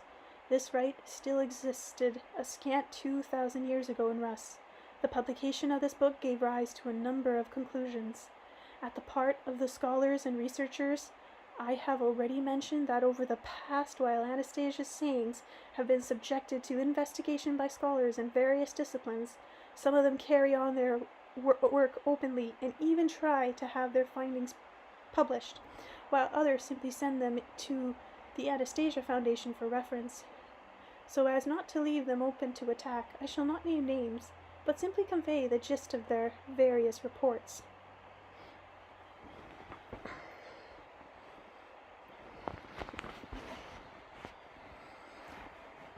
Anastasia's presentation on the wedding rite, prevalent in the culture of the ancient Rus, is a unique and priceless document attesting to the high level of knowledge among the inhabitants of the time. The whole rite is based not on belief in the supernatural, but on the knowledge of that which we today term supernatural. The individual components of this rite may be seen even today among various peoples, but in the modern interpretation, these components are purely ritualistic, senseless and deficient in nature, and consequently not up to the task of cementing the union of two people in love to the same degree of effectiveness as back when they were applied with full conscious awareness. In today's version of the rites, some of these components seem meaningless, grounded in a kind of superstition. At best, they fall into the category of so-called esoteric activities. Anastasia's description takes us from misperception of the rite as a senseless act to an awareness of its preeminent rationality, and indicates not only knowledge, but the ultimate height of spirituality among those generations of Slavs which come before us. A comparative analysis of today's wedding rites and the one described by Anastasia fosters the impression that today's rites are more characteristic of an undeveloped primitive society, while those of ancient Rus belong to a civilization which is highly developed in every sense of the word. For example, among a number of people today, including Russians, there is a ritual activity of showering the newlywed couple with cereal grains. One of the mothers or grandmothers or relatives of the newlyweds scatter cereal grains in front of the couple on their way into their home, or throw it over the couples themselves as a token of happiness for the future family. This kind of activity today is associated with superstition or esoteria. There is no other rational explanation for it. What sense is there in seeds of grain simply falling on the floor, asphalt, or pathway leading to the house, where they will immediately get trampled on and crushed? The ritual described by Anastasia also includes a special act involving cereal grains, but here, right off, one can associate it with several distinct and clearly thought through rational purposes. All the wedding guests, relatives, friends, and acquaintances bring with them seeds from their best plants, and each one plants by his own hand the little seed he has brought with him in the spot designated by the newlywed couple. In terms of material wealth, it is not simply betokened but actually achieved in practice by the special act described, geese.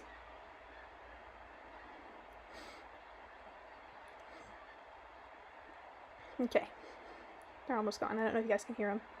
In just a brief space of time, an hour or two, the newlyweds have the making of their future orchard, drawing upon the best fruit and berry planting in the neighborhood, as well as a vegetable garden and a green hedge wherein to frame their space. No less important is a second or psychological aspect of this special act. Many of us know about the improvement in one's mental state upon entering into natural surroundings. Such pleasant sensations are enhanced by contact, not with someone else's garden planting, but with your very own.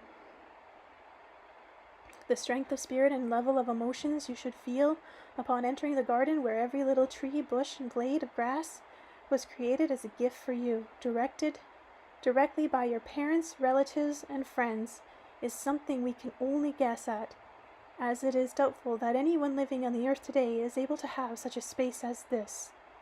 And by all the appearances, it was not just material prosperity, but, more importantly, one's inner positive emotions resulting from such a special act that played the fundamental role therein.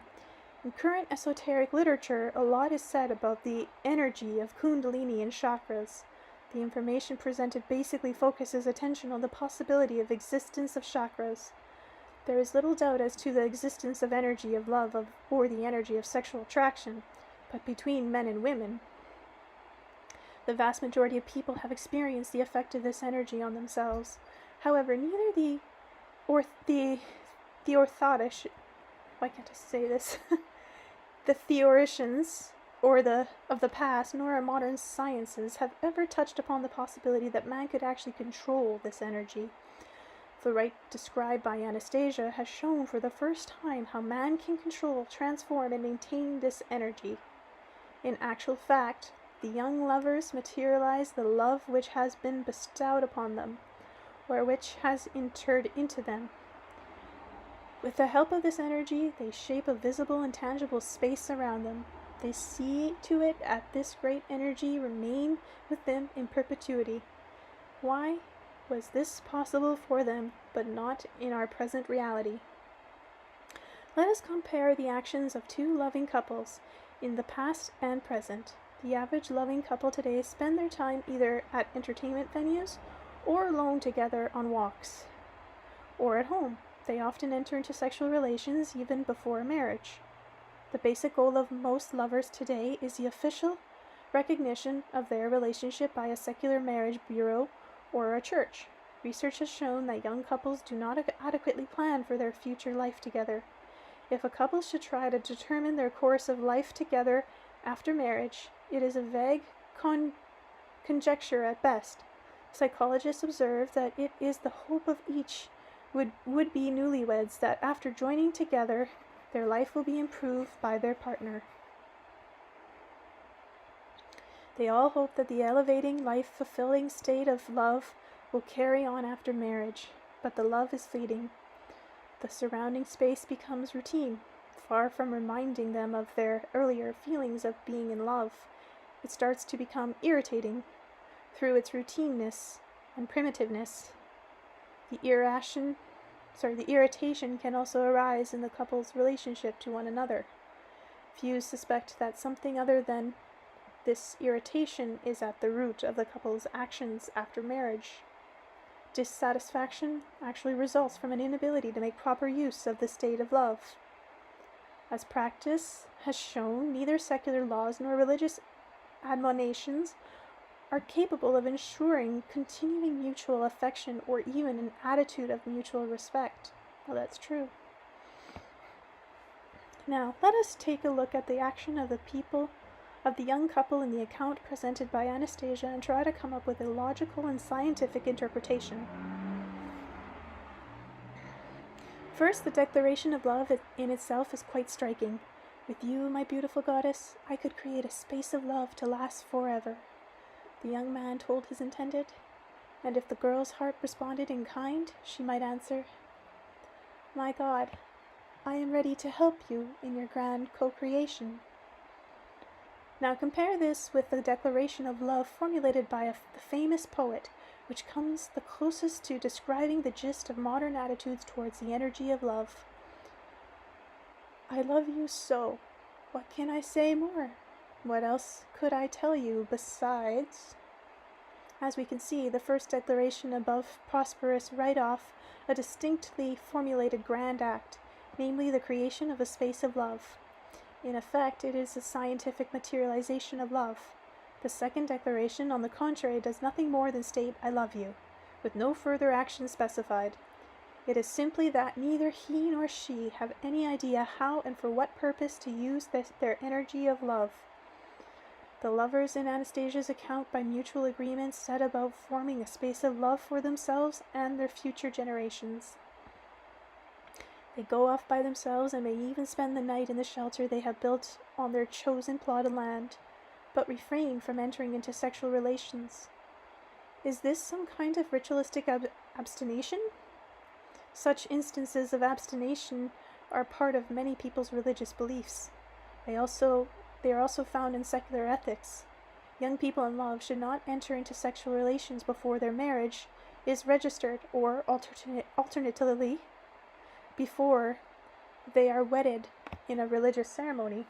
However, the vast majority of young people today pay no heed to religious admonitions or public condemnation, but freely launch into a premarital sex. Why? The most probable answer lies in the complete illogicality of both the social and religious. Well, hormones are strong. So, illogicality of both social and religious requirements, the lack of plausible explanation as to what the energy of love is all about, or more accurately, simple ignorance thereof. The energy of love activates a whole complex of feelings in man. It accelerates the mental process and this energy can be compared to an apex of inspiration which presupposes a series of grand acts to follow. Thanks to their knowledge as well as highly developed culture of mutual human relations, the young couple of ancient Rus quite naturally directed the energy of love and sexual attraction toward the act of creating a space for their future life together. What two young lovers create together can hardly be surpassed, one would imagine. With the help of scientific investigation, the following statement of Anastasia attests to this. The world of academic is in no position to create even the similitude of a splendid domain because, again, there is a law of the universe which says a single creator inspired by love is stronger than all the sciences combined, which are deprived of love. All the actions of the participants in the events reflected in Anastasia's account of the wedding rite are infused by logic, rationality, and the highest degree of culture and spirituality. By comparison, what a sorry spectacle is offered by our modern wedding ceremonies with the main focus on the reception, where the guests gorge themselves on food and alcohol. In terms of their emotional richness, along with their meaningful and informative content, Anastasia's presentation of the parables and rites of ancient pagan, or to use her term, Vedic, Rus by far surpass all the ancient tales we know of, describing our past history. Even the famous song of Igor Campaign pales before them. Through her narratives on Vedic Rus, Anastasia is, in effect, revealing to us the highly spiritual culture of civilization of which we were hitherto unaware. She is radically transforming academic concepts as to the history not only of our country, but of humanity as a whole. Such an unexpected sea change, not to mention the simplicity with which it was brought about, has thrown many leading lights of contemporary academia into confusion, and in an effort to somehow maintain the framework of the academic position they have attained, they try to pretend that nothing has changed, that they know nothing about the information presented. They are like ostriches hiding their heads in the sand. The information is real. It is truly priceless and sensational, and it will come to be demanded more and more by society at large. I have presented you, my dear readers, the pronouncement of a number of academic researchers. As you can see, they confirm the informational significance of Anastasia's sayings and even talk about the subsequent confusion among contemporary scholars. But confusion is one thing. The opposition, the concentrated effort being made to stop the spread of this information which shed light on the history of our country and our people, is quite another. Somebody has felt very threatened by the possibility of our digging into the knowledge and culture of our forebears. Who might that be? Under those influences, are they operating today? Under whose, sorry? These people that are calling our ancestors barbaric pagans, perverting that great word pagan to suggest something backward or evil. What program are they following? And how come our historians have accepted such a definition? It couldn't have been our historians that did it. Maybe they're not historians at all. If they haven't been able to tell us up to now anything concrete about the history of our country or of just 1,000 years ago, but keep on insulting or tactically allowing others to insult this period of our history, then these are not historians of Russia, but traitors or mercenaries acting on behalf of somebody else. And we shouldn't be relying upon them any longer. It is vital that we ourselves, through our joint efforts, bit by bit, use analogies to restore our own past and rehabilitate both our forebears and ourselves. If we don't, many readers, the Ring Cedars series, have already begun to write a book of kin for their children. Some of them will certainly want to express their thoughts on history of ancient Rus, to tell their children about where they came from. But what can we write about our past? Are we really going to carry on with that nonsense we have been told for so long? Maybe it's better to not write anything about our past, just pretend it never existed. But that won't work. If we act that way, then our children after us will keep getting served up the same story over and over again in a way that will suit somebody's particular interests. Someone may wonder how we, as ordinary folk, not scholarly historians, can restore a history of 2,000 or 3,000 years ago. We can, since we'll be doing it not because we're carrying out someone's instructions, but according to the dictates of our hearts and minds. I shall attempt to start the ball rolling, but let us all together begin gathering whatever stories, facts, and analogies we can, and putting together our own family histories. Let us begin thinking and reasoning about this together. As I said, a lot can be restored even just using analogies. Here's an example. Take a look. More than 2,000 years ago, the mighty Roman Empire was in its heyday, including Roman law. The Roman Senate and the Roman emperors, the cities of the emperor were adorned with epochal edifices, and Rome already had a water supply system. There were libraries and a flourishing of art. The Roman Empire waged quite a number of wars. In contrast to the developed state of the pre-Christian era, there is virtually no information about the Russian state, its political structure, its territories, or culture. Maybe it simply didn't exist. Of course it existed. Of course. We know from historical sources that by the time Rus was baptized, it already had cities and princedoms. And Prince Vladimir, who oversaw the baptism of Rus, was by no means its first prince. The same sources tell us about his father, Prince Svatoslav. In other words, Rus existed contemporaneously with the Roman Empire. It had its cities and a multitude of wealthy settlements. Yes, wealthy, because the cities of ancient Rus took shape not just as capital of princedoms, but as trade and handicraft centers, serving the many settlements in the outlying area. Poor settlements did not give rise to cities. They would simply be no one to finance their construction, and no consumer demanded for what they produced. And now let us try to determine whether pre-Christian Rus was strong or a weak state. Let us suppose, for the sake of argument, that it was extremely weak. Not only that, but historians claim that Rus was divided into petty independent princedoms, which were constantly warring with each other. But once again, the questions arise of pre-Christian Rus. Was so weak a state torn apart by internecine conflicts. Internecine, okay. Why did it not fall prey to attacks by more powerful states? As a weak state by comparison with its neighbors, not to mention the Roman Empire, the Russian state could have been easily conquered and transformed into a tribute-paying colony. But here is where the enigma and mysteries begin. In all the annals of the Roman Empire and other states of the period, there is no mention of any attack on Rus.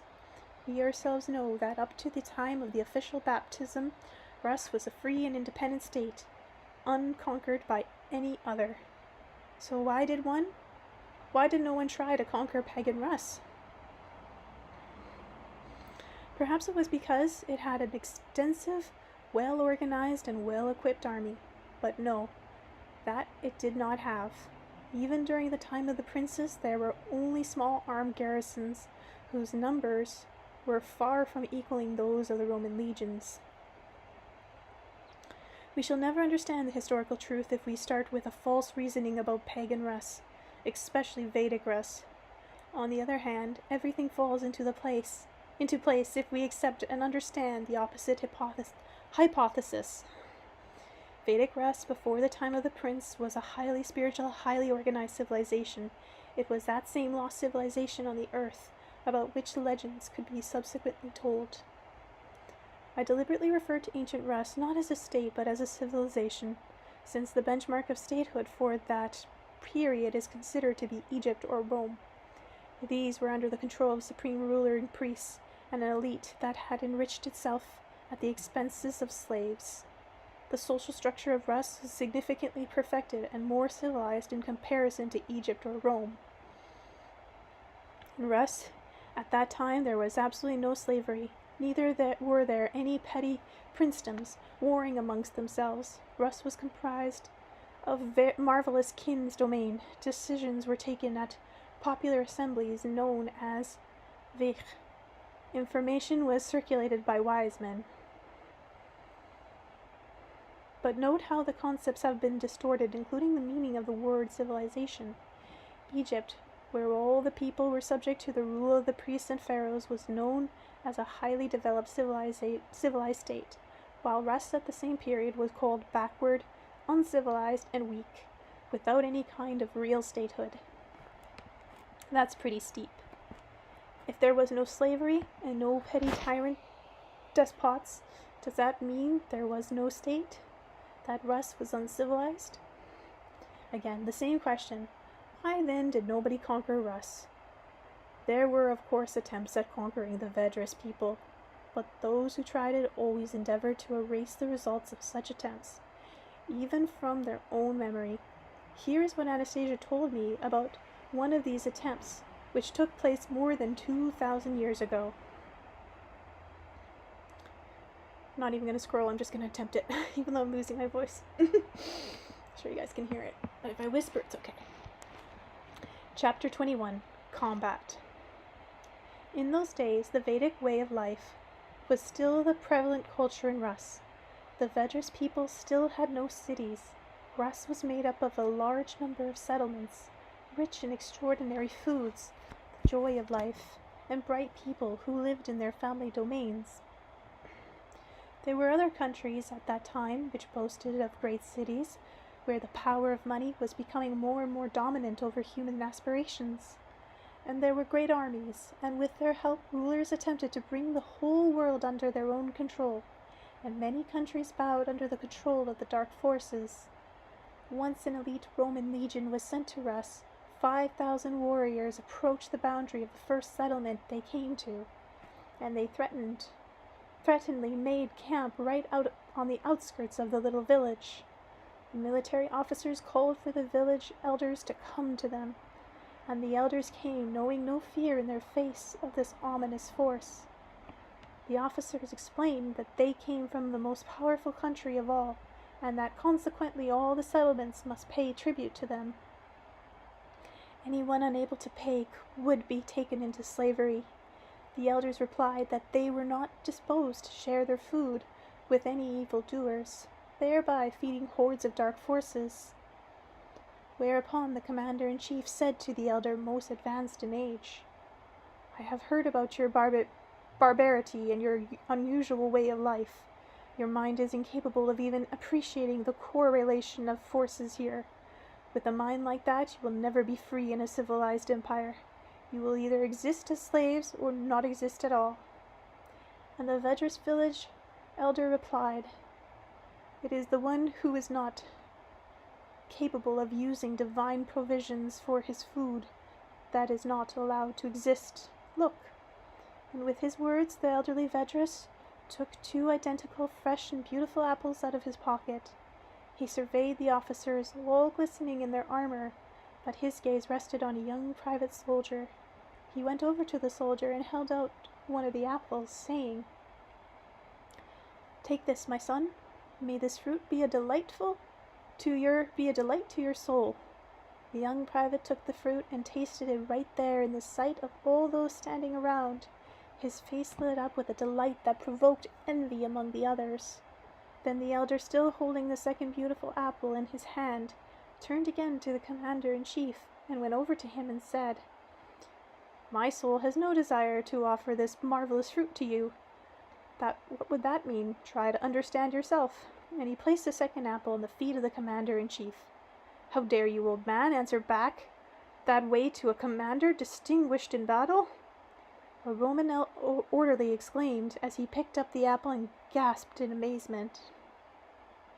And all the compromised officers and their subordinates were in shock for what they saw, for the beautiful apple had begun rotting right before their eyes in the orderly's hand.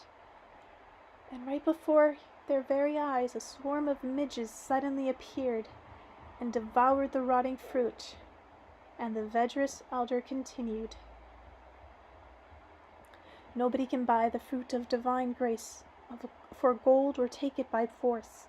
You may call yourself a lord and a master and imagine yourself defeating countries, but the only thing you will eat that way is rot." "This is not mysticism, Vladimir. You must understand. Fruits grown with love can give their grace only to those who themselves have instilled love in them, or to those to whom the growers give them of their own free will. This is the order of the universe, and for proof of this, you need only take a careful look at the present day. People are doomed to eat fruit which is far from fresh." "But what about the wealthy?" I queried, "and those that rule the world?" "They face even greater problems with food. They are afraid of poisoned fruit in dainty dishes, and before they eat anything themselves, they have those around them taste it first. They post guards and special servicemen around their foodstuff, but to no avail. Many a ruler has died in agony from eating bad food.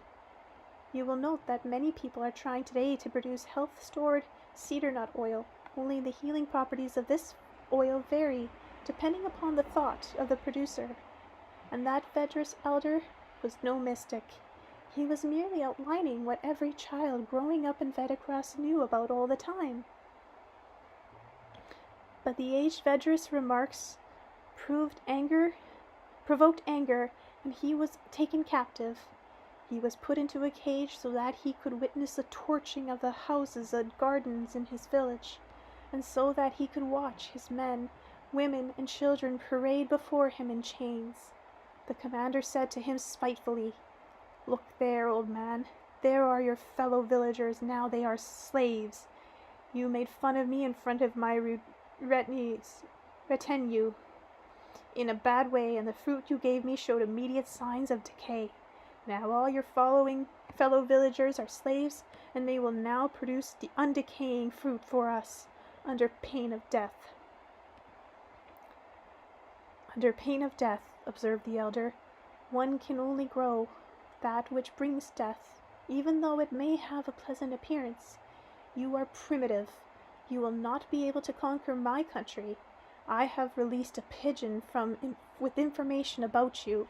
Once they see it, my Maggie will tell everyone the news." The commander issued an order. Runners fanned out to all the Vedra settlements with a view to deliver the order.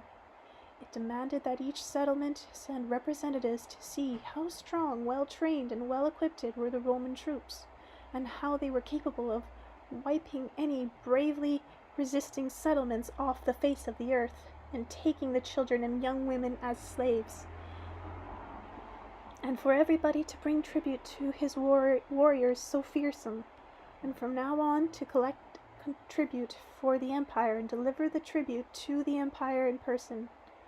On the appointed day at dawn, 90 Vedris lads appeared before the huge camp. Out in front stood Vladimir, whom you have heard about before, wearing a long shirt, and Livamela had sewn for him with love, and all the young men with him had on light-colored shirts. No helmets of iron covered their light brown hair. Their heads were framed instead with bands woven from grasses. They carried no shields to protect themselves from fatal blows. Only 2 swords hung from a belt around each one's waist. They stood silently holding their steed by the bridle. Many of their horses did not even have a saddle.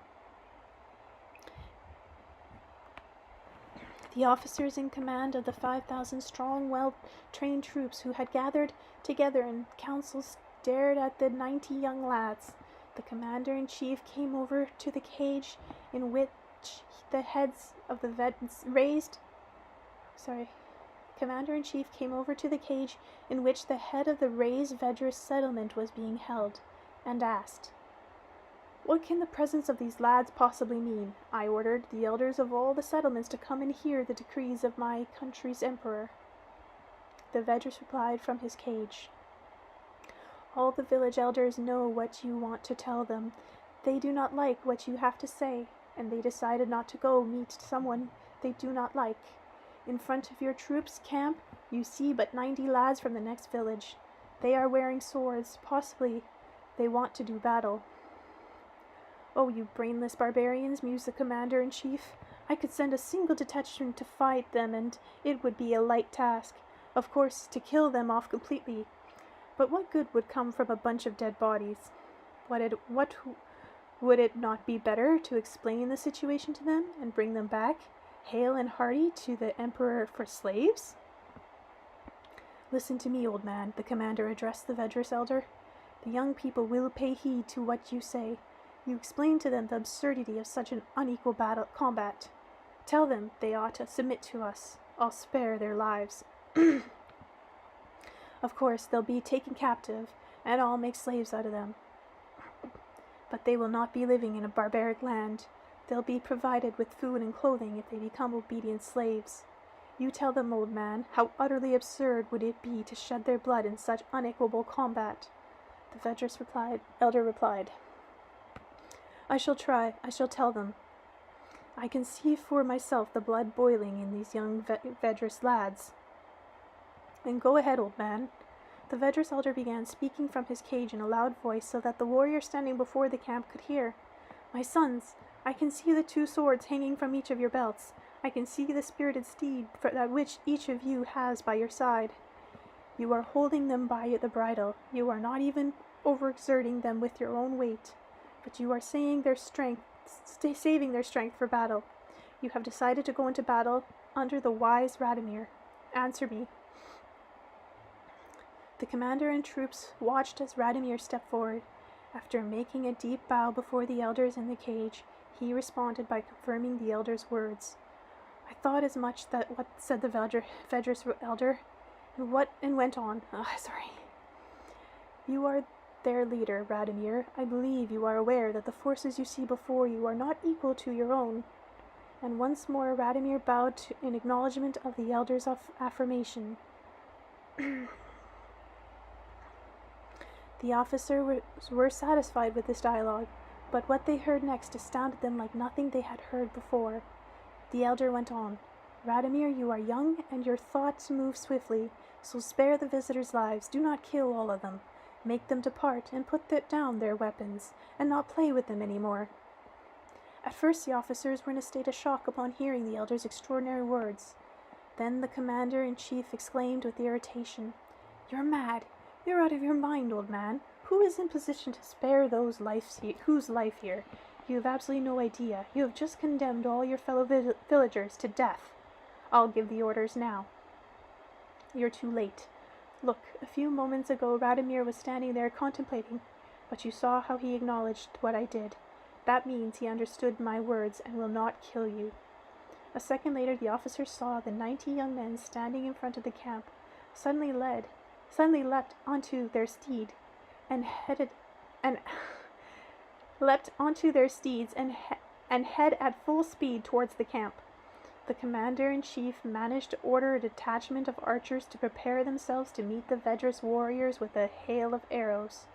But when the warriors on horseback came within shooting range, they suddenly jumped down off their horses and began running alongside them.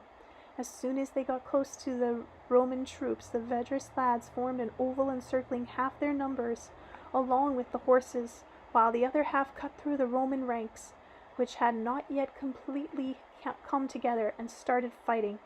In each hand they held a sword which they wielded equally deftly with either hand, but they simply knocked the weapons out of their opponents' hands without fatally wounding them. The reserve legionnaires had a hard time picking their way through the disarmed and wounded Roman soldiers lying on the ground to replace them in combat.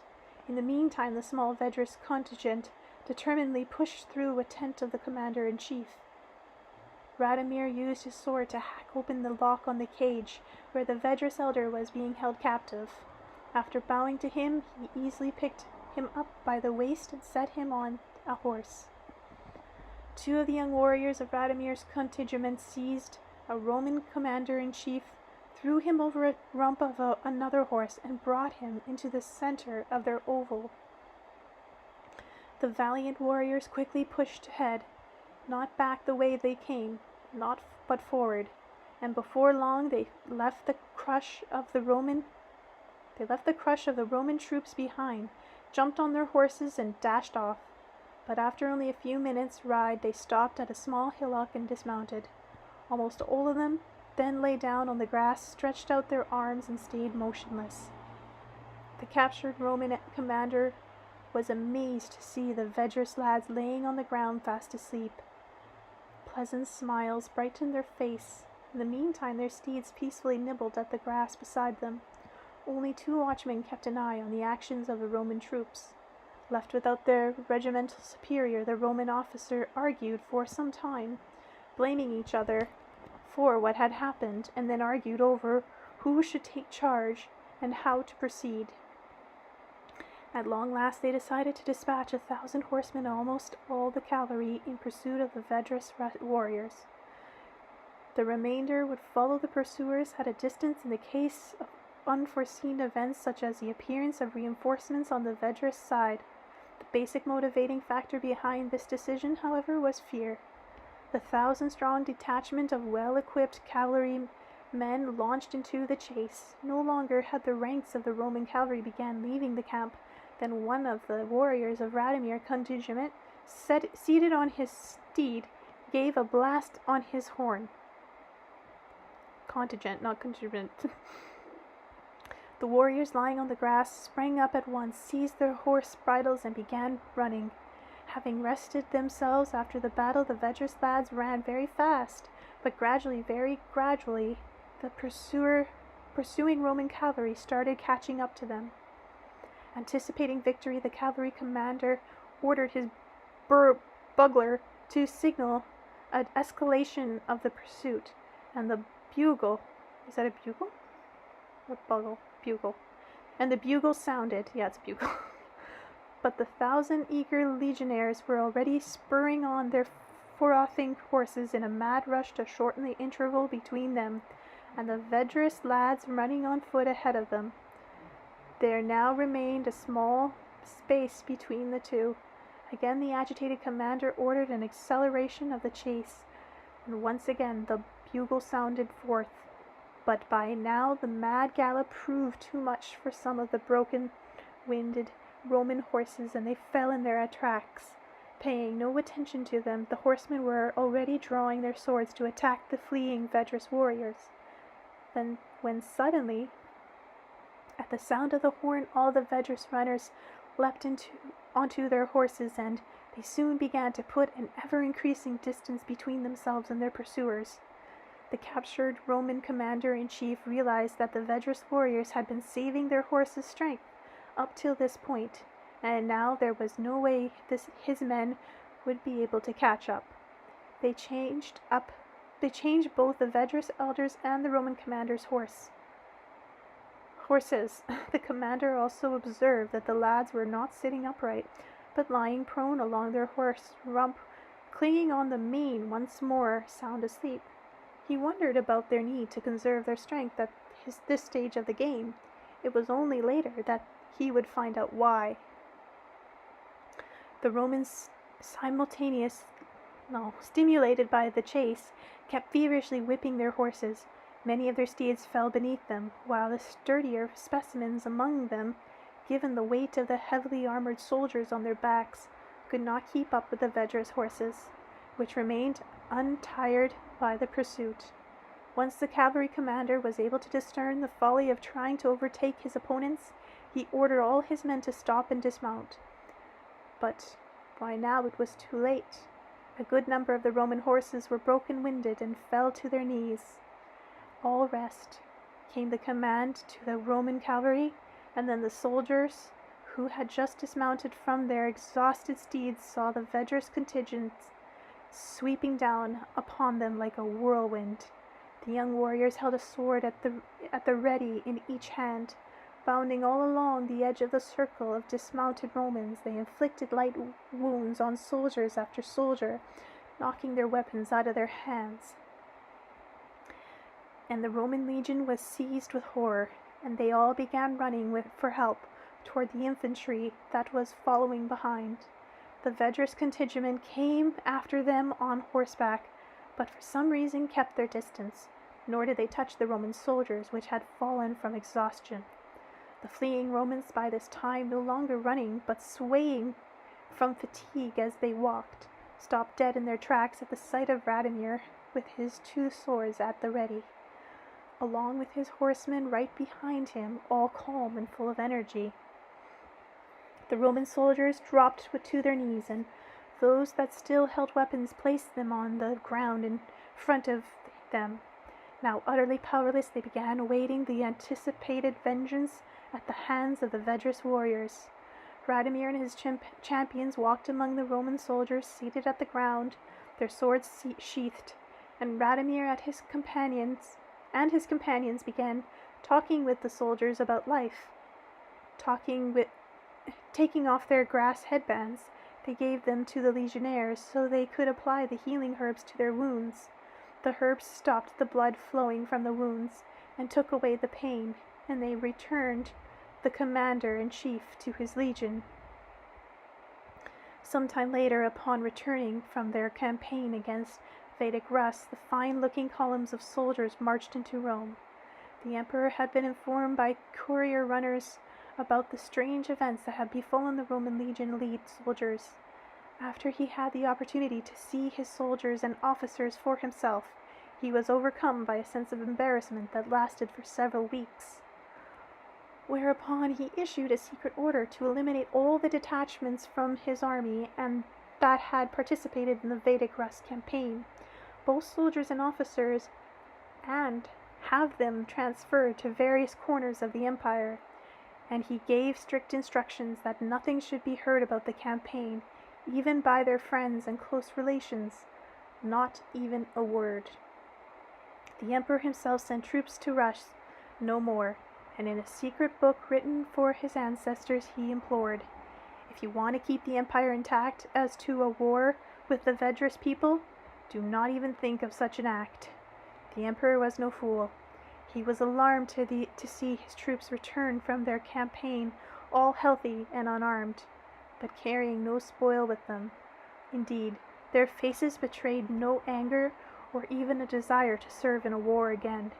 If he let men such as these remain in the imperial army, who knows whether they might infect the whole corps with the same desire not to go to battle any more.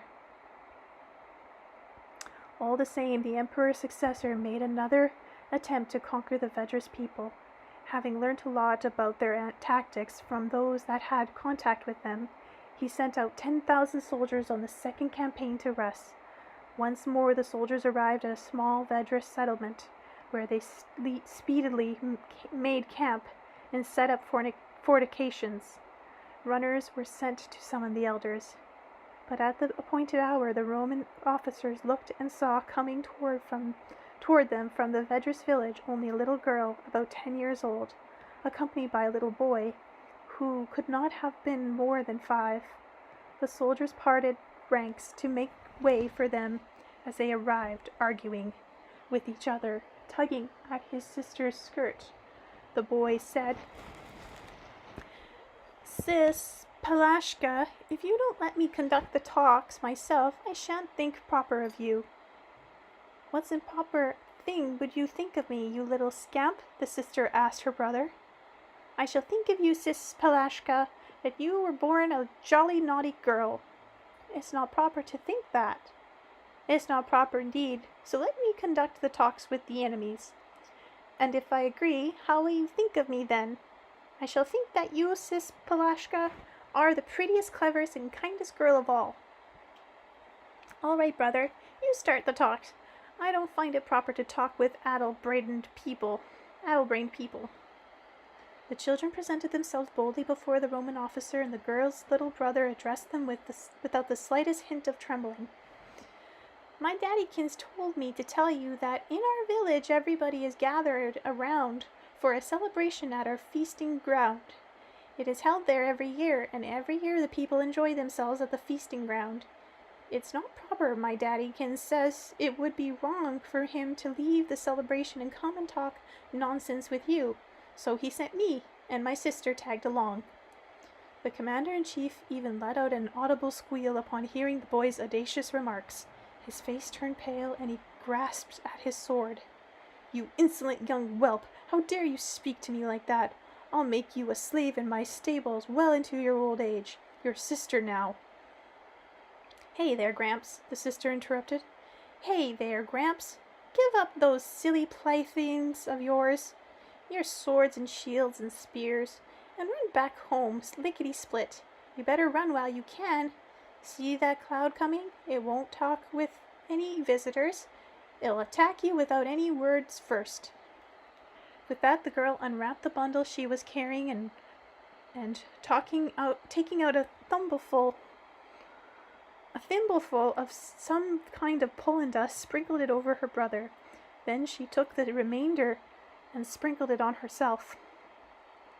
In the meantime, the cloud horde kept approaching steadily over the land, all the while buzzing and increasing in size, until it finally descended upon the camp, and before long the Romans' armor lay on the ground, their shield and spears and swords.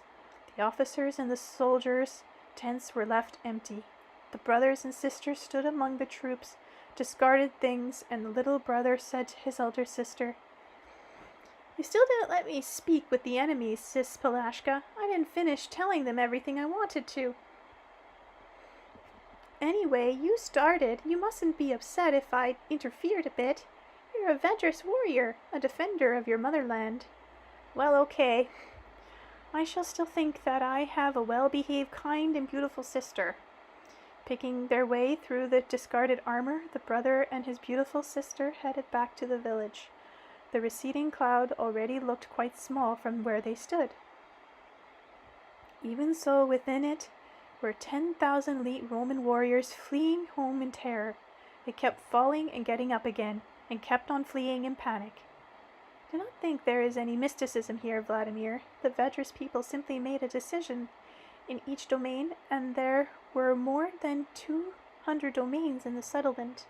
They opened up 10 beehives. Each hive contained approximately 15,000 bees. You can figure out the size of the cloud for yourself. A huge number of bee stings will first cause serious itching and pain. A person could then fall into a fatal sleep. And so the happy Vedris people continued to live in peace of mind, knowing neither war nor trouble of any kind.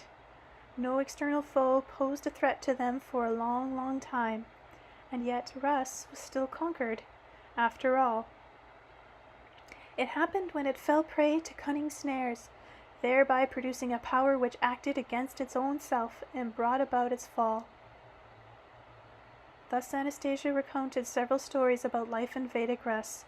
Possibly others might have information in the form of ancient tales about how people lived in those times. There's no point in looking for written records, since, as they know from history, they were all carefully destroyed. They were burnt in Italy, England, and France, and especially zealously in Russia. But those who feverishly destroyed the culture of our forebears could not eradicate its imprint on the depths of human hearts and souls. We must perfect the knowledge of our history. We must know it and respect it, but we must also reflect on the understanding that Vedism, paganism, and Christianity are all stages of our history. Not one of these stages should we neglect. By attacking one of them, we shall only go on attacking ourselves. We should treat Christianity with understanding and respect, and other faiths as well. Only then will all the stages of our history form a solid foundation for a marvelous future. But this is what can follow from knowledge and understanding, from giving a proper evaluation to each stage of our history, from seeing each stage of our history as a lesson for building the future. Otherwise, we shall go on living in the world of the absurd. Governments and legislators in various countries are currently struggling with terrorism. They pass laws forbidding the incident or racial or religious hatred. They pass laws forbidding the incitement of religious or racial hatred, and yet at the same time these countries officially permit and support denominational teachings in which acts of mass terrorism are carried out for political purposes, supposedly in the name of God.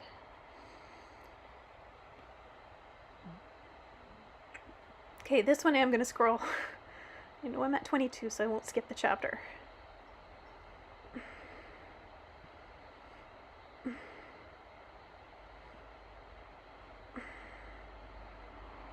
Yes, I can do it.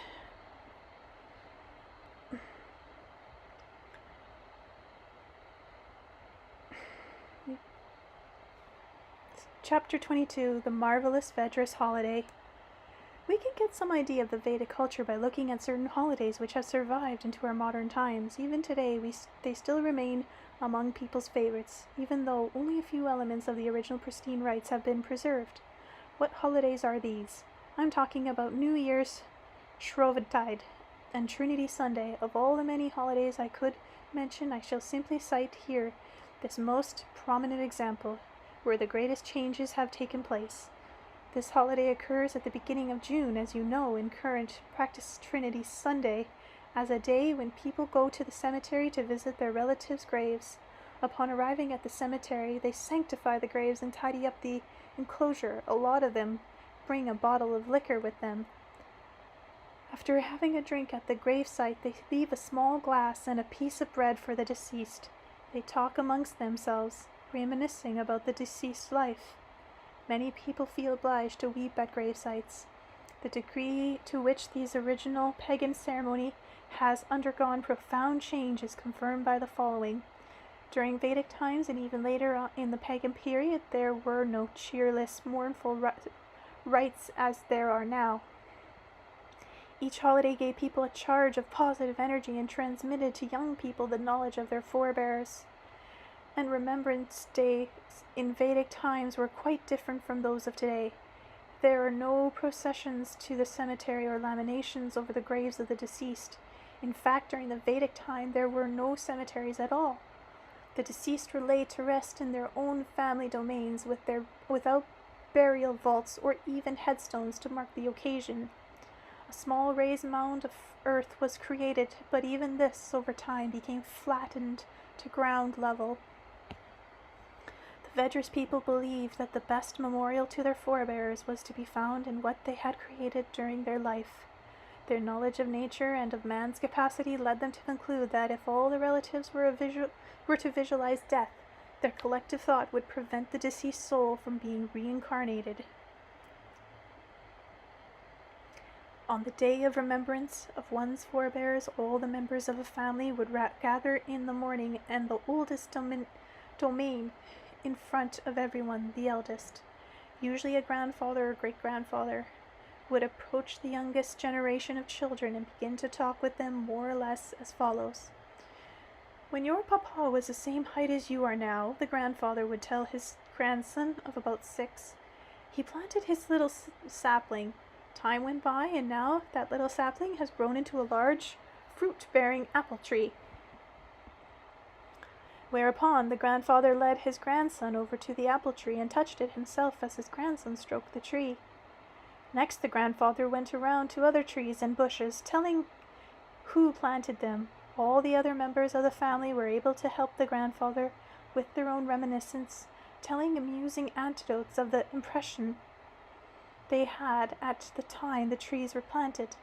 Finally, the family members all gathered around the domain counterpiece, the family tree, which was usually a cedar or oak. You see, this tree, the eldest family member continued, it was planted by my great-grandfather, great-grandfather. A general discussion that ensued as to why this variety of tree was chosen over some other, and why had the distant forebears planted the tree in this particular spot rather than further to the right or left. Some people asked questions, while others answered them. Occasionally an argument would break out, and it often happened that in the heat of the argument, all of a sudden one of the children, without being aware of it himself, came out with a strange sounding declaration. How come you do not understand? I myself planted this tree in this particular spot because... The adult family member realized at once that their little one harbored the soul and feeling and knowledge of one of their own distant forebears, reincarnation, and how proud they were that his soul was not aimlessly drifting through the waste spaces of the universe. There's waste spaces in the universe?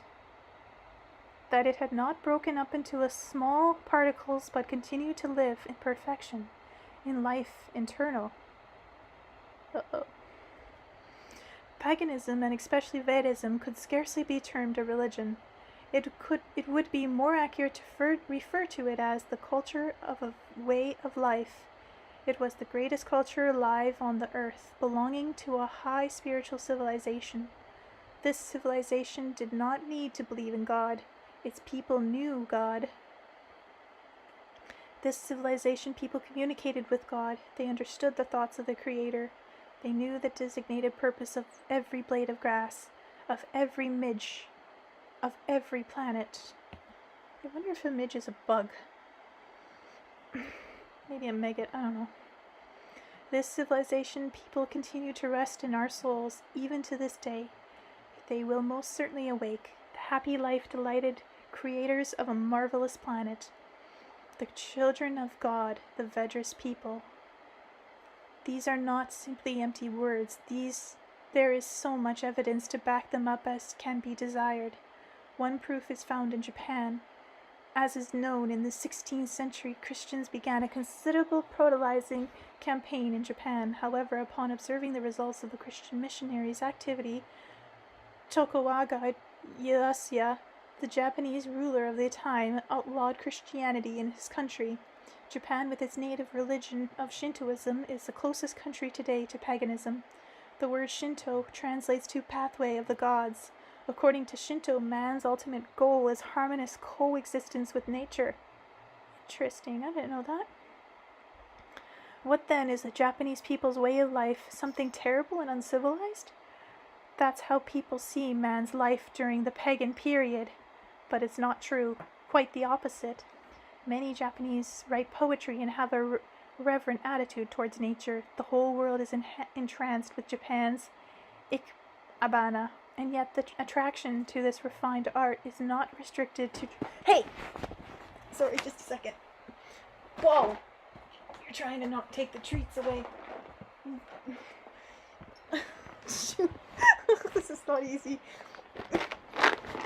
No treats. Knock everything off. You could explode and then you help yourself. You can have it later. You're sleeping and then you just decide to knock the treats off? Okay, where is I? And yet the attraction to this refined art is not... It sounds like I said fart. I didn't. And yet the attraction to this refined art is not restricted to Japan's professional florists. Ikebana is something you can see in practically every Japanese household.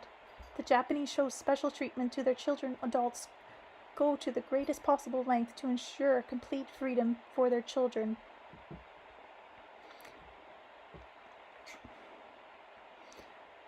A nation of poets and artists, it would seem, yet the level of Japanese technology surpasses that of even the most developed countries of the world. It is a challenge to compete with them in the field of electronics or motor car manufacturing. In referring to modern pagan culture like Japan, we are talking only of elements of paganism. Just like what type... Come on, cat! Sorry. Bo! You're gonna destroy my back again. Come here. Bo, you farts. Get over here. You're too heavy. Oh, gosh. Let's narrate life. You stay here. Stop making noise. So funny. Okay, let's try again.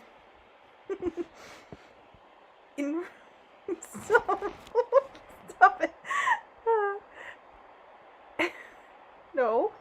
I don't trust you. You're gonna go and make noise and dumb stuff. You're gonna be a cat, aren't you? Sorry, guys. It's funny. Okay. In referring to modern pagan country like Japan, we are talking only of elements of paganism. Just think of what type of man one could have in a fully pagan culture. One thing is clear in terms of the level of knowledge and spirituality, he would significantly surpass the type of man prevalent today.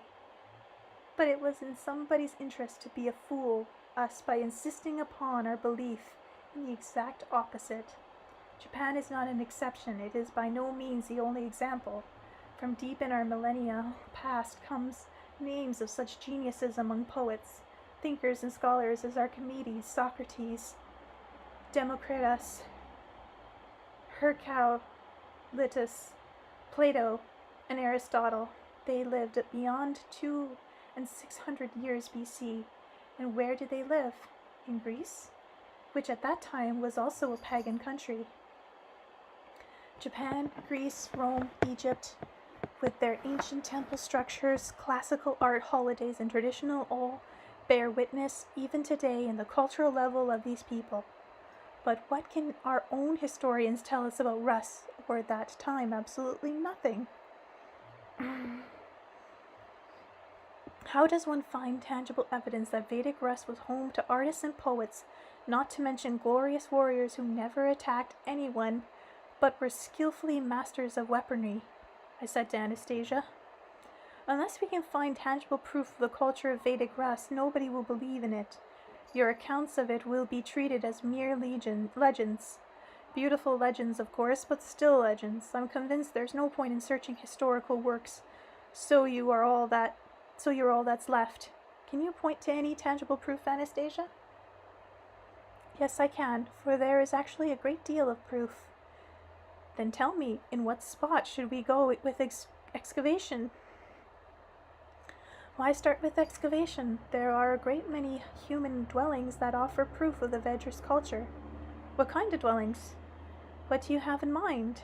Look carefully, Vladimir, at the house people are constructing today and compare them with the house that has been built in the village where they now live. Almost all the old houses in this village are decorated with traditional Russian wooden carvings. You also saw even older houses when you visited the museum town of Suzdal. Yes, and they were all decorated with even finer carvings, and not just the house. The portals, the garden gates, too. They're all works of art. In other words, the deeper you go into your people's past, the more beautifully appointed human dwellings you see. In museums, too, you can see beautiful wood carvings adorning distaffs, mugs, and other household items, which were in common use 300 or 500 years ago. You will notice, Vladimir, that the artistry of the masters kept increasing the farther one travels back through the ages. Creativity like that on the massive scale was not found over many centuries in any country in the world. Note, Vladimir, that these were not individual artists working on the commissions for a few rich bigwigs, but absolutely the entire population participated. Judge for yourself if you can. See ordinary distaff in a museum. It's a distaff in a museum. It did not belong to the Tsar or the Tsar family, or some kind of bigwig. You are looking at an object which was found in every home. People used these lacy wooden carvings to decorate all their buildings, including the fences. They decorated all their household items and embroidered their clothing. If this had been done by master craftsmen, it would have taken an unimaginable number to produce all the examples we know about. Each Vedras family did this on their own. The whole population were engaged in artistic pursuits, and this tells us that the whole population lived in plenty. A good deal of time is required if one is to spend a lot of time on artistic creations. Your historians are all wrong when they say that people in ancient times spent their whole day bent over tending their agriculture lands.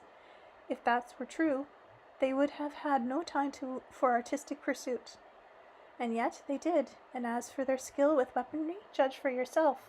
If they were able to build such beautiful log mansions with an axe, they must have wielded it like a brush in the hands of an artist. Do you know what kind of competitive entertainment they thought up for Shrovetide? They drove into the ground 2 large upright logs, which were about 3 meters apart. 2 male competitors went up to these logs carrying an axe in each hand. After being blindfolded, the man worked with both hands simultaneously, competing to see who could cut their log first. But that was not all. They had to cut it down so that it would fall exactly on their competitor's log and knock it over. Okay, chapter 23. Gonna check.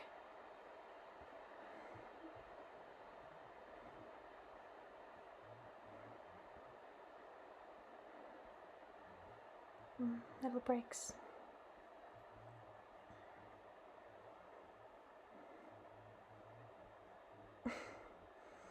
Okay, I'm gonna read it.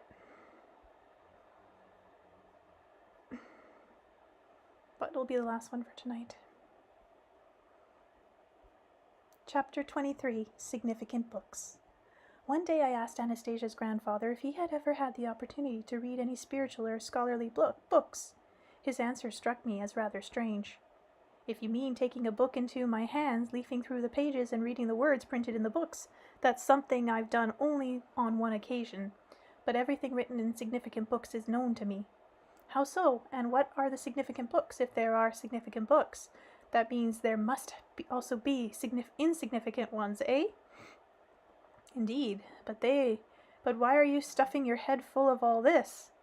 What do you mean, why? A cultural and civilized man ought to be well read. When I speak to readers at conferences, I often ask whether I've read this book or the other, but I've only read just a few books in my lifetime, so I'd like to know which books I should read first. A lifetime isn't enough to read all of them, even if one read all day from morning till night. That's why I need to know about these significant books, so as not to come across as an utter ignoramus. You know, Vladimir, when you're asked at your readers' conference what books you've read, you can say you're familiar with all of them. I can't do that unless I've actually read them all. They might ask me, for instance, what a particular author said in his book. If I'd never even held this book in my hand, there's no way I could come up with any kind of answer. Simply tell them this author has nothing substantial to say. Tell the one who asked you the question to prove otherwise.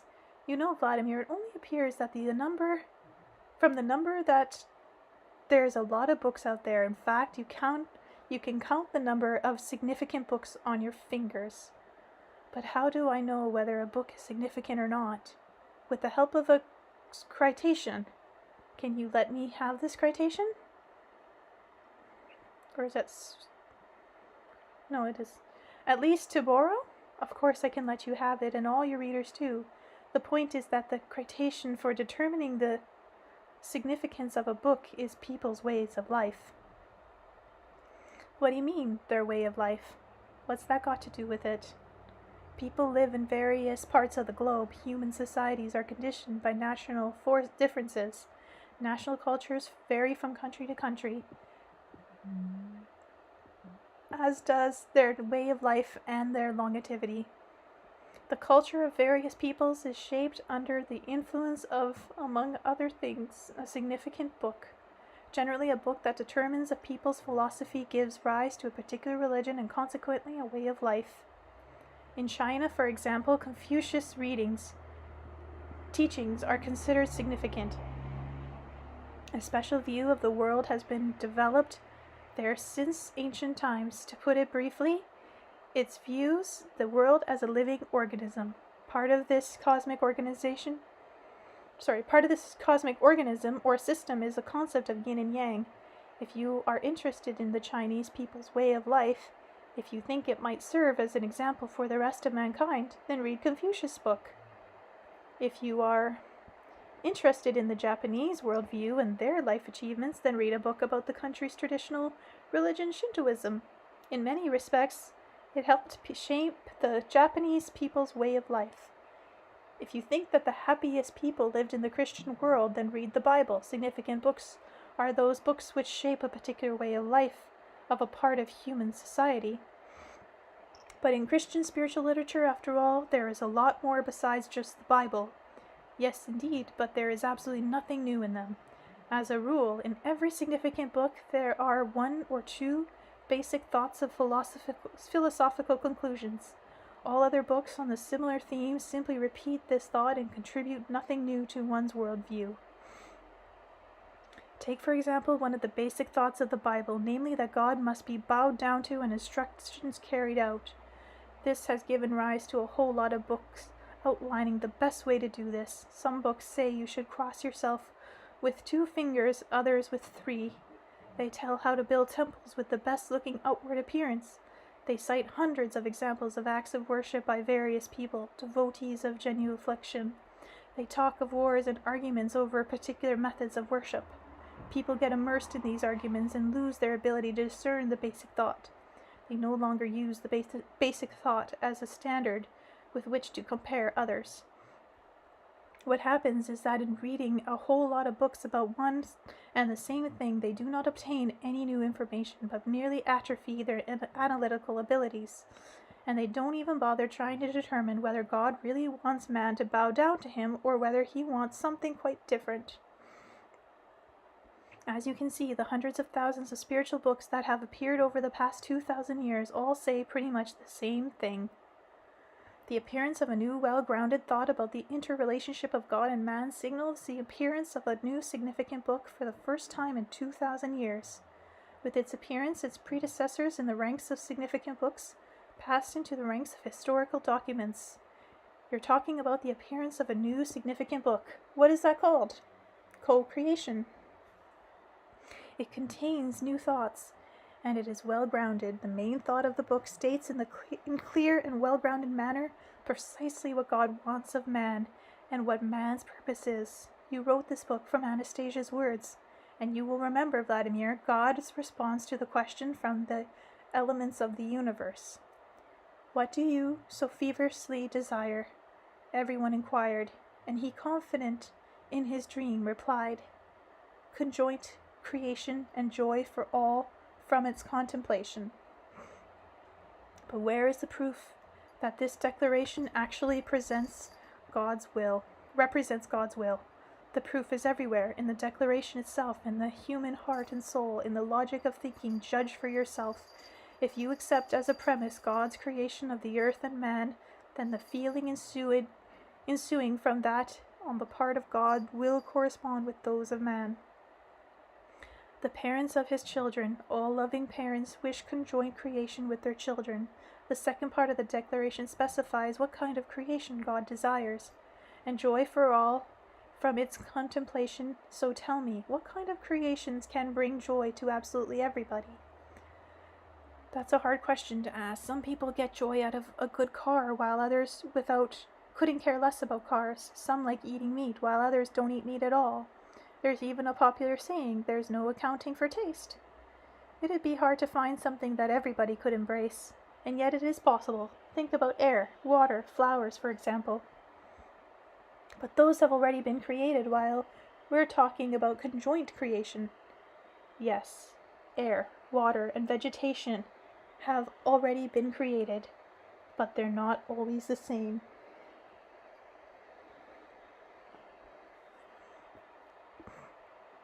Man is capable of making his air filled with dust, smoke, and lethal gases, yet the same man can fill it with ethers, aromas, and flower pollen. Water can vary too. You can use chlorine-smelling water, for example, or you can drink genuine refreshing water. And among the great variety of plants, you can either manufacture bloody chaos or create living scenes of extraordinary beauty and grandeur, attractive and delightful to the eye. There's a statement about it in co-creation. If the book co-creation, as you say, is significant, then isn't it also supposed to transform the life of society or somehow influence it? Yes, that's a law. A new thought inevitably embodies itself a new way of life for society. But when will this come about? 2 years have gone by already since that book was published. Good question, Vladimir. To put it more accurately, not 2 years already, but just 2 years. In this relatively brief space of time. Sorry, they're playing with my foot. In this relatively brief space of time, however, it has already co-created a great deal. You yourself were saying, weren't you, that many people are already attempting to build a new way of life for themselves. They're even creating national development programs. Yes, I did say that. There are indeed manifestations of this already. You see, it took 300 years to make Christianity noticeable, felt. And here, look at what's been accomplished in just 2 years. Anastasia's thoughts are materializing in real way of life among many people. They are uniting their aspirations into a single creative impulse of universal creation, co-creation. She launched a new way of thinking into space, and this is an event of colossal proportions. This means that the book in which these thoughts were set forth for the first time will be accorded a similar evaluation. I guess that means that I too will be one of the world's significant writers. You will not be one of, you will be the most significant, Vladimir. My granddaughter would not even think of a secondary role for her beloved. It's not working out quite that way. The popular newspaper arguments the facts, published a book rating, putting the Book of Kin in second place overall in Russia. After a time, a great many people will become aware of the significance of the books you have written, and then a simple first place in the ratings won't seem like all that much. A mere 6 years has passed since you wrote your first book. You were a nobody back then, but today you are more than just famous. I've heard that you've been awarded recognition as a people's academic and presented with a certificate. You're right, only this recognition wasn't from a traditional academy, but a public one. Well, there you go. Public Academy treasure. This award is higher than the traditional variety. The people have spoken. The people who have realized the significance of your books. They're the ones who've decided that you are significant. It means you've actually understood Anastasia's thoughts and appreciated them. It's not just ordinary people who have been able to do this. It's people who will be able to go further and embody, understand, and materialize her thoughts. That's how it will be. Only don't give yourself airs. Hold out until the time comes without giving in to pride. I'll try my best. I'll read over Anastasia's sayings again. It goes without saying that I won't read crime novels or any kind of fiction. There's really nothing in the way of new thoughts in them, just light entertainment fluff. But I do have one question I'm unable to find an answer to. You can't really tell whether a book is significant or not until after you read it. But there's a huge number of books out there. You walk into a library and the shelves are lined with tens of thousands of books.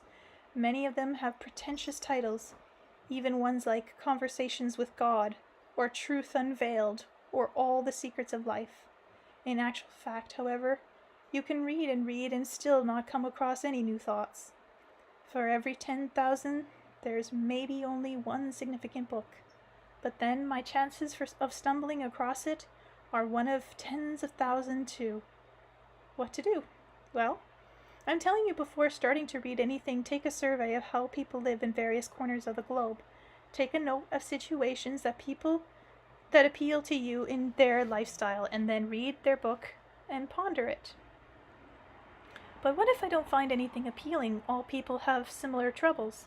There are differences, sure, but in the main, take the environments for example, there's nowhere in the world where it's not going downhill. Well then, if you don't find anything appealing, then give some thought on your own as to how to build a harmonious way of life. And when you come up with something, you'll write books about it yourself. All by myself, without reading anything else? You're contradicting yourself, Vladimir. You were the one that said you can't find any books worth reading, and behind those outrageous titles, there's only proliferation of words without any sense, without any new thoughts. And at the same time, you are doubting. You think you can't be intelligent without reading a whole lot of rubbish. In any case, I can tell you that every man right from birth aspires to read the most important book, one whose language is distinct from printed letters. You remember, the divine language, his fragrance and color. I understand. So, read and ponder what you've read. Okay. That's the chapter. Chapter 24. An exercise for teleportation. You're right, Vladimir, Anastasia's grandfather continued. In terms of present state of consciousness of most people today, what Anastasia creates can seem incredible. Still, once the conscious awareness and the state of mind belonging to our forebears at the time of our pristine origins are fully comprehended, these same people will look back and laugh at the astonishment they are now expressing. I'll tell you now about just one exercise that will enhance your ability to easily transport your second self. That is, to transport yourself to a neighboring town or a different country or time period. Anybody can do this as long as they're not lazy about it.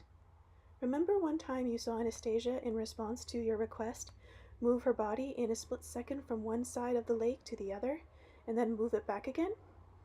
And she didn't hide the fact that any man is capable of doing the same. One must mentally visualize all the cells of the body down to the tiniest ones, which aren't even visible under a microscope, and disperse them into space with one's thought, and then gather them together by the power of thought in the new place. Just watching this can astonish the imagination. Anyone can do this whose speed of thinking allows them to visualize in a single moment all the details of their body. Even a microscopic error, though, is enough to prevent the cells from gathering together after dispersal. I've done this on just 3 occasions over my lifetime, and each time I prepare for it a year or more in advance. I can't do anything like that anymore. Either I'm just a bit past my prime or I've gotten too lazy.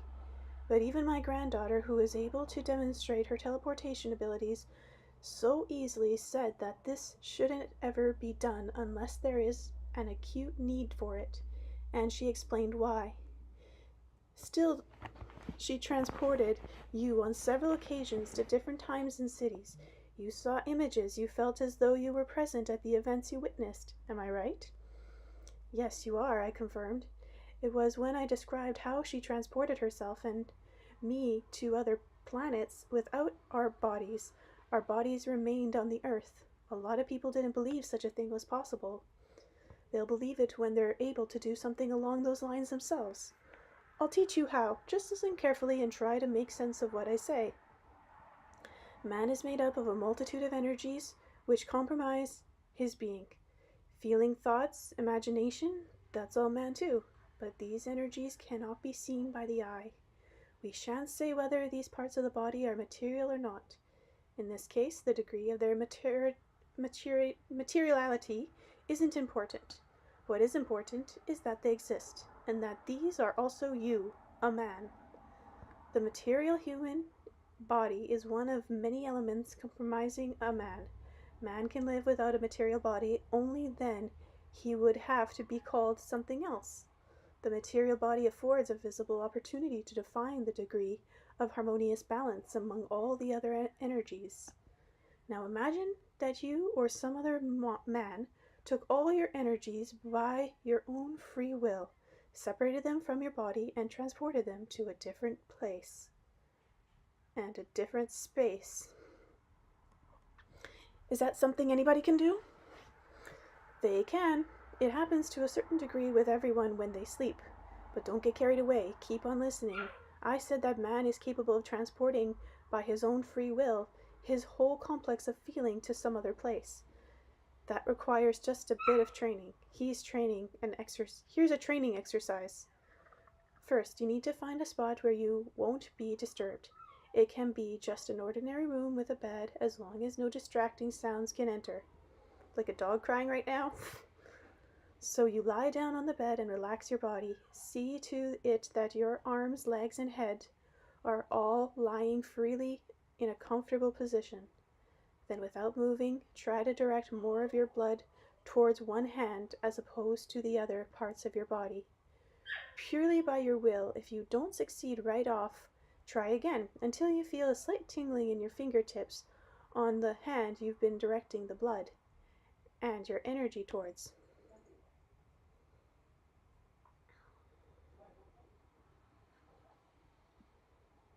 You should spend no more than 30 minutes a day on such attempts, but keep them up until you are able to freely direct the flow of energy and blood at will. First to one hand, then to the other, and then to your feet. Once you achieve the desired result, you should be able to direct energy to the brain as well. If you succeed at this, you will notice a significant benefit to your health. You'll be able to, for example, to remove a pimple or a sore from your arm or leg or any other part of your body. You'll be able to reverse hair loss. But most importantly, you'll be able to supply your brain with supplemental energy. I should also point out that in order to achieve such results, you should refrain from eating meat for several days before beginning the exercise. You should have a varied diet of fresh and easily digestible foods containing ethers. In your present living condition, these are hard to come by, but here are some foodstuffs which can give you a lot of things you're missing. Take approximately 10 grams of cedar oil each morning, then about 20 grams of honey and 5 of flower pollen. You should repeat these 3 hours before bedtime. Once you have completed this first part of the exercise, you can then go on to the second. For this part, tell me, what are some of the most common actions people perform every day around their home? Probably food preparation is the most frequent. The majority of us, of course, prepare food every day, peeling potatoes, for example. The dog's barking because she sees the cats and she wants to play with them. Yes, the cats and the puppy are friends. I put videos on Facebook on that. So choose an action which you repeat most often. Which specific action it is doesn't really matter. It's just the thing is, it's distracting, so I'm having a hard time reading. I'll have to do it again. So choose an action which you repeat most of often. Which specific action is it is doesn't really matter. The main thing is that it is one you are very familiar with. You mentioned peeling potatoes. This may well be the most familiar for some people. Others can choose something else.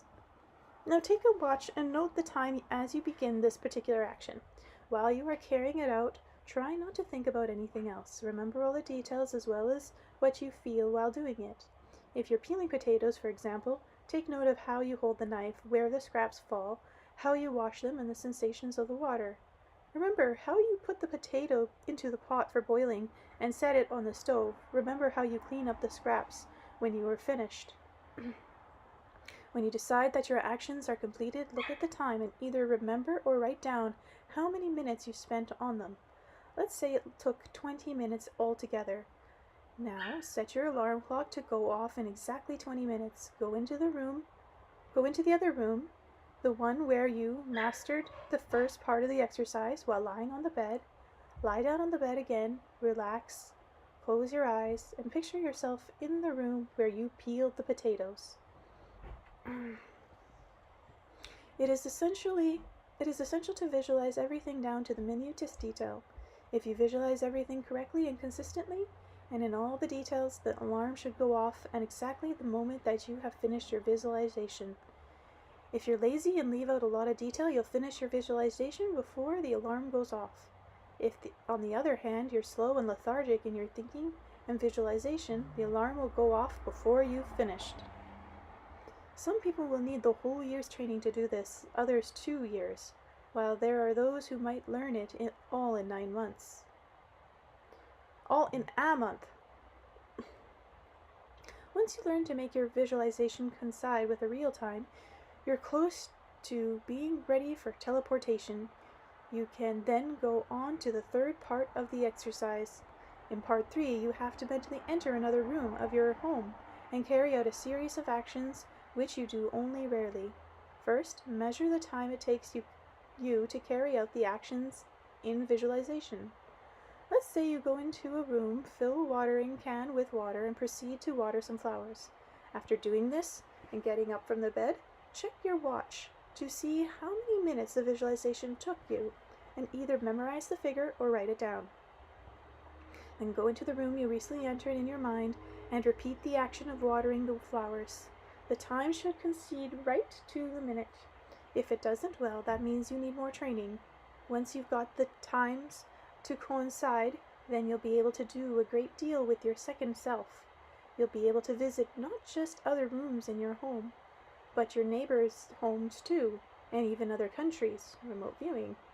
For this, you will only need a few reliable details.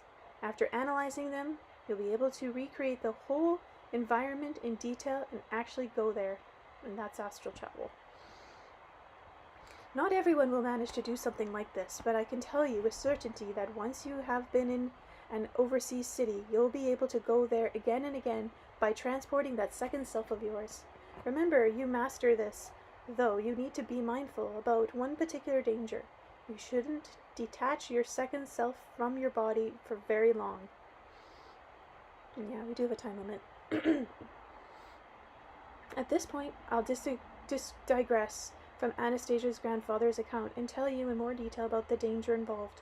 After doing this exercise for curiosity's sake, and achieving the results he spoke of, I tried teleporting my second self to the island of Cyprus, to the city of Paphos, which I had visited earlier.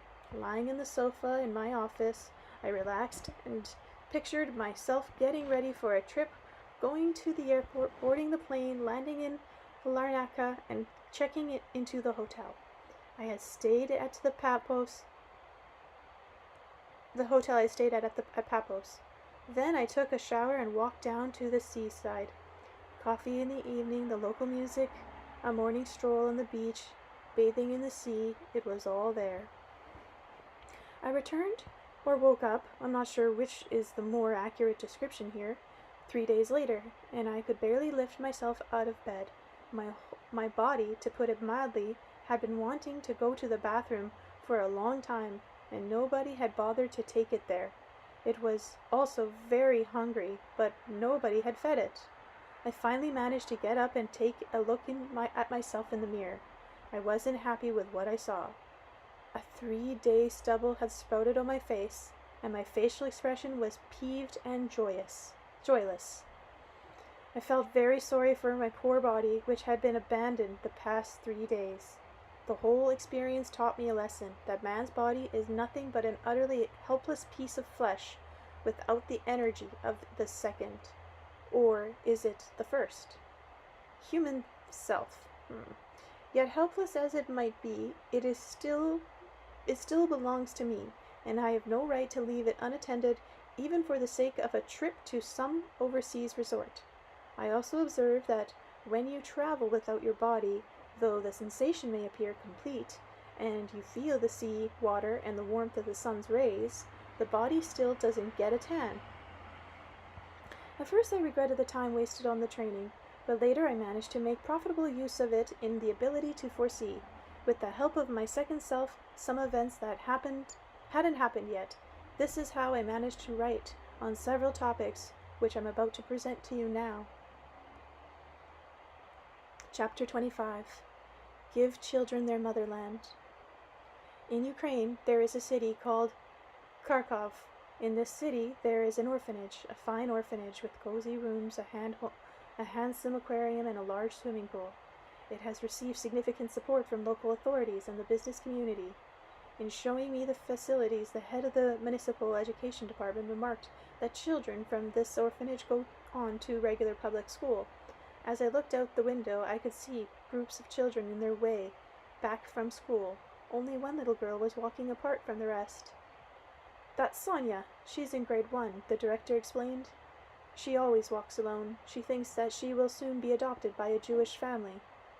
"Why a Jewish family?" I asked. "She doesn't at all look like a Jewish child with her fair hair. She looks Ukrainian more than anything." Someone at school told her that Sonia is a Jewish name, so she must be Jewish. Sonia agreed and decided at once that she would definitely be adopted by a Jewish family. And she always walks alone, thinking that if she walks with the group, her future parents might not notice her. Kharkov has a fine orphanage. There are orphanages, too, in other cities in Ukraine, Belarus, and Russia. They are home to children, yet no matter how cozy the rooms in these orphanages, all children dream of having parents and a family. In her nondescript shoes, small and slender, first-grade Sonia trod in a no-nonsense fashion across the asphalt courtyard, separating from her group of classmates, and Sonia, who lived in the orphanage, had a dream. A day went by, then another, then months. Sonia wasn't aware that children's shelters had been around a long time in various countries, and that not all children ended up being adopted. Most of them, in fact, were doomed to spend their whole lives parentless. Sonia wasn't adopted either. However, her life did not turn out in the usual way. At that time, a group of Kharkov residents decided to build a community not far from the city. They managed to acquire 150 hectares of land, and 120 families decided to set up their own kin's domain, a hectare each in size. One lot on the edge of the community remained unspoken for, so they decided to give it to somebody from the orphanage. It turned out that little Sonia was selected as the recipient. They brought the girl out to see her plot, accompanied by one of the house mothers. The house mother began to explain to Sonia. Do you see, Sonia? The stakes driven into the ground and the rope stretched between them. This rope marks off your land, a whole hectare. It is a gift to you from people who have also taken a hectare of land nearby to plant gardens and build houses on. When you grow up, you will be able to build a house and plant a garden. Your land will be waiting for you. The little girl walked up to the rope, touched it, and asked the house mother, Does that mean that on the other side of this rope is my land, and I can do whatever I want with it? Yes, Sonechka, this is your land, and you alone are in charge of everything that will grow on it. And what will grow on it? Well, for the time being, as you can see, a lot of different kinds of grasses, but look over there on your neighbor's plot. They've already started planting apple trees and pear trees and a whole bunch of other fruit trees, and they'll soon have flourishing orchards. And when you grow up, you will decide what to plant on your land and where to put it, so that it will look beautiful, just like the others. Sonia bent over and crawled under the rope onto her hectare of land. She took several steps along the rope, carefully examining the ground and all the little creatures twittering and darting about on the grass. She walked as far as a little tree birch growing on the plot and touched its slender trunk. She turned to the house mother and in a somewhat excited voice asked, What about this little tree? The little birch tree, is that mine too? Yes, Sonechka. As of now, the birch tree belongs only to you, since it's growing on your land. When you get older, you'll be able to plant other trees here. But now it's time to go. It'll soon be lunchtime, and I have to get back to the group. The little girl turned to look at her plot and stood silently contemplating it. People who have children know that when they play, children often build little rooms for themselves out of various things, or in the courtyard they set up little lean-tos for themselves to play in. For some reason, every child has a need to fence off to a little world of their own from the big world outside to create their own space. That's true. Children who live in an orphanage have a common space, but this common space, even if it's very well appointed, can only have a negative effect on them. Like other orphanage children, Sonia never had a corner to call her own, even a tiny one. And here she was standing on the other side of the rope, where everything belonged exclusively to her, including the grass and the lively grasshoppers hopping across the ground and the little birch tree. The slim little girl turned to her house mother and started to speak. Her voice combined tones of both pleading and decisiveness. I beg of you, very, very much, to please let me stay here. You go on ahead, and I'll come back on my own. How will you get back? It's 30 kilometers. I'll make it, replied Sonia firmly. I'll walk and I'll make it. Maybe I'll take the bus. Please let me have some time on my land all by myself. The driver of the Zulis, who happened to be a proprietor of the plot next door to Sonia's, overheard the conversation and proposed, Let the girl stay here until this evening. I'll take you back now and bring her home tonight. After a moment's thought, the house mother agreed. How could she refuse after seeing the face of this little girl standing behind the rope awaiting her decision? All right, Sonia, you must stay here until this evening. I'll send along lunch with the driver. What do you need to do that for? Responded the Zuli driver. We'll be happy to share our lunch with our neighbor, he added, with a respectful emphasis on the word neighbor. Do you hear that, Klava? He called out to his wife, who was busy preparing lunch on the porch of their house. Their house was still under construction. Make dinner for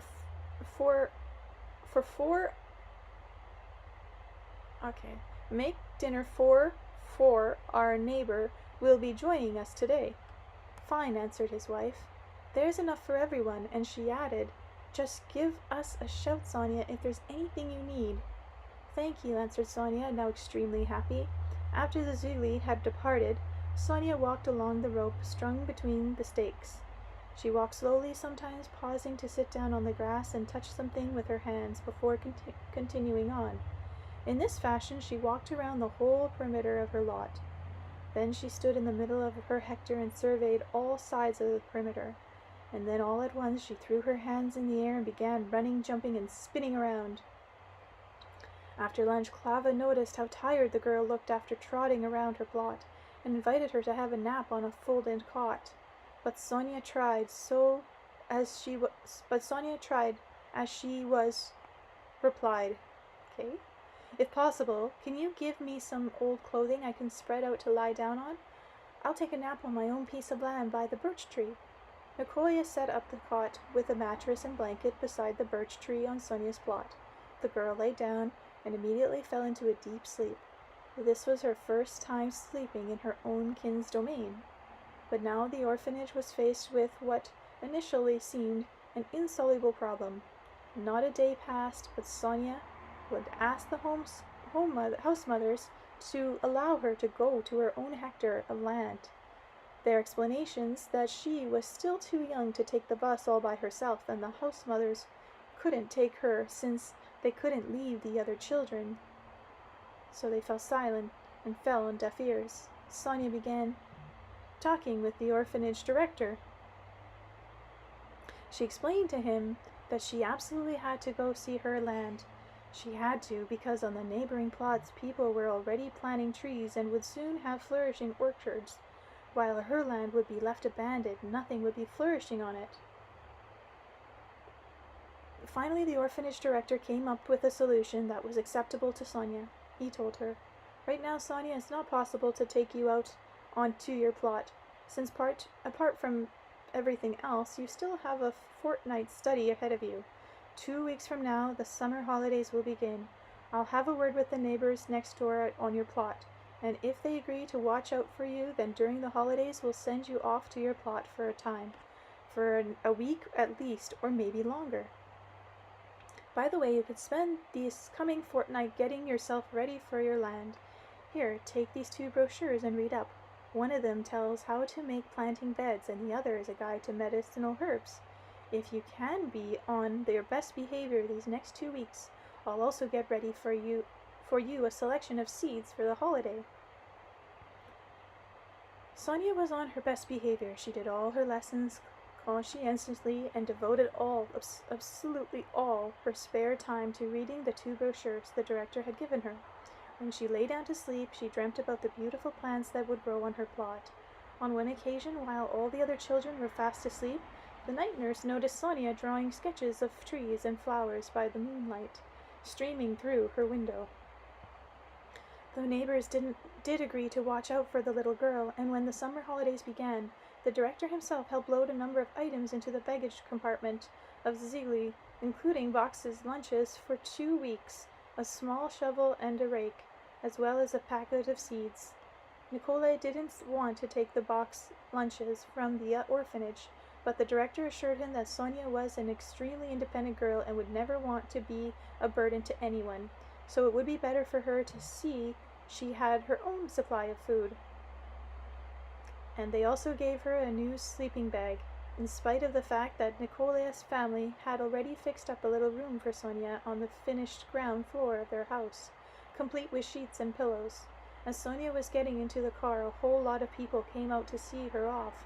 Not just the orphanage staff on duty that day, but a crowd who had come especially to look upon the little girl's face, which was beaming with happiness.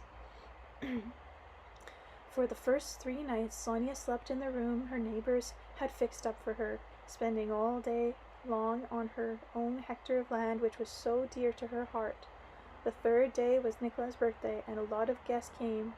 One young couple arrived with their tent. On the following day, with the guests departed, the tent was left behind. "That's a present for you," the young couple said to Nicolia. Then Sonia asked Nicolia if she could sleep in the tent. Nicolia gave her this permission. "Of course, go ahead if you like. What is it? Do you find your room stuffy?" "The room's fine," replied the girl, "but everybody here spends the night on their own land, while my land is all alone at night. There are lights burning on many of the other plots at night time, but mine's all dark." "So does that mean you'd like me to set up the tent on your plot?" "I'd like that very much, Uncle Colia. If you could set it up beside the birch tree, only if you have time and if it's not too inconvenient. Every night after that, Sonia slept in the tent Nikolai set up on her plot beside the birch tree. Upon awakening early in the morning, she would go at one of the buckets of water standing at the tent and draw some water in a mug. After filling her mouth, she would let a thin stream of water splash into the palm of her hands to wash her face. Then she would take out a sketchbook in which she had made hand drawings of the plan for her plot and study them. After that, she would proceed to dig her flower and vegetable beds. The small snapper spade and director had given her had a sharp edge, but Sonia was unable to get the full blade into the ground. She could only get it in only halfway, but she still managed to make her vegetable beds. Her neighbor Nikolai offered to plow up any designated areas with a rotiller, but Sonia categorically refused. She was fiercely jealous of any encroachment on her territory. People sensed this and endeavored not to cross over the line marked out by stake and ropes. Without her knowledge, even Nikolai, upon awakening in the morning when he went to call Sonia to breakfast, would go only as far as the property line and call out to Sonia from there. Perhaps it was some kind of extraordinary stake of aspiration towards independence on this girl's part, or else the fear of becoming a burden to someone that prevented her from asking anybody any favors. Even when one of the community residents tried to offer her clothing or candy or some sort of equipment, she would politely thank them but categorically decline the offer. In the 2 weeks she spent on her land, Sonia managed to dig out and plant 3 vegetable beds with a huge flower bed in the middle. On the morning of her last day of her fortnight's stay, Nikolai went to the pyramid of her plot as usual to call her to breakfast. The girl was standing by her flower bed in which nothing had come up yet. And she stared at it. She replied to Nikolai without turning around. "Uncle Koya, you don't have to call me to eat this morning. I don't feel hungry." Nikolai would say later that he could hear her voice crackling. He could tell she was barely holding back her tears. He wasn't about to try to find out what the matter was. He went back to his place and began observing Sonia through the field glasses. The girl was pacing back and forth across her plot, first touching a plant with her hands or straightening out something into one of the beds. Then she went over to her birch tree and put her arm around it. Nikolai could see her shoulders trembling. By lunchtime, the orphanage's aging minivan arrived. The driver stopped at the entrance to Nikolai's territory and sounded his horn. Nikolai would recount the subsequent events as follows. "When I saw her through my field glasses gather up her simple little things like the shovel and rake and head over in our direction with such a sad expression on her face. When I looked up at her that face close up, I couldn't hold out any longer. I grabbed my mobile phone and rang the orphanage. Fortunately, I was able to get through to the director right away. I told him I was willing to sign any papers required, accepting responsibility for the child, saying I would take the summer off work to spend the whole time here on the plot, just so the little girl could stay on her piece of land until the end of the holidays." At first, the director started to explain that all the children from the orphanage were to go to summer camp at the seaside for rest and therapy, that he and his colleagues had spent a long time securing this opportunity, and that now they would be going to the camps, thanks to the generosity of a group of sponsors. I then spoke with the director frankly, man to man, but he wasn't offended. He gave me an equally frank response, whereupon he asked to have a word with the driver, promising to come out himself tomorrow. I ran out to the road and handed the telephone to the driver, adding from myself, "Okay there, friend. Get out of here pronto." The driver left. Then Sonia came up to me and said, "Okay, Koya, Uncle Koya, didn't the van driver come for me? But why did he leave?" For some reason, my negotiations with the orphanage director had left me rather tense. I lit a cigarette, my hands were trembling, and I responded to her. "What makes you think he was coming for you?" He simply came to see if you needed any food supplies or anything else, and I told him everything was okay." She looked him straight in the eye. It seemed as though she understood what was going on. Then she said softly, "Thank you, Uncle Koya." Then she began walking and eventually running back to her land. The orphanage director came the following morning. I was already waiting for him, only he didn't heed my way, but walked straight over in the direction of Sonia's tent. I guess this chapter is a bit confusing to me because it's saying I, but it's not Vladimir talking. It's someone else. So it's different. I didn't get a chance to warn him not to cross the line without an invitation, but smart fellow that he is, he guessed as much himself. Again, in an apparent effort not to traumatize the child, this clever chap had the sense to say, as the little girl came to meet him, "Good day, Sonia. I just stopped by to let you know we're all going off to the seaside. Would you like to stay here or join us on our trip?" "Stay here." Sonia didn't just say it, but screamed it. Well, I'm not going to scream right now. "I thought as much," responded the director, "so I brought you something by way of box lunches. No need to trouble yourself. No need to waste your time. I don't need anything." "No need? Then, what would you have me do? The state provides us with funds for each child in our care, but you are here taking care of yourself and feeding yourself. Tell me, how can I account for the state funds in a situation like this? No, please, be so gracious as to accept these. Okay, Alesh, you can go ahead and unload them." Will you allow us to come in, Sonia? Maybe you'll show us your place here." Sonia stared at the director for several moments, sizing up the whole situation. Then she noticed the director of the minivan unloading some heavy-looking bags, and once she finally realized that she would be staying put here on her land for the whole summer holidays, she joyfully exclaimed, "Oh, what have I? Come in, come in! The gate's over there, where there's no rope. Please be my guest. I'll be happy to show you my place. You too, Uncle Koya. Come on inside." So she led us over to her tent and at once invited us to take a drink of water from a bucket standing alongside. "Here, have some water. I'll get it from the spring. It's good tasting, better than tap water. Do please take a drink." "I shan't say no to that," replied the director, drawing a half a mugful of water from a bucket and drowning it with a gusto. "It's jolly good." The driver and I both took a drink and complimented Sonia on her water, to her great delight. It was probably the first time in her life that Sonia had possessed anything of her own. Even if it was just water, it was still something that was hers, something of her own that she could offer adults. Sonia began to feel like a real participant in the world. After that, we sat there listening for maybe an hour and a half or 2 hours. Oh my gosh, 2 years.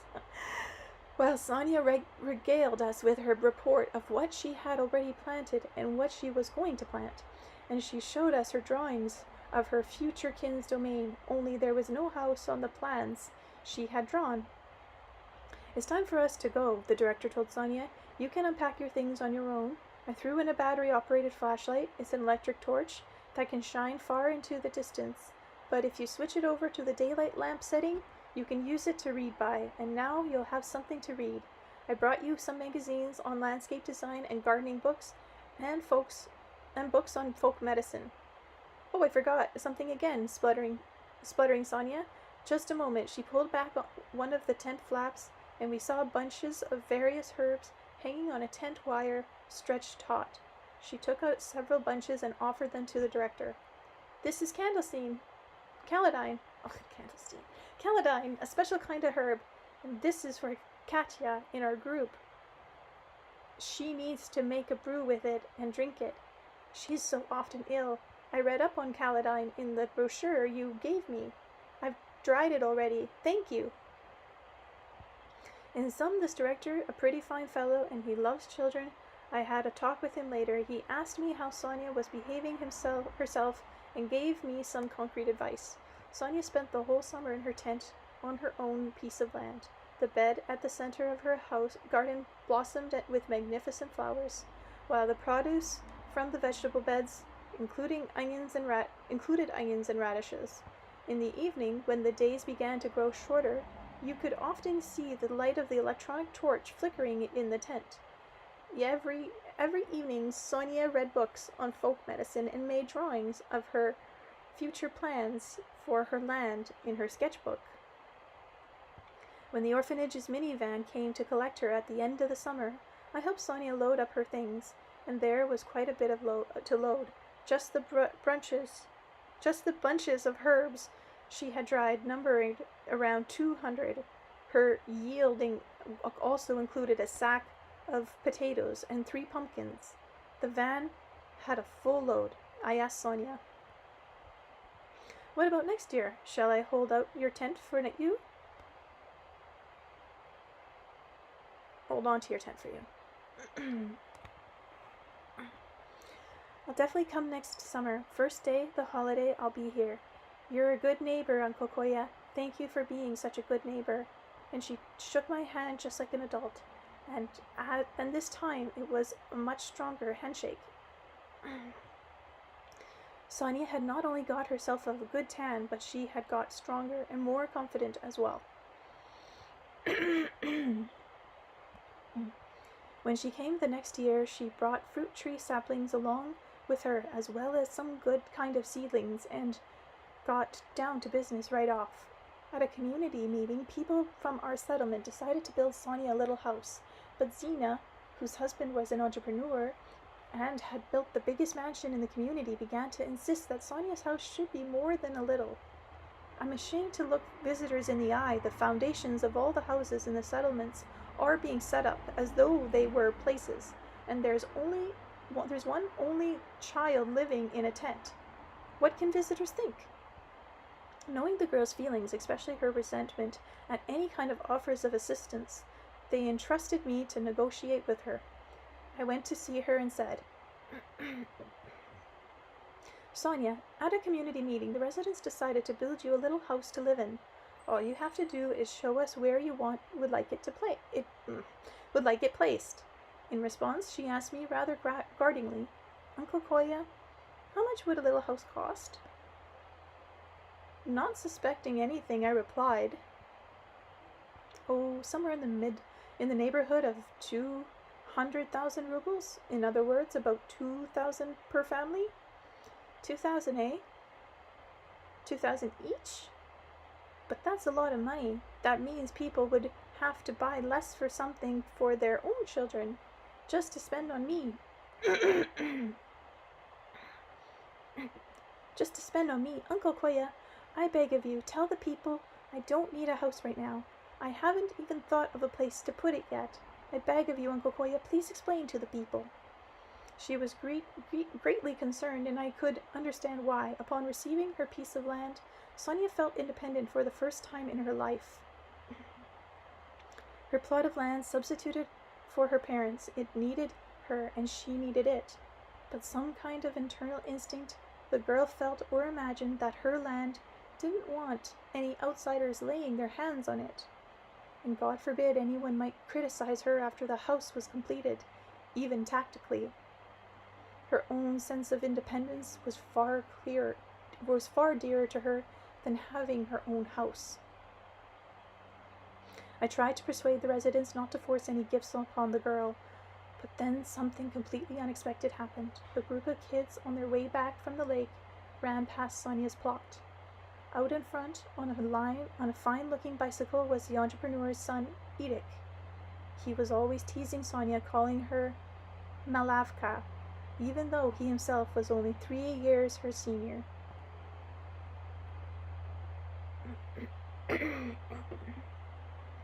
"Hey there, Malavka," Edith called out to Sonia. "You spend your whole time landscaping. Aren't you bored with that already? Why don't you come with us to see the fireworks?" "What fireworks?" asked Sonia. "My papa's going to burn down the construction trailer his workers have been using. Come and you'll see. We've already got a fire engine there to stand by." "Why burn it down?" "'Cause it's spoiling the view." "But after it burns down, nothing will grow on that spot for a long time." "Why not?" "'Cause all the helpful worms, all the bugs, they'll get burnt up too. I tried lighting a fire by my tent one time, and see, nothing's ever grown on that spot since." "Wow, Malakia, You're really observant. So come and save our worms. Take the old trailer away, otherwise Papa won't know how else to get rid of it. How am I going to take it away? Isn't it heavy? What do you mean, how? With the crane, of course. The cranes come the day after tomorrow to set up our windmill. So either you take it or we're going to have a big bonfire. Okay, Edith, I'll agree to take your trailer. Then let's go. A crowd of adult neighbors, along with a whole lot of children, had gathered at Edith's parents' estate. A fire crew was standing by at the ready. Edith approached his father who was already on his way over to the construction trailer, carrying a can of gasoline. To the disappointment of the younger crowd and the glad astonishment of the adults, he told his father, "Papa, you don't need to burn the trailer." "What do you mean I don't need to? How come?" "'Cause I've given it away." "To whom?" "To the Malyakova." "What Malyakova?" "To Sonia, from the plot on the far side of the settlement." "Well, did she agree?" "Did she agree to accept it from you?" "Hey, Papa, if you don't believe me, ask her yourself." Sonia was standing in the crowd of youngsters. Edith took her by the hand and brought her over to his father. "Tell him, Sonia, that you agree to take this shack off his hands. Tell him." "I agree," Sonia answered quietly. Oh, how the entrepreneur just bubbled over with pride at his son's accomplishment. Quite a coup. Here was this girl who never took anything from anyone, and now the capricious Sonia had decided to accept a gift from his edict. As soon as the children had left, the entrepreneur summoned the whole construction brigade that had been putting the finishing touches on the mansion and said to the foreman, "See now, lads, take any material you need and start working around the clock. I'll pay you double time if you can only refit the trailer's interior to modern European living standard in 48 hours. You can leave the exterior shabby the way it is, but the interior..." 48 hours later, next to the birch tree where the tent had been standing on Sonia's plot, the construction trailer with its shabby exterior was set up on a brand new brick foundation. The exterior was indeed shabby, but the builders had primed it for painting and left tins of finished paint and brushes inside. Sonia later painted the exterior herself. She now had, for the first time in her life, her very own little house, standing on her own dear piece of land. By the following year, this house had been transformed into a little fairy tale chateau, covered with ivy and wild grapevines, and surrounded by flower beds. 10 years went by. Sonia finished school and had already spent a whole year living in her domain.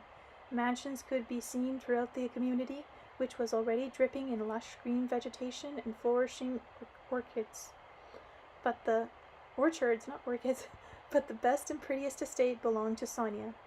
While her classmates were leaving the orphanage and going off to parks unknown, trying to get accepted into any kind of academic institutions just to get a roof over their heads, or to find any kind of work so they could at least feed themselves, Sonia was already a wealthy woman. The residents of the community would give their surplus fruits and vegetables to a manager. Products grown on domains fetched a higher than average price. They were exported into countries in the European Union, where they were sold in stores specializing in eco-friendly produce. Sonia gave what she knew on her plot to the managers as well, though most of what she produced was brought by visitors from the city who had heard about this extraordinary girl and her fabulous domain. Sonia had also been gathering medical herbs and had helped save a great many people from disease. One day Edith came back for a visit to his parents, who were now living full-time in their domain. For the past 3 years he had been studying at a prestigious university in America. He was about to undergo a serious medical operation. He was suffering from liver and kidney disorders, probably caused by the poor quality of food and water abroad. Before the operation, Edith decided to spend a week visiting his parents. His mother, Zenaida, made a suggestion. "Maybe, son, we should pay a visit to our local healer, just in case she can help."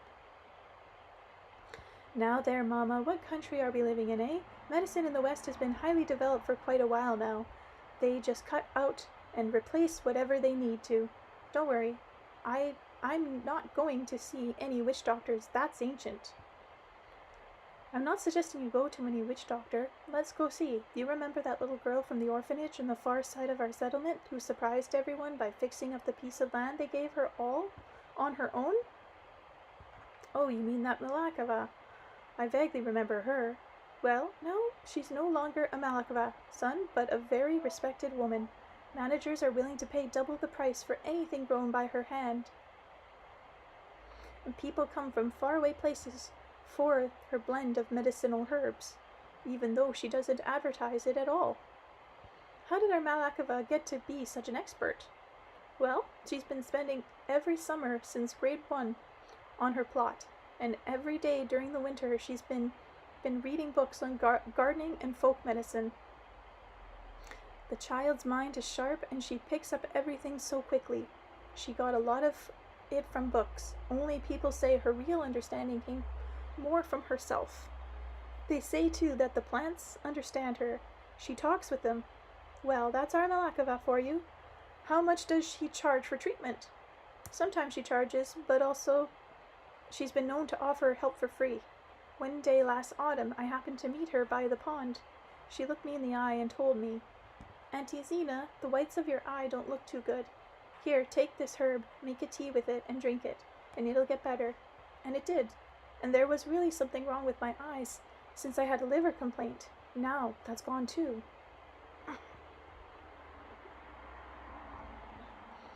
Let's go, son. We'll go and see her. Maybe she can help your liver too. It's not just my liver, Mama. They've already made their diagnosis and they're going to remove one of my kidneys. And no tea is going to help that. Anyway, let's go pay her a visit. I'll be interested to see Malakava's domain. They say it's like a paradise there. Yes, indeed. She's done a fantastic job, exclaimed Edic as he and his mother approached Sonia's domain. Most people in the community seem to have put all their effort into building mansions with stone fences, whereas she created a real paradise. Just look, Mama, the fence she's created from greenery. You would have held some of that exclamation in reserve if you knew what her garden looked like, observed Zendia. Only very few people get to see it. She opened the gate a little and called out loudly, Sonia, if you're home, come on out. Sonia, are you home? The door of the little house, the former construction trailer, opened wide, and out onto the porch stepped a young woman. With a deft movement of her hand, she tossed her tightly woven braid of chestnut-colored hair over her shoulder. When she caught sight of Zendia, accompanied by her son, her cheeks flushed with a rosy glow.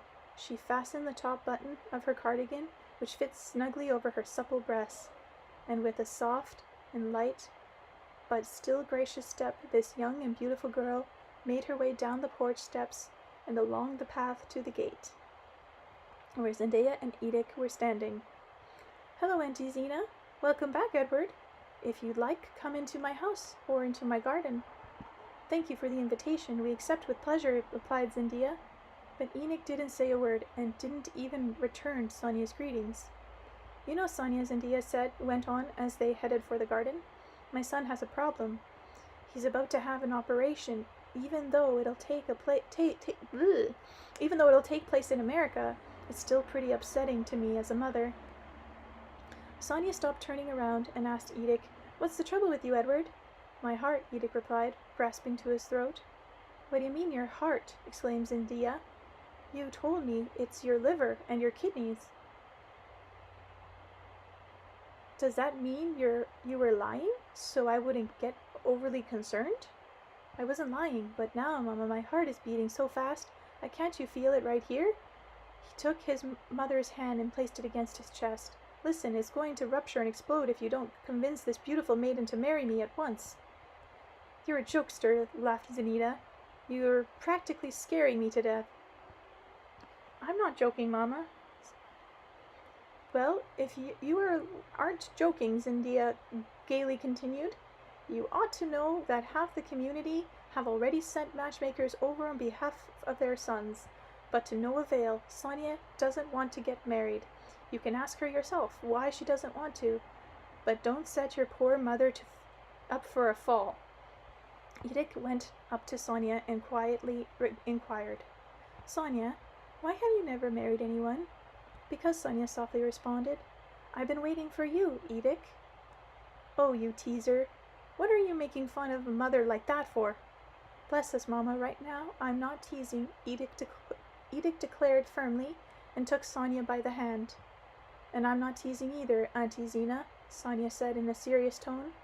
You aren't teasing. That means you too, Sonia. You're not joking. Well, if you're not joking, then what are you still calling me Auntie for instead of Mama? Fine, I'll call you Mama, replied Sonia, her voice trembling. She took a step in Zendia's direction, but then paused in hesitation.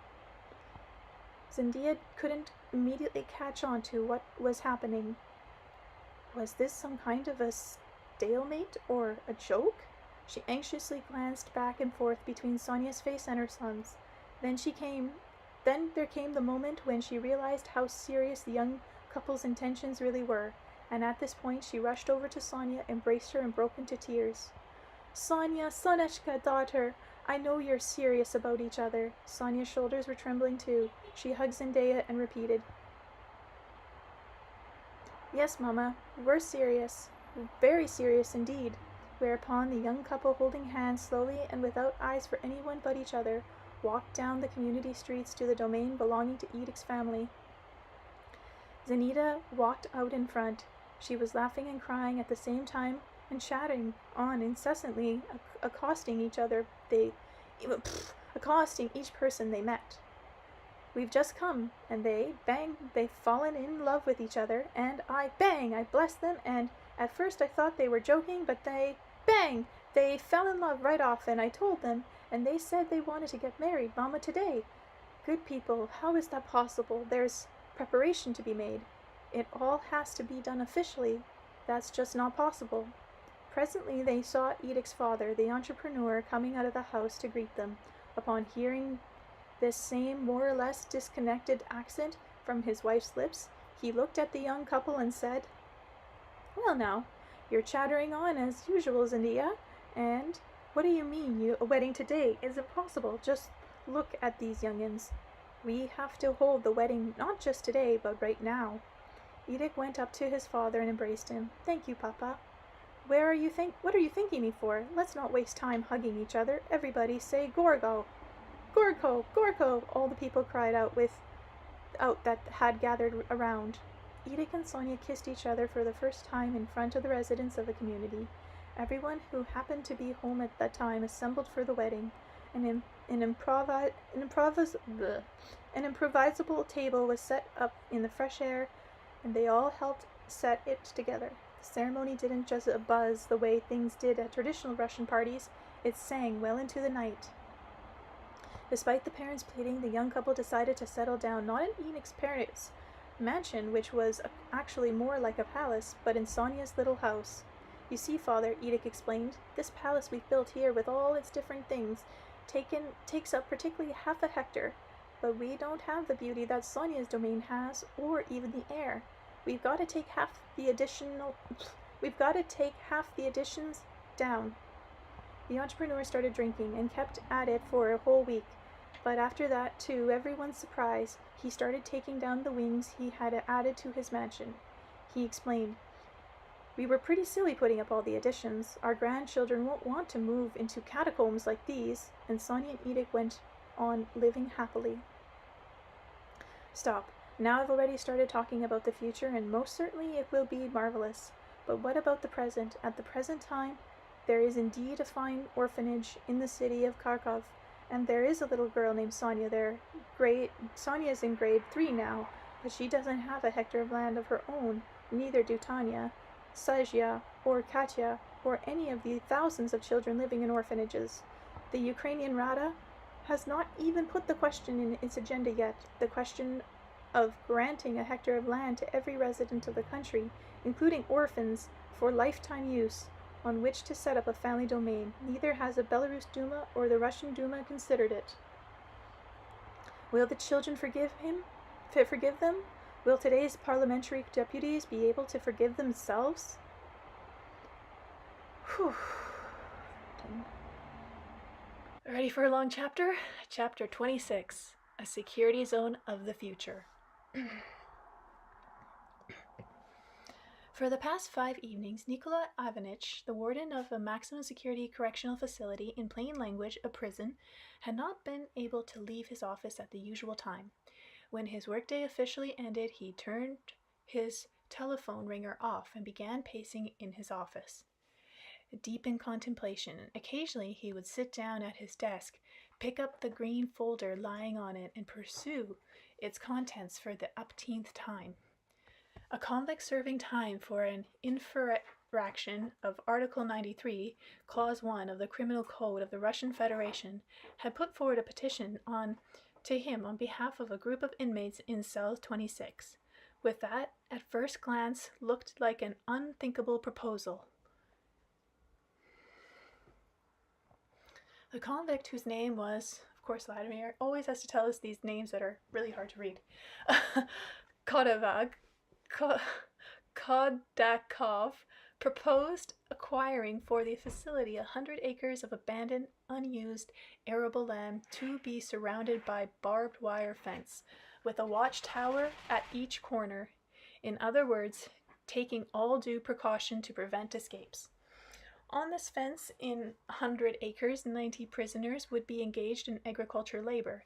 The applications of those interested were kept in a file in this green folder. In their applications, these prisoners committed themselves to supply the whole facility with vegetables to the tune of half of all the produce they grew on the land. The other half they asked to be sent to their families. So far, nothing impossible in their request. In various correctional facilities, prisoners are engaged in manufacturing activity.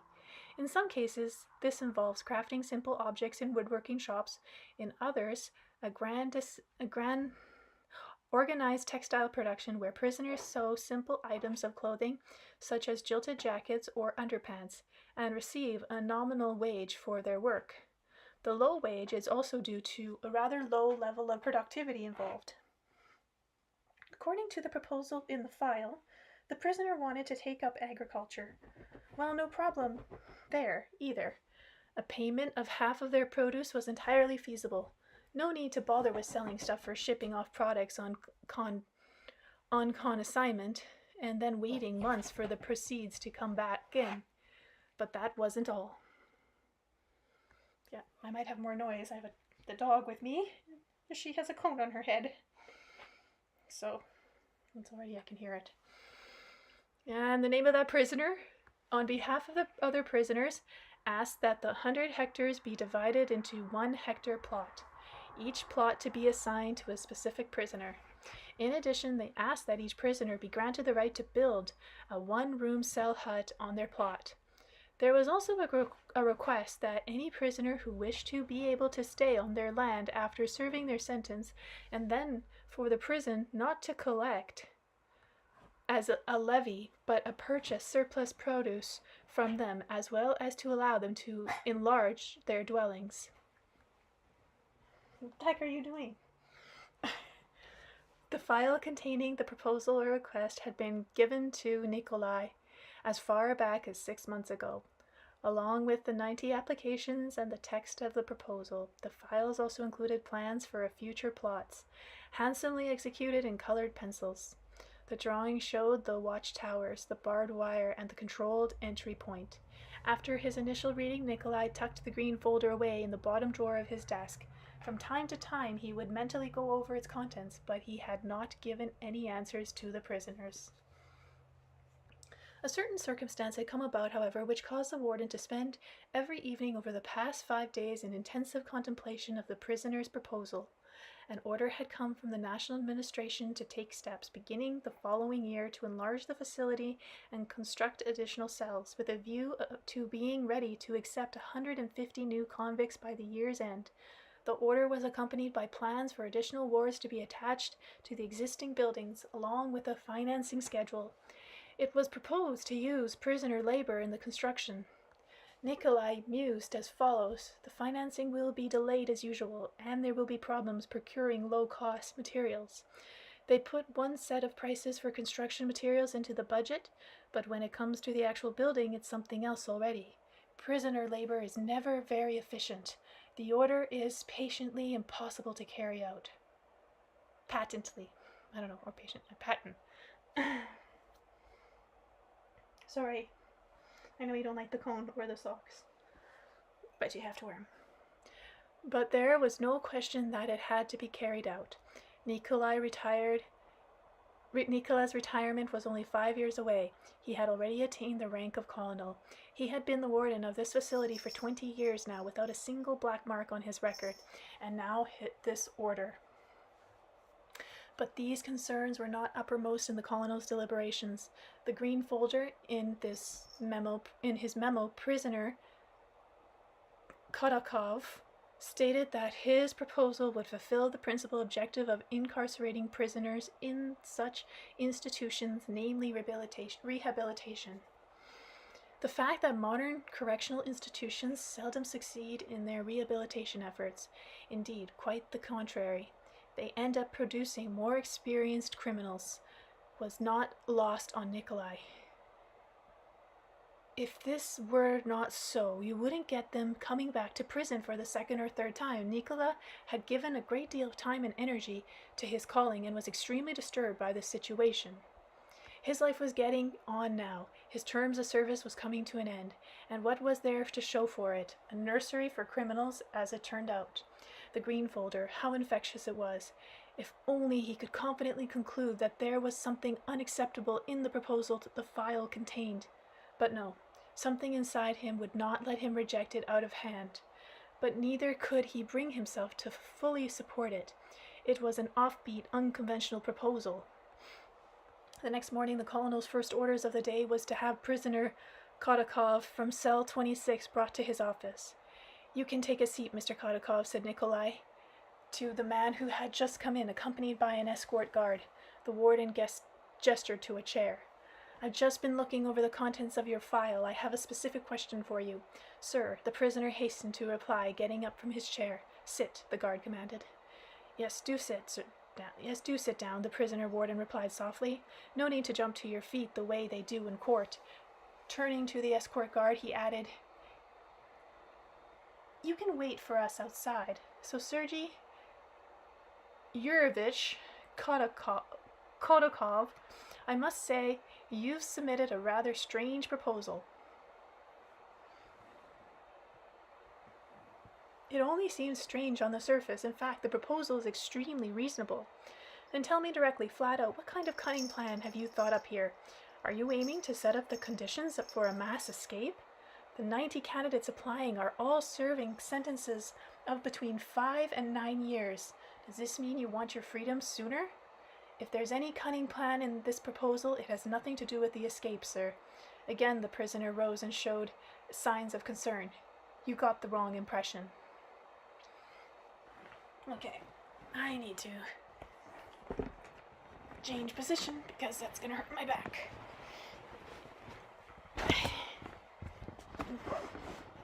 The dog and the orange kitty are playing. And just sit down and relax. And let's dispense with the sir. I'm Nikolai. I know from your file that you are Sergei. You used to be a psychologist. You defended your thesis and then went into business. Your sentence was for major embezzlement, right? Yes, I was sentenced. It was back at the beginning of Perestroika. After all, Nikolai, you just got used to one set of laws and suddenly new ones come out. Yeah, okay. That's not the issue here. Explain to me what you have in mind with this architectural zone with a barbed wire fence, or is there another name for it?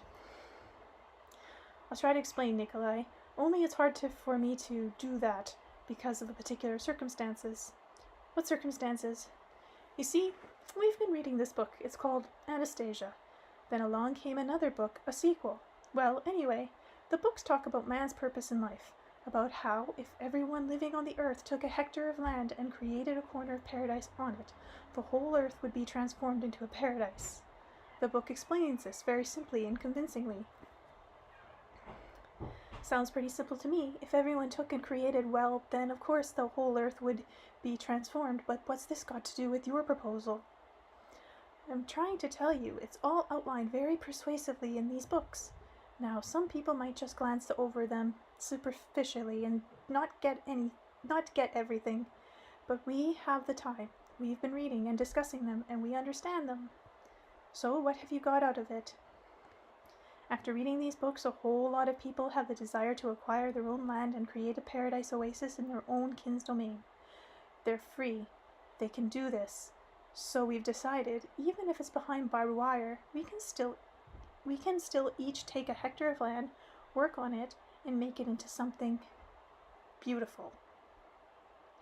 By way of penalty, we suggest handing over half of even more of our produce either to the facility or to the public at large. But we do have a special request that our plot is not taken away from us when we've served our sentence. In other words, those who want to stay on there can remain. So what does that mean? That you're going to live out the rest of your lives under the guards' rifle muzzles? After we've all served our sentences, we can take away the barbed wire fence and cart them off for use somewhere else, along with the towers. You can use them in other locations for a new group of prisoners who want to fix up their own domains, while we stay put in ours. Aha! And then, when their time is up, we switch the towers and barbed wire to a third location while they go on living on their land. Is that it? You got it. Some sort of phantasmagora. What is it? You want me, the warden of this facility, to create a paradise oasis for my prisoners? And are you certain that this can really work? I'm absolutely convinced it will be a success. As a psychologist, I'm convinced, and it's something I feel in my heart. Judge for yourself, Nicola. Someone serves 9 years behind bars and then walks free. He hasn't any friends. His friends are back in the prison security zone, or in their cells. His family doesn't want anything to do with him. Neither does society at large. Let's face it, who will give an ex-con a decent job? Most job categories are up to their ears in unemployed professionals. And look how many highly qualified people are standing in queue at employment centers. Our society provides no position for ex-convicts. There's only one road ahead for them, back to the old routine. And so they follow it, and they end up back here with you again. Yes, I know the scenario. What's the point in merely stating the obvious? But tell me, as a psychologist, why did the cons who read these books suddenly change and go for the idea of getting a piece of land behind a barbed wire fence? Well, you see, they all got a glimpse of eternity on the horizon, like people believe you're still alive, even in a prison cell, whereas in fact you're not. You're dead, because there's nothing left for you on life's horizon. What were you saying about a glimpse of eternity? I told you it's hard for me to explain it right off. It's all in the books. Okay, I'll read these books, and try to figure out what's made you wax so lyrical over this. Then we'll talk again. Guard, take him away. Prisoner Kotakov got up, put his hands behind his back, and asked, May I ask one more question? Go ahead, the colonel agreed. When we were working out the plan for this security zone, we took all existing regulations for prisoner holding into account. The proposal does not allow for any violations of these regulations. I say you've thought of everything. The regulations. No, the violation. I'll check it out. The Nikolai ordered the guard to take him away. Subsequently, the warden called in the prison legal counsel. He handed him the file and said, Here, take this, study it thoroughly, and determine where there are any violations of prisoner holding regulations. Report back to me in 48 hours. 48 hours later, the legal counsel was sitting in the warden's office.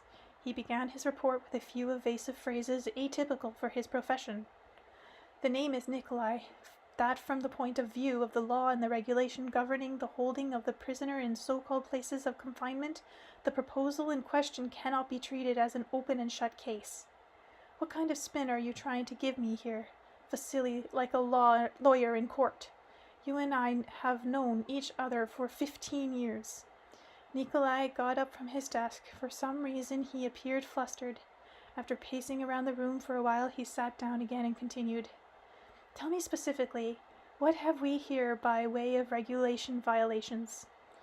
Specifically? Well, if you want it specifically, I'll have to take it up one step at a time. Okay then, one step at a time. We're talking about forming a new security zone here.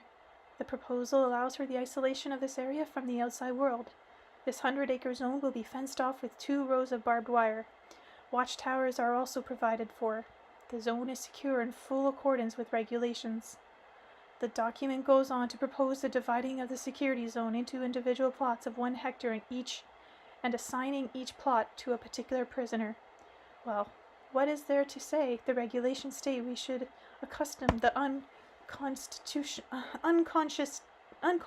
citizens in our charge to hard work, create workshops, units for basic production, as well as set up subsidiary farm and work toward partial self-financing. After all, the law allows for the setting up of institutions such as ours with special provisions for economic activity and multi-purpose use for forest reserves. In our case, this proposal envisages, I can't say this word, I know what it is, but I can't say it, envisages the setting up of a subsidiary farm which will provide those of our charge with a supply of fresh vegetables with maybe some leftovers for sale. So far, we're entirely within the limits of the law. Don't draw things out. What's next? Where do you go beyond the limits? Where do we go beyond the limits? Well, next is proposed to construct a separate cell on each plot to provide living accommodations for the prisoner. The one the plot is assigned to as a workspace. That's right. Each one will have his own individual cell on his piece of land. The thing is, we don't have enough funds to buy regular beds, and here they're asking for a separate cell with all the amenities and furnishings. A utopia. I guess you didn't take a thorough look at all the details of the proposal, Nikolai. What do you mean, not a thorough look? I particularly memorized the thing. I don't know about that. But there's an attachment here, given plans and descriptions of the interior of these individual cells. Everything is strictly according to regulations. 1 bed, 1 toilet, 1 table, 1 chair, 1 bookshelf, 1 nightstand, a metal door with a peephole, and an exterior lock bars on the window. As for financing, it's spelled out here specifically. Each prisoner is responsible for funding the construction of his own individual cell. That wasn't in the document I saw. I don't know about that. Don't know about that? Take a look for yourself. It's there, and the sketch and the working drawings of the buildings and the descriptions. What do you mean that it's there? It wasn't there when I handed you the file to go over. I distinctly remember that it wasn't. I've been over the file a dozen times from cover to cover, and here you are. In 2 days. Yes, I did, Koila. I was the one, only not in 2 days. They gave me a similar file 3 whole months ago. I recently put it in my own additional additions and corrections, to which they agreed. Why didn't you say anything to me about this earlier? You yourself only asked for my opinion 2 days ago. Okay, let's hear what you have to say about all this. Here's what I think, Nikolai.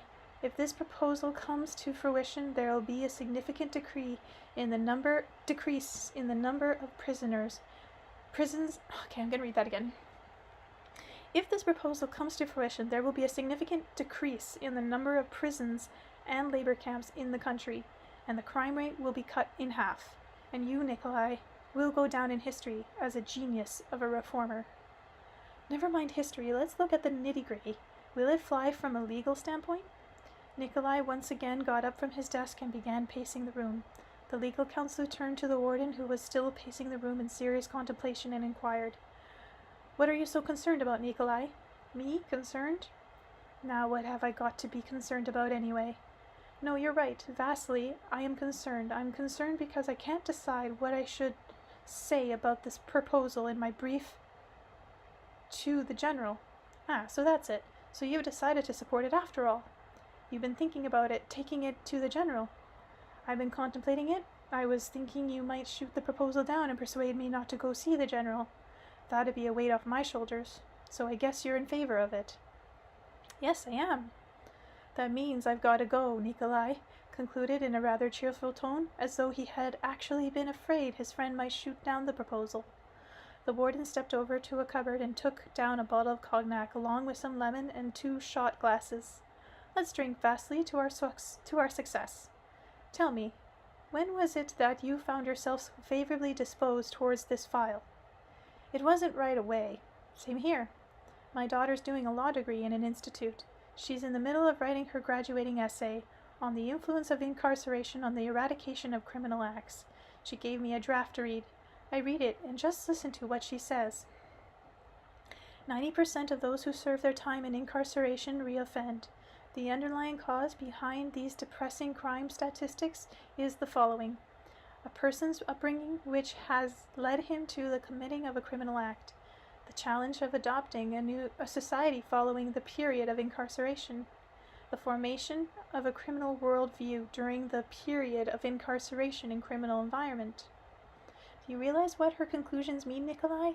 It turns out that you and I, just by honestly trying to do our duty, are actually helping shape a criminal worldview. We don't shape anything. We act in accord with regulations, the law, and the orders we're given. Although you know I too have a lurking sense of dissatisfaction here. I used to put it out of my thought. I've been trying to convince myself it's none of my business. But then this file appeared. I've been contemplating it for 6 months now, and I've finally decided to go see the general. Only even though I've sat down several times to rewrite a report to make it sound more intelligible, it's still not coming. Let's try it together. I think the main thing is not to scare the general off by making it sound too original and outlandish. We've got to simplify it. I agree. It should be simpler, but how? Especially since they're asking to have the land turned over to each prisoner for lifetime use after they finish serving their sentences. Yes, that's an aspect doesn't seem realistic for the time being. We don't have any federal law at the moment, or on the allocation of land for lifetime use. I've thought about this point. We'll have to be honest with them.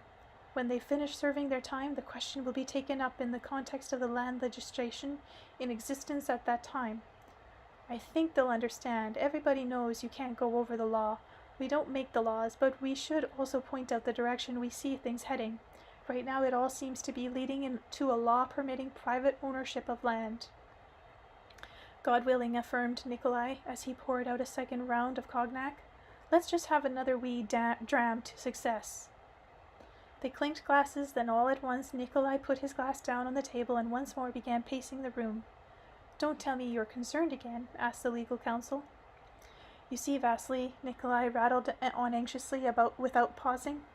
You and I have been dreaming big dreams like youngsters. We've got carried away with our dreams, forgetting that we're dealing here with criminals. There are some among them, of course, that simply took a wrong turn and may be sincerely willing to get their lives back together within the limitations of the law. But the majority of them are hardcore criminals, rounders through and through. They've got an entirely different agenda, and what kind of gimmick are they trying to pull here? I've thought about that too, Nikolai, but let's do a test first, and afterward you can decide whether to report to the general or not. How are we going to test them? Here's how. Tell me, when did they give you this file? About 6 months ago. That means they've been discussing this process for more than 6 months now, working out the drawings and plans. Then they put it all beautifully into a folder and attached 90 application forms. So let's you and I gather all the applications together suddenly without warning in the auditorium. We'll invite specialists, let's say agronomist specialists in vegetable growing, and have them examine the lot. The examiner can ask questions about things like what to plant in the soil and when, and we shall see how many be responder how many would respond. No, and we shall see how many would-be responders there are. You know, if they're really serious about this and they've got hold of this idea without any ulterior motives, if it's a real dream with them, they wouldn't just sit on their fannies, would they now, and wait till the proposal is answered? They'd have to be studying agrotechnology. Now that's really something, Vasily. Can you imagine rounders spending half a year bonding up on how to plant flowers and cucumbers? You're boning, it's not bonding. That's really steep. Maybe a chap raised in the country might know the answers, but for these, that's why I'm telling you, let's test them before deciding whether to go see the general or not. Upon entering the auditorium, they found not 90, but 200 prisoners sitting there.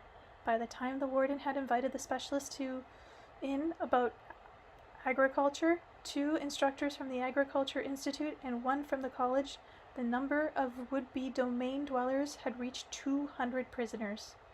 The prisoners had taken their seats in the auditorium, not suspecting that they were to be given a test. They saw the 3 people sitting behind the table and stage, but had no idea who they were. Then the warden came out and announced, "In connection with the proposal to organize a subsidiary farm, we needed to consult people acquainted with agriculture. Anyway, I'm happy to present to you 3 instructors from specialized educational institutions. They will be asking you questions, and after that we shall decide who among you may be entrusted with the plot of land." Nikolai introduced each of the 3 instructors in turn and invited them to put questions to the gathering. The first to ask a question was an elderly instructor from an agriculture college, seated at the right of the stage. "Who among you, sirs, can tell me what time of the year tomato seeds should be planted for the propagation of seedlings? When should the seedlings be transplanted in the ground? And if you're familiar with the term singling out, tell me then, please, what signs indicate the need to use it?" "He's got him on the run now," thought Nikolai. "A bunch of questions all together in one. I bet even my wife's son, a veteran dashnik, couldn't even handle those from memory. She always checks in the book before planting anything. And look how quiet everybody is. Not a stir." The silence in the hall disturbed Nikolai. He secretly hoped that the project would actually come to fruition. The only reason he was being so picky about it was not that he wanted to reject it, but because he wanted to eliminate any flaws or defects in advance. The silence in the hall indicated that the project was being treated as less than serious by the participants most involved, which argued poorly for its chances of success. "Come on now," he agonized. "Not a single answer? Isn't there at least one country lad out there? Though in the country it's more often the women than the men who do the vegetable planting." To somehow compensate for an awkward pause, Nikolai stood up from a table and said in a severe tone, "What's up, lads? Didn't you get the question?" "We got it," replied a young prisoner seated in the front row. "Well, if you got it, then answer the question." "Who do you want to answer? You haven't called anyone to come to the chalkboard." "What do you mean, who? What chalkboard? If anyone knows the answer, put up your hand." Instantly all 200 prisoners present raised their hands. The examining instructors, who had been conversing amongst themselves, at once fell silent. Nikolai was overcome with mixed feelings. On the other hand, he felt a sense of pride in his charge, as well as a renewed hope that the project might indeed come to fruition. On the other hand, a sense of alarm over whether any of the 200 who had raised their hand could give a satisfactory response to the question. "How about you answering?" He gestured to the talkative young prisoner sitting in the front row. The young man got to his feet, stroked his bald head with a tattooed hand. He began to talk quickly and voluble. "The time for starting tomato seedlings will not be the same each year. It all depends on the onset of reliable frost-free weather, which of course varies from year to year. If we take into account the need to plant the seedlings in the ground before the bloom, along with the period of maturation, we can calculate the time the seeds should be planted for propagation under greenhouse conditions or on a windowsill." Wow. "That will do, young man," said the college instructor, interrupting the young prisoner's discourse. "Put up your hand, whoever can continue." Again 200 hands were thrust in the air. The instructor gestured to an elderly prisoner, by all appearances an old-time criminal with gold fillings in his mouth. The old fellow quickly rose to his feet and began speaking in sedate tones. "They need good regular soil, not some kind of useless crap. You need to put it in some warm processed humus or peat moss, but you shouldn't plant seeds directly into pure peat moss like that. They quickly get used to the peat. Then when they're put into the garden, they'll be knocked for the loop.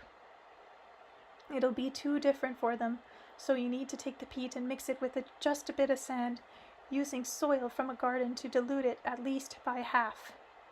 And you have to warm up their little earth nest for them. say up to about 25 degrees, before sticking the seeds in the earth. That'll do, the instructor interrupted. Basically, you explained everything correctly. Next one, continue.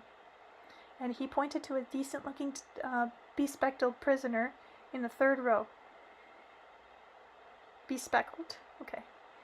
So, your colleague left off saying, before planting tomato seeds in the prepared soil, you have to, what do you do? The prisoner rose to his feet, straightened his spectacles, and continued. Before planting the seeds in the soil, you have to prepare for them. You must put them in your mouth and hold them in your saliva under your tongue for at least 9 minutes. The examiners seated at the table, as well as the warden, were shocked by this amazing declaration and stared at the bespectacled prisoner. After a brief pause, one of the institute instructors asked again, "Do you mean to say that before planting in the soil it should be moistened in water?" "Never in water, certainly not in chlorinated or boiled water, where all the vital bacteria are destroyed. It must be moisture in one's own saliva to infuse it with the information about oneself. After it has been in a man's mouth, after being in his saliva at a temperature of 36 degrees, i.e. normal temperature, for 9 minutes the seed will awaken from its dormancy and know right off what it is to do and for whom it is to bear fruit. If a man is suffering from any ailments or abnormalities, the seed will try to bear fruit to remove such abnormalities." Just a side note there that a lot of the seeds today are poison, so you need to make sure that these are true seeds, organic seeds, for this to work successfully without you getting sick. The 3 instructors held an impromptu discussion amongst themselves, then turned to Nikolai. The college instructor queried, Who taught your charges? What institution did you invite specialists from to teach them?" Even days later, the warden still couldn't figure out how he could have tripped up on answering this question. He responded this way, "I don't really remember where they were from. I wasn't involved with that aspect, but I know they came from Moscow. A high-profile professor came." The prisoners in the auditorium caught on to the warden's fib at once. They realized he was trying to protect them, not letting the latest responder be made fun of by the examiners. And silently and gratefully, they in turn extended their support. The young prisoner in the front row, who had been the first to respond to the question, added,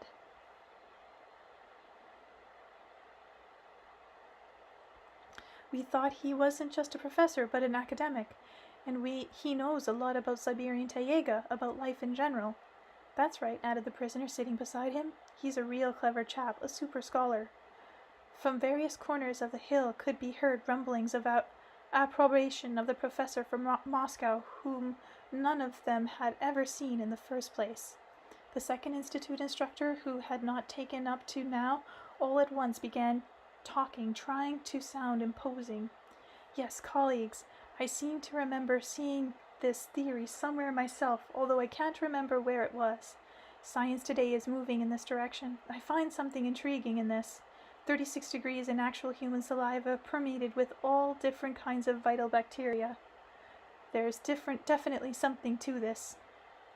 Yes, I seem to recall it too," the college instructor echoed thoughtfully and in an equally grandiose manner, giving the impression that he too had heard something. "This is one of the new tendencies in vegetable growing. That theoretically, of course, it is scientifically grounded, but we shall have to see how it works in practice." The prisoners seated in the hall gave fluent responses to a whole series of questions in agriculture and agrotechnology. Their answers were not always of standard variety, but the invited examiner, who no longer in a hurry to offer counter-arguments, quite the contrary, they listened with great interest, while the assistant warden went to see off the instructor. Nikolai sat silently at the table in front of the hushed auditorium. A deathly silence hung over the hall as he leafed through the contents of a green folder. Then the warden raised his head, surveyed the whole auditorium, and began to say, "I can tell you this, lads. I still don't have a complete understanding of what you're proposing. No, not completely. So I've decided. In any case, I do know what will come of it. I'm going to try to push it through with the central administration." The hushed auditorium, as though on command, suddenly rose to its feet and erupted in spontaneous applause. Taken completely by surprise at the reaction, Nikolai rose to his feet as well. Overcome by an inexplicable embarrassment, he felt a pleasant and joyful sensation in his heart. But he managed to put on his best poker face befitting his status as a no-nonsense warden, and said, "Well, what's all this noise about? Take your seats." But even as he spoke, he could feel the inappropriateness of excessive severity in the given context, and added, "We'll still have to invite the professor from Moscow all the same." Upon receiving Nikolai, the head of the Correctional Facility's Central Administration, General Pososhovkov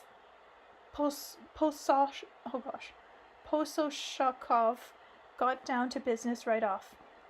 I just have to see if I can read the names sometimes, even if I butcher them. It's not just you. Others, too, have been advised to upgrade their facilities, some just by 5 or 10 places, some by as much as 150. You should be ready to accept an additional contingent of prisoners within a year. They all say it's a challenge, unrealistic, and so our prisoners are overcrowded.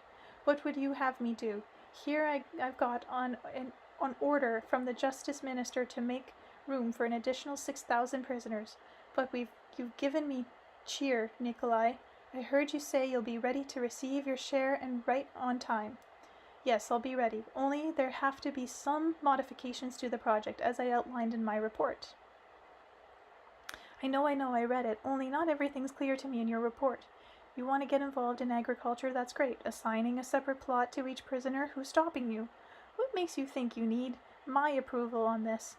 But the notion of building a separate cell in each plot now, that does sound rather strange. It's unreasonable. Go build 1 or 2 barracks. They can march to work each morning under a guard. Less expensive. You'll get no additional financing for individual cells.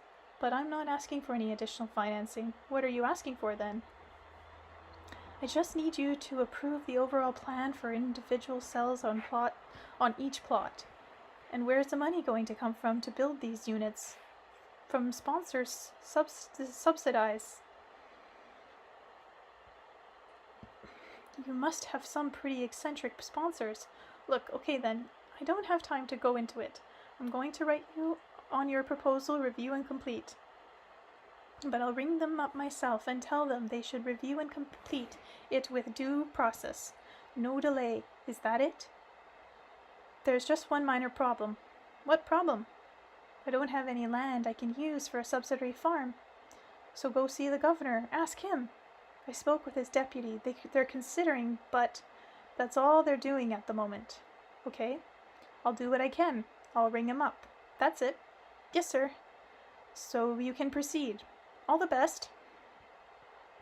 Nikolai's facility obtained the land, 208 hectares, by the autumn. The land was in an isolated area far from the nearest population point. They managed to truck in barbed wire and 5 meters tall posts required to construct the enclosure before the seasonal rains washed out the road. Nikolai realized that if the enclosure wasn't ready by the autumn, there was no way they could start cultivating the land on the plots the following spring. But how to get the posts into place if even the backcountry road stopped 2 kilometers short of the allotted area? They wouldn't be able to get there either the manpower or the equipment they needed for drilling the post holes in the designated sites. When the prisoners learned about the problem, they put forward a proposal to the warden. They would dig the post holes by hand and cross the 2-kilometer stretch from the end of the road to the construction site on foot under guard. Every day, when under the cold autumn rain, a convoy of 50 prisoners marched out to the site wearing homemade oilskins they had glued together from plastic sheeting. There had actually been even more volunteers, but because of a shortage of guards, only 50 could be accompanied at a time. The future landholders gave their all to their work, but the first frost all the fence posts had been set up and connected by barbed wire, and the watchtowers erected. Back at the cell block, they constructed a log cabin for the guard at the controlled entry point and put it in place too. The orders was also submitted that autumn for the 3 consecutive The orders were submitted that autumn for the construction of the huts, individual cells for the prisoners to live in at a cost of 30,000 rubles each.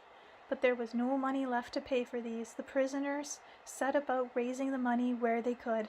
Some had savings stored up from before their incarceration. Others were helped by relatives. But there were a few who found it impossible to raise such a sum from any source. They sent a memo to the warden letting him know of their willingness to live in tents, but this was against regulations, and they were turned down. 180 huts were transported to the new security zone over the winter road and set up on the piles driven in the autumn, and early in the spring 180 prisoners were installed in these primitive huts with bars on the windows. One fine spring day the warden stood in one of the watchtowers and surveyed the extraordinary scene before him. On the 200 hectares of land barbed wire enclosure, 180 plots had been delineated, divided from each other by stakes and brushwood, with the occasional border marked by a length of stretched wire. Those are the wealthy ones, decided the warden. Their relatives must have sent them money, not just to build their cell, but for their border markings too. Lanes and footpaths ran between the plots, with common space for meeting at the center. In some of the low-lying areas, the snow hadn't completely melted, but on the little hills the first green blades of grass were already showing. On almost every plot the warden could make out the dark outlines of isolated human figures, figures which appeared faceless and identical to their warm prison jackets. Cloth caps with ear flaps and rough artificial leather boots. What could these isolated faceless figures possibly create on this empty ground? Why weren't they staying in their cells? The warden peered through the field glasses and focused in on one of them. It turned out that prisoner Kotakov, thrusting his spade into the ground, which was still partly frozen as he dug another hole, shifted his field glasses around Nikolai, counted 19 holes already dug in the half-frozen ground around the perimeter of Kotov's plot. All over the zone, figures in dark jackets were doing exactly the same thing, digging holes around the perimeter of their plots. Why so many holes? Nikolai wondered aloud. They're for the saplings and bushes which will grow into green hedge surrounding each plot, the guard explained. I see. Couldn't they wait a week or two until the ground is thawed and digging will be easier? I told them as much, but they don't want to wait. They're afraid they won't get to all in one time. Each one has 400 meters of hedge to plant. That's no light undertaking, and once the ground thaws out, they'll have to start work on their vegetable beds. The warden spent quite a while longer observing the zeal and dexterity each of his charge displayed as they worked and mused. There must be some kind of cosmic link between the soul of a man and the soul of the earth. If that link is there, man is in harmony with the planet. If it isn't, then there's no harmony. Corruption sets in and crime goes up. Of course, that book, Anastasia, must be quite exceptional. All the cons have read it, and something inexplicable has erupted in their hearts. It's happened with me too. I read it, and now I've started looking at life differently. Of course this book is playing its part. Prisoners all over the country are reading it, but the book's strength is really in how it brings out man's relationship with the earth. In other words, that relationship is primary, and one should never attempt to sever it. And all this talk about high morals and spirituality is nothing but idle chatter without this mysterious relationship which is not yet fully comprehended. By autumn, all the plots in the new zone, as the prisoners themselves called it, were framed by still only partially grown saplings of apple trees, pear trees, rowan, birches, and all sorts of plantings, which with their leaves decked out in their multicolored autumn hues created a most pleasing picture to the eye. That was a crazy long sentence. Approximately 1,500 to 2,000 square meters of each hectare had been planted with forest saplings. Even by that very first autumn, the view from the watchtowers over the 200 hectares below gave a distinctly different and positive impression compared to the desert-like black earth that could be seen everywhere the preceding spring. It was abundantly clear that the whole enclosure was being transformed into an exceptional oasis. an exceptional oasis of green. All summer long, the new zone provided the prisoner cafeteria with fresh greens, then cucumbers, tomatoes, and beets. In the fall, each prisoner offered up from the plotted land entrusted to him 5 sacks of potatoes along with several dozen jars of salted and canned cucumbers and tomatoes. The prison commissary was provided with whole winter supply of beets, carrots, horseradish, and other vegetables. An unusual scene took place in the autumn at the new zone-controlled entry point. In contrast to all other prison facilities in the world, where foodstuffs and other treats would be passed to the prisoners from outside, in this new zone, they were moving in the opposite direction. The soldiers handed out jars of preserved vegetables to the prisoners' relatives. Many had come by car and left with a wealth of produce in their baggage compartments. Prisoners who did not have any relatives living close by sold their part of the harvest through the soldiers to food wholesales or for handsome profit. Nobody came to see prisoner Kodakov, however. He did not have any relatives. He had grown up in an orphanage and asked to have his portion of harvest sent to the nearest children's home. Nikolai earned the administration's gratitude for a successful carrying out of their order. He was the only warden able to accept a new contingent of 180 prisoners without worsening of holding conditions for the remainder. The past year had been the busiest one for Nikolai in all his 20 years of service. Apart from his usual duties, he was also responsible for prying seeds or saplings for the new zones out of whatever source he could. But he felt a shiver of delight every time he saw the old prison zill pull up loaded to the gills with young saplings. 5 more years went by. Then on one fine July day, a helicopter appeared and began to circle over the new zone. Nikolai stood at the controlled entry point and watched the helicopter fly over. He knew that on board were General Poloshkov and members of the committee dispatched by the Ministry of Justice. Perhaps some had sent in a complaint about the warden, or it might have been simply rumors, but in any case, word had spread about a peculiar prison holding regime. After the helicopter landed, the committee members, all highly placed officials, stepped out onto the open space in front of the entry point.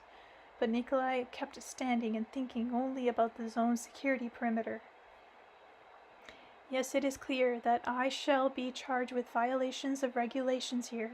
Why did I ever give permission for these climbing perennials to be planted around the security perimeter? They've already climbed up 3 meters, the full height of the barbed wire, and formed a hedge. Is that so that the wire can't even be seen behind all the different flowers? The barbed wire, you see, they didn't find aesthetically pleasing. They even put in climbing plants and flowers around the watchtowers, which have wound their way right up to the guards' lookout. Now the whole thing doesn't even look like a security zone anymore, more like some sort of paradise oasis amid fields overgrown with tall grass. Here, if you please, is the first violation already quite evident, said the general representing the ministry. What kind of security perimeter have you got here? Anyone who wants to can climb over a barrier like that, all wound around with vines. The general went on, turning to Poshakov, the administrative chief. Any soldiers will tell you that. Am I right? The ministry representative addressed the lieutenant on duty at the entry point. Permission to answer, General, sir. The duty officer responded, standing to attention at his post. Answer when you're asked a question. Is there any violation of regulations here? Negative, Sir General, sir. In this instance, you are simply looking at a tactical improvement of the security perimeter of the prisoner holding zone. What? What's that? One of the ministry committee members was taken aback. What kind of tactical improvement are you talking about? What kind of drivel is that? All the committee members stopped beside the lieutenant, standing at attention.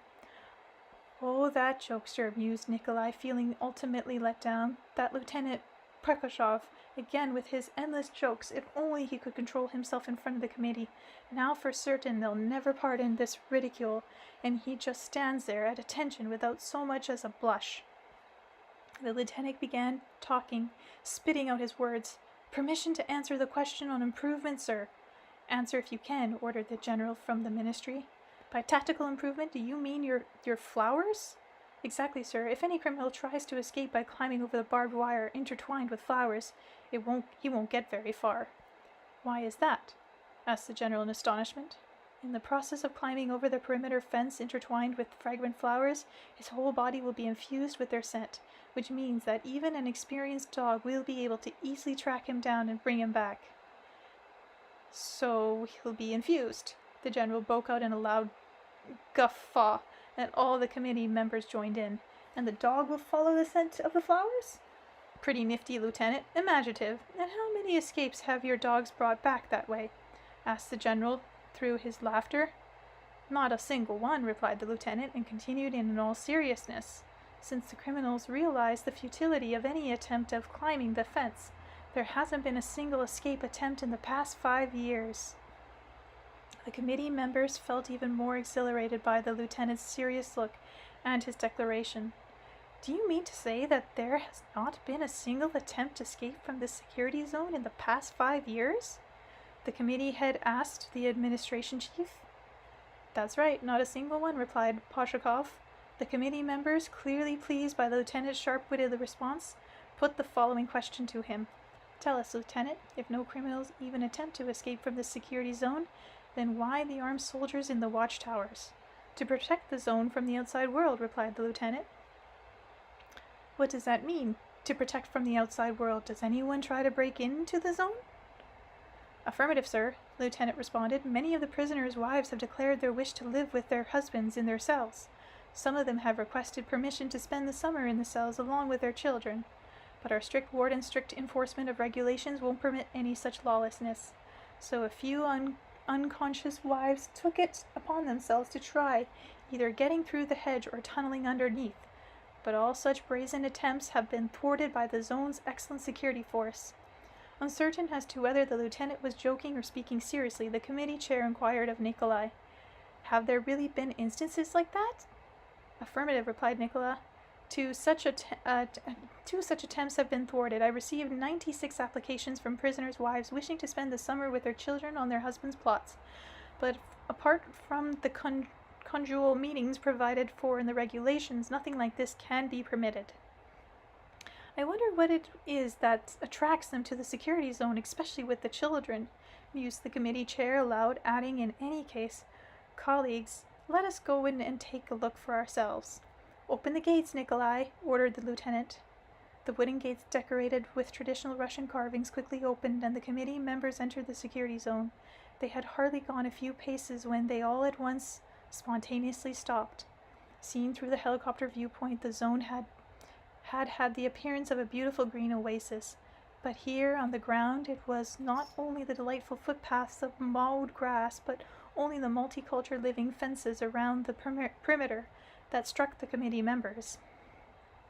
Accustomed to the orders of their offices, the city streets, they are now gracefully enveloped by the delicate fragrance of summer plants and flowers. The silence was broken only by the singing of birds and the humming of insect sounds, which by no means irritated but soothed people's ears. We should visit one of the plots, said the committee chair, for some reason, in a hushed tone, as though afraid of disturbing the general atmosphere. The prominent officials walked up to the pathway of the first plot they came to, headed for the cell hut. The little hut was actually surrounded by a metal cage, though this was scarcely visible unless one examined it at close range. From a distance it looked like a little green hillock, wound around with various vines and surrounded by flower beds. It blended in most harmoniously with the surrounding space. At the entrance of the hut stood a man in a white t-shirt, his back to the approaching visitors. The prisoner was oiling a metal lock bolt, energetically trying to slide it back and forth. This was something of a challenge, and the prisoner was so absorbed in the task that it was a while before he became aware of his visitors.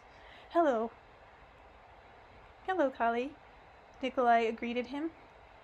Make our guest feel at home. Introduce yourself. Kali quickly turned about. After momentarily losing his bearing upon seeing visitors, he quickly regained his composure and introduced himself. Prisoner Kali, sentenced according to Article 102 of the Criminal Code of the Russian Federation to 12 years, served 6 years in the cell block, 5 years now in the new zone. And what have you been doing here with your door? Asked the committee chair. I've been oiling the exterior bolt, Chairman, sir. It started sticking quite a bit, and the metal they produced today is not very good quality. It rusts quickly. The committee chair went over to the door leading into the cell, closed it, and tried shoving the bolt into position. It didn't budge on the first attempt, but he finally got it to work. Then he turned and with a meaningful glance to the administration's chief, Polishkoy declared, "So you claim you've followed all the regulations for prisoner holdings to the letter. Does that mean that after completion of their workday, they're all locked up in their cells?" The administration chief was silent. Everyone realized that the metal bolt had rusted and was hard to budge for the simple reason that it had not been used for a long time. Prisoner Kali realized that he had let his superiors down, and thoughts began running through his head. "I should have fixed this damn bolt a long time ago. How can I explain to these people that this lock is completely unnecessary? Nobody here would even think of leaving the zone or running away from this land. To what purpose? Where would we go?" As for Kali, his name's not Kali. I just put Kali because it's actually Karlamich. Karlamich. Okay, I could do that. Here was his native space. Here was his motherland. It was here that he was greeted every morning by the singing of the birds and the waving of the branches of trees he himself had planted. He had even been raising a little goat, which he had named Nikita, along with a dozen laying hens, and had a couple of beehives. Others had their own homestead, setting them up just a little differently, but for each one it was his own homestead on his own piece of land. And here he had gone and let down his warden with this damn bolt. Karlamach was really upset.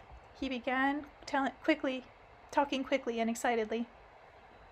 "In the world's worst son of a bitch, when it comes to this bolt, Chairman Sir, I have no excuse if it should reflect badly on my buddies. Only I want you to understand. Let me have one last word here. Let me tell you, my whole life has changed. Not even changed, in fact, my life has just begun in this place. I'm free here. Out there, outside the gates, there's no freedom there. Indeed, that's where all hell breaks loose. The soldiers up there in the watchtowers, they're like angels to us. We pray that they don't let any scum in here." The prisoner's voice, with his heart-wrenching emotion and the content of what he had to say, worked its own unique effect on the people standing by. And all at once, one of the committee members, a woman deputy from the State Duma, suddenly burst out. "What's all the fuss over this measly bolt? Don't you see it rained last night? The bolt started shriveling." The committee chair glanced at the metal bolt, then at the woman, and burst out laughing. "Shriveling, you say? Why didn't I think of that before? It did rain after all, and the bolt began to shrivel, and it rusted, and up to the towers. These are angels, you say?" "Angels," Karlamach echoed. "Tell me, when is your time up?" "In 11 months and 7 days." "How do you propose to live after that?" I've applied to have my sentence extended."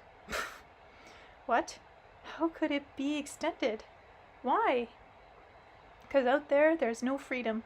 There's no order in that kind of freedom. There's no freedom without land. And who's stopping you from going free, getting a piece of land, and creating the same kind of homestead that you have here, only as free men? You could get yourself a family, you know, Chairman Sir. That's something I'll never understand. Who's stopping us here in Russia from giving each Russian a hectare of land? I'll never understand. Does Russia land belong to the Russians or not? Right now, according to the law adopted by the State Duma, everyone has the right to buy land," observed the woman deputy. "Well, it's the same in Canada. We don't belong to the land, Canadians." "We did. They took it." "And what if I don't have the money even to buy a single hectare of land? Does that mean I have no motherland? That's the way it looks. I don't have it, and I never will. But if Russia is my motherland, just who am I supposed to buy it from? It turns out somebody seized my motherland for themselves. The whole country, down to a single hectare, is now demanding ransom for every last Russian." Whew, it's true. "There's some monkey business going on here, beyond the law and beyond our understanding. You, Chairman, Sir Karlamach, addressing the committee chair, I see by your stripes that you're a general. So liberate our motherland from whoever seized it and is demanding a ransom. Or are you too going to be paying a ransom for our own little piece of the motherland? Prisoner Kalermach cease and desist, Nikolai intervened. He could see the scar of the war-wounded general's cheek turning purple and his fist clenching. The general stepped up to the prisoner. They stood staring each other in the eye, without a word between them. Then the general quietly said, "Show me around your homestead, Russian citizen," and added even more quietly, almost to himself, "Your piece of the motherland behind barbed wire." Kalermach showed the committee members around his young garden with its budding fruit in the branches, but he treated them to currants and raspberries. He showed them the tomato beds along with more than 200 square meters he had planted with cucumbers. He showed them the pond he had dug himself with a spade. Standing beside the pond was a neatly arranged row of barrels. Kalermach was a particular know-how here, Nikolai explained to the committee member, pointing to the barrels. He salts away 150 liters of barrels of cucumbers every year. He's developed superior first-rate pickling method, and he's invented an original preservation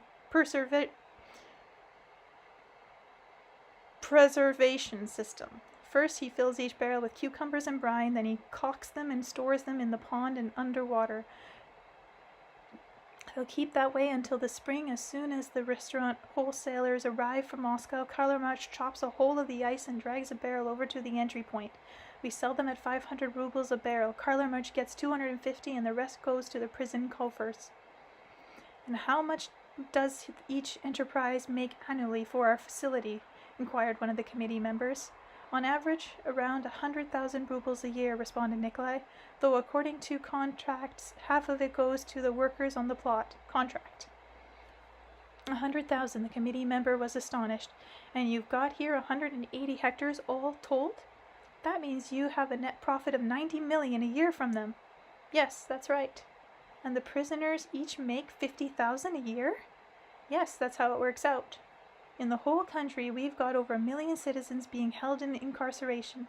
What if we switched them all over to such a system? What a tremendous source of income for the country, plus the number of criminals, judging from what we can see, would significantly decrease." "Switch over? All of them?" Another committee member broke into the conversation. "But we're facing quite a different question here. This zone may even be closed down. Why were we brought here anyway? To find out what's really happening. There's something funny going on here. Prisoners living in a better condition than people at liberty? And these prisoners, no matter how you put it, are criminals. Anyway, what are we going to do, Nikolai, when these people's terms are up?" The warden answered without hesitation. "If I had my way, I would let every last one of them look after their own plot. I'd take down the barbed wire and move it somewhere else. Start setting up a new zone." In their report to the Minister of Justice, the committee members reported that they found no violation of regulations on prisoner holding. What about these rumors that the prisoners are living in better conditions than any free citizens?" asked the minister. "Then it is the lives of our free citizens that have to be improved," the committee chair observed. "We need to give people land. No, not lip service, but an actual fact." "But that's not within our jurisdiction," said the minister, dismissing the proposal. Let's get right to the essentials. In terms of essentials, it comes down to this. We need to replicate this experience in all the facilities under 2 jurisdictions, the committee chair stated firmly. "I second that," affirmed the woman deputy, adding, "and I fully intend to introduce a bill in the Duma to grant every Russian family a hectare of land for a lifetime use, whereon to establish their own kin's domain." And what about Canada and the rest of the world? The Duma passed the law. At one swoop, millions of Russian families began planting gardens and little forests on their own family lands, and Russia flourished. In what year did this happen? What? It hasn't happened yet? Why not? Who's stopping us?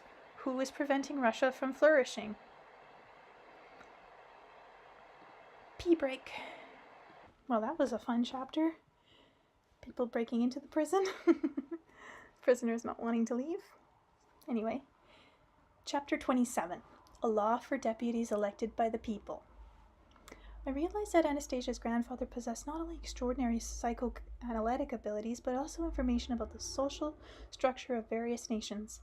But I wondered how specific his knowledge was about state institutions. After all, here he was living out in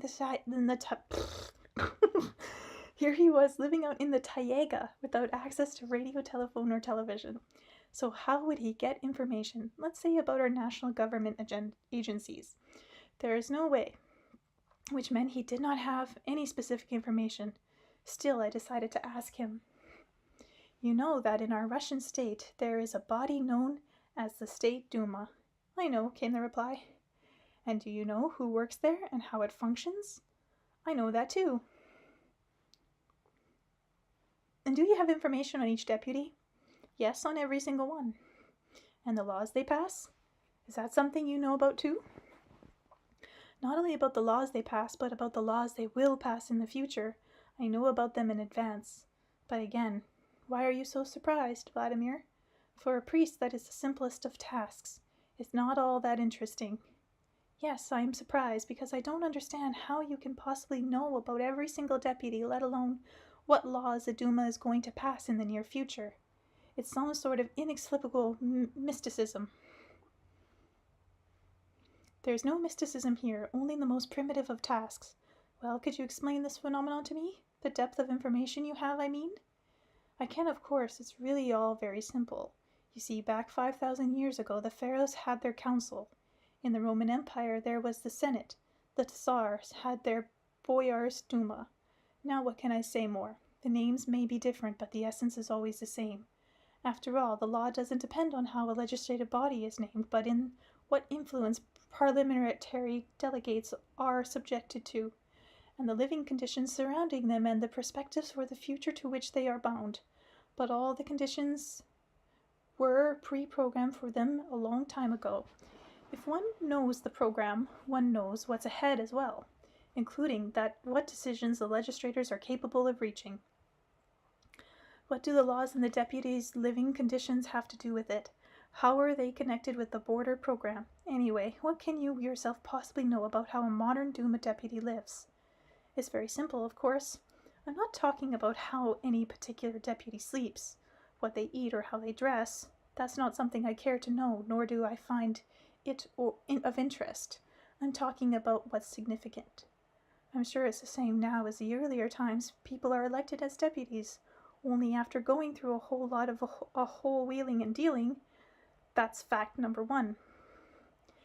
In their striving for power, many of them fall into the hands of those who are in control of the material world. But after going through all their trials and tribulations, they find themselves at a tight spot. The program is always attempting to cut them off from significant information and generally succeeds in doing this. What perks does the deputy receive? I'm sure that today, just as before, he gets an individual office, a new place to live, along with nowadays and at least a car, not to mention 2 or 3 assistants. Some get more than that.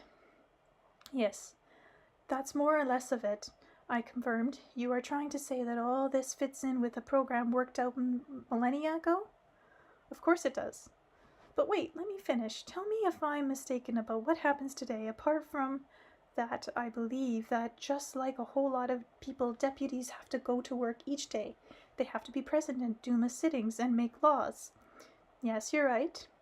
And each one serves for a set term, 4 or 5 years. It's 4 at the moment. Okay, 4. When their term is up, they have to be re-elected. But even before the next election, they're all thinking about it. Quite right. Hold on there. How do you know that?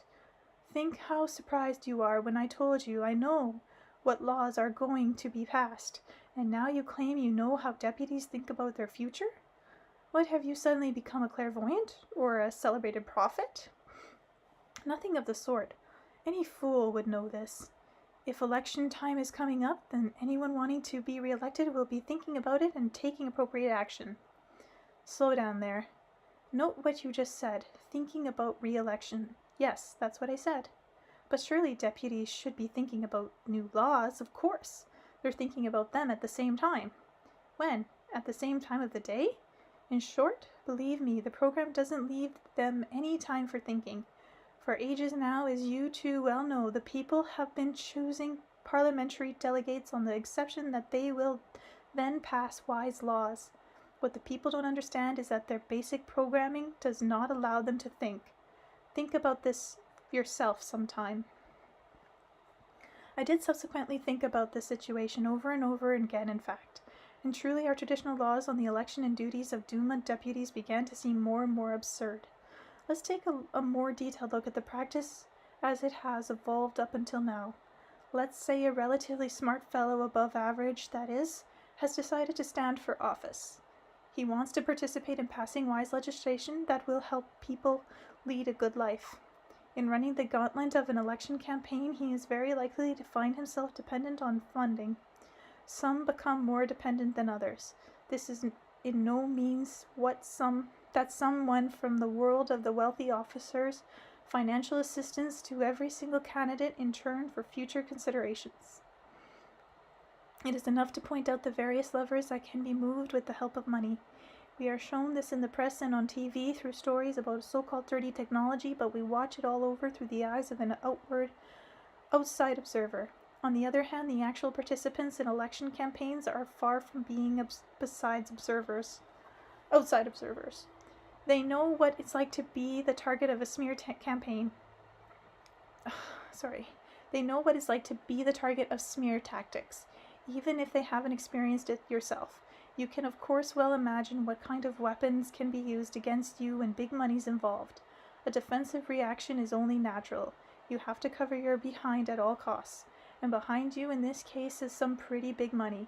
So you have to tie yourself for safety's sake to some kind of solid financial shore, or as people say today, to the oligarchs. An alternative is to throw your fortune in with some political party. It doesn't really matter which one. You're still going to have to pay off your debt to them later. And what about wise laws? Ah yes, it's a simple question of no appropriate conditions having ever been created to facilitate them. Of course, deputies do enjoy a host of perks, including parliamentary immunity and with law enforcement agencies, but the question still remains. If you put the deputies' perks on one side of the scale and the intensity, scheming, and stress associated with their work on the other, it's anybody's guess as to which will win out.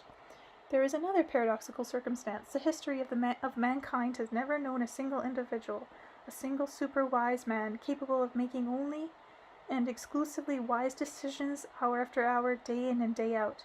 It is no secret that even prominent rulers and regimental commanders occasionally make mistakes. The deputies' work schedules are arranged in such a way that they have sitting every single day. Not only that, but they have sittings every single day. Not only that, but the daily sittings for several hours a day. At each sitting, they are supposed to pass a number of legislative bills relating to different spheres of human life. History has shown that the adoption of wise legislation is impossible under such an overloaded work schedule, not overlord. On either a theoretical or practical plane, it is impossible because of the lack of time for contemplation. Nevertheless, its absurd order of things is what prevails in most countries and various continents of the globe. Who instituted it? Well, it must have instituted itself, many might think. But there's no way that could have happened. It's too carefully thought through and goal specific. Besides, for some reason, it is not being discussed in any meaningful way. You can argue as cogently as you like for its destructive nature. You can prove its destructive nature scientifically with the help of psychoanalysis. That, of course, it's important, but it's not the main thing. The main thing is that the alternative, but there is nothing in the way of an alternative on the horizon. Indeed, who would even have one come to mind when such a phenomenon has particularly become the norm in almost all countries? But since Anastasia's grandfather was the first to raise this question, and since he was familiar with the work of bodies similar to our current legislative assembly over the course of thousands of years, it was possible he might be able to suggest an alternative, and so I inquired, well, could you suggest your own ideal version of how elections should be run and how legislators should subsequently proceed in organizing their work? And this is what I heard in reply.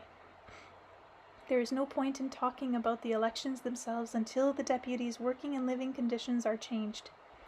And what kind of working and living conditions, in your opinion, should there be? First of all, the deputies need to be taken away at least for part of the time from their artificial informational field.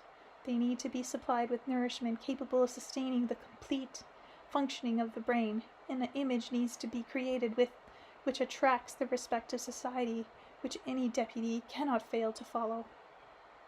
What does it mean to create an image? Judging by what you told me about today's deputies, their outward trappings suggest that the public has formed a negative image of government officials in general, and elected deputies in particular. Yes, generally speaking, the public does have a pretty negative image of them. That's very bad. People build up negative thought forms regarding their deputies, and so what happens is that they themselves make them negative. An image is the most powerful, concentrated energy of a large number of people. And how are people to think of them positively if their own life doesn't improve? You see, we've got that what amounts to a closed circle here. Each time you elect those who seem to be the best people for the job, but then no sooner are they elected, then you start calling them the worst people. But just how do we get out of this vicious circle? For the past 5,000 years, there have been no better way than the one proposed by Anastasia, and there won't be in the foreseeable future. What do you have in mind here? Land. She said we need to give each willing family at least a hectare of land for lifetime use whereon to establish one's own kin's domain, but she didn't say anything about parliamentary deputies. In actual fact, she specified every willing family. Don't deputies have families? Indeed they do. So why not start with them? The public would say that's going too far. They've got enough perks as it is. You need to explain to the public on whose behalf this step is being taken. They need to know what the most favorable conditions are for passing the legislation the public expects. But on what basis should the deputies be granted land? On special terms or on the same as for everyone else? The same as for everyone else, though not exactly. Every deputy should be allotted at least 150 hectares of land on which a new type of community will be established according to the principles Anastasia talks about. Of the 150 hectares granted for lifetime use, the deputy may keep one for himself as long as his family is small and no additions are in the offing. In case where the deputy has children who are already forming their own families and they want to set up domains of their own, a hectare should be set aside for each of his children's families. Thus the deputy himself will end up with 1 or 3 or 5 hectares of land depending on the size of his family. And what about the remaining hectares? You mentioned 150 all told. 30% of the remainder can give away to whomever he likes. But after that, the plot should be offered to people from different social strata, soldiers, academics, artists, entrepreneurs, and so forth. In each community, 1 or 2 hectares should be definitely set aside for refugees and children from orphanages, but 2 deputies should not be given land in the same community. So what then? If each deputy has his own family domain, does that mean that the laws will get better right away? Of course they will. Our country will have the wisest laws in the world. How so? And when? Doesn't seem like that at all. At the moment, deputies spend long periods of time in their office and at parliamentary meetings cut off from the public. At the moment, they do not receive any gratitude for good laws or censure for bad ones. At the moment, following their natural inclination, they try to provide for the material well-being of their families. After their term of office is up, they may change their place of residence and even move to another city or another country where nobody will approach them or hound them for any violation of expected norms. A change of residence or a country will not affect their financial status. As long as they have money, they can go wherever they like and find shelter, food, and clothing. But money won't be able to buy them a kin's domain of their own piece of the motherland. Today, the concept of motherland is terribly distorted. Motherland is nothing but a territory someone has defined by borders. But when you stop to think of it, one's motherland always begins with one's family land and extends to encompass all the people who are of a kindred spirit to you. Those who begin to establish their own domains will attain their motherland in perpetuity. The loss of one's family domain is the loss of one's motherland in perpetuity. This is the greatest tragedy for one's family. It's not their laws or their morality that will prevent deputies from making wrong decisions, but their kin's domain. For people who have their motherland, money will lose its primary importance. Only in his kin's domain can man obtain the complete range of nutrition he needs, including nourishment for the proper functioning of the brain. But this is extremely important for people who have a lot of thinking to do. The sittings of the State Duma should run no more than 3 days a week. The rest of the time the deputies should spend in their kin's domain, a place they can really think things through and lay the real groundwork for the making of laws. The deputies' wives should be employed in any position that is not connected with their husband's work. Should not be employed in any position that's not connected with their husband's work. The family domains will shield deputies, at least for a time, from the influence of artificial information coming from the artificial world. It will facilitate the thinking process. In the case of the great philosophers, great thoughts were always born in conditions of solitude and not during public speeches. And what if some of the deputies are unwilling to accept land and refuse to set up their own family domains? This is where we come to the election of public representatives. If any deputy refuses to set up a family domain, the public should not re-elect him for a subsequent term, even though he holds citizenship in the country where he was elected. In reality, he is a foreigner. He doesn't need this motherland, and no matter what good things are said about him, his actions, in fact, will bring no good to the people. But once they know that voters will give preference to candidates who have family domains, some deputies may just take the land and erect their own palace-like mansions on it, along with tennis courts and brick walls, and won't plant any trees or gardens or living fences as Anastasia recommended. What then? Then they'll show what they're really made of. But here, 2 people will be able to make the right choice. Why do you think every man in Rus was endowed with a patronymic?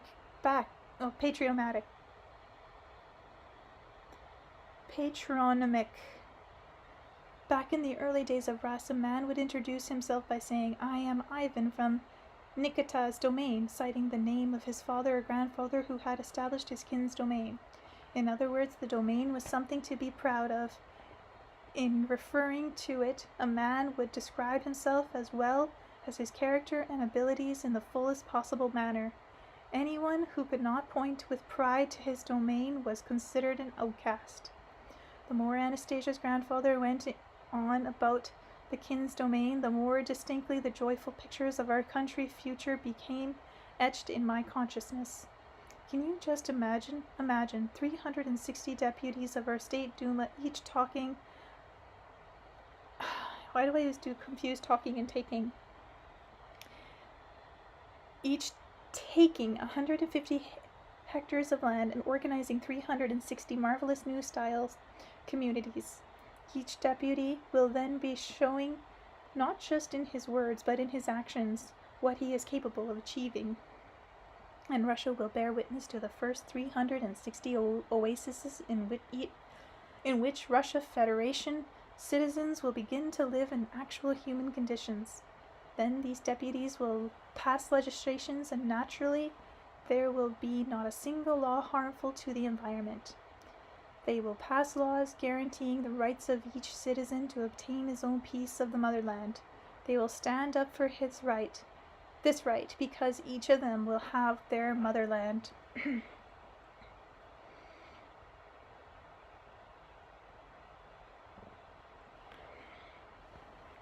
Chapter 28, the final chapter of this book. And I can't even read it. To the readers of the Ringing Cedars of Russia. To the readers of this Ringing Cedars series. Wow, I've been reading for over 2 hours, so of course I'm bound to mess up. My dear readers, I thank you heartily for your understanding and moral support. I thank all of you who have openly expressed their thoughts in internet communications and the Almanac, who have tried to organize discussions of ideas outlining in the Ringing Cedars series through letters to the press. My thanks to you scholars of Russia, first and foremost to Boris Minin, who openly appeared on the stage of the Podomakov's concert hall with his escalation of Anastasia's ideas. A special note of gratitude is due to the fine actor, distinguished artist of Russia, Alexander Mikolov, who took part in the conference. Many thanks also to the economist, Dr. Viktor Medolovkov, who has written a number of papers on his research of the ideas expressed in the books, and to Anatoly Eromenko, active member of the Academy of Pedagogical Science, for his marvelous poetry. To a deity. Age and health and sloth all notwithstanding, here I am before you on knee bending, simply 'cause I've seen in you from afar life's renown, a deity you are. Instantly you scattered all illusions, rising from dark forces' sly intrusions, your depictions of a future bright. Help me banish sorrow's fearsome night. In you I see man's true being ascending, possibly another age ending, where my granddaughters, just like a muse, will embody you and your bright views. Though at heart I quietly resist every time you need to say I exist. 'Tis no sin to talk of your appearing in a place where others might be hearing. Therefore send I from my heart a gleam, rays of warmth to you, my living dream. And in night-time vision of tomorrow, in the taiga I shall see your shadow. To the elders of Russia. O you wise-hearted elders of Russia, have you nothing to lone hearts to say? For the blue eyes that grow ever lusher will still shine o'er the world with their ray. They will awaken dull tribes and refreshen them with humanity's flourishing wave. If there's no other means of expression, a tall cedar to chip she will shave, and in secret will give them like manna to all people eternity bound, and will call us with this unknown manna to the place where our future is found. With our knees now already unbended, and our backs straight and tall and so proud, all our worries and idle contentment we forsake, not tomorrow, but now. Let us still hear the voice of the ages that was whispered to us as a friend. You are singular children of nature. Death and treason do not spell your end. Nor do mud-slinging fury unleashing, nor do stone walls or home-destroying hail. But for those who accept the true teachings, their connection with nature won't fail. We are given a power immortal from the earth gods and God high above, by a heavenly hand incorporeal, that our hearts may awaken to love. Let us all, then, as singular brothers, with our heartstrings stretched taut in a bow, now extend our embrace to all others, send our ray out wherever we go. Then in spring, over all the earth's nations, all the cherry tree gardens will bloom. For humanity's new generations, there will be no more danger or doom. O you wise elders, son of Rosiah, do not slacken, but say the word true. May the joy of dear Anastasia now shine forth in its heavenly blue. I thank Viktor Pavlovich Garavits, and Superintendent of the Education for the City of Kharkov, as well as instructor, workers, and administration of the tractor factory in this Ukrainian city, for organizing a fantastic meeting with my readers. Many thanks to all the organizers of readers' conferences in other cities. Thank you, Russian immigrants in Germany and Canada. Thanks for the bards who have written more than 500 songs now, and the artists who sent in their pictures. They already posted on the site anastasia.ru, and the best of them have been published in the almanac Ringing Cedars of Russia.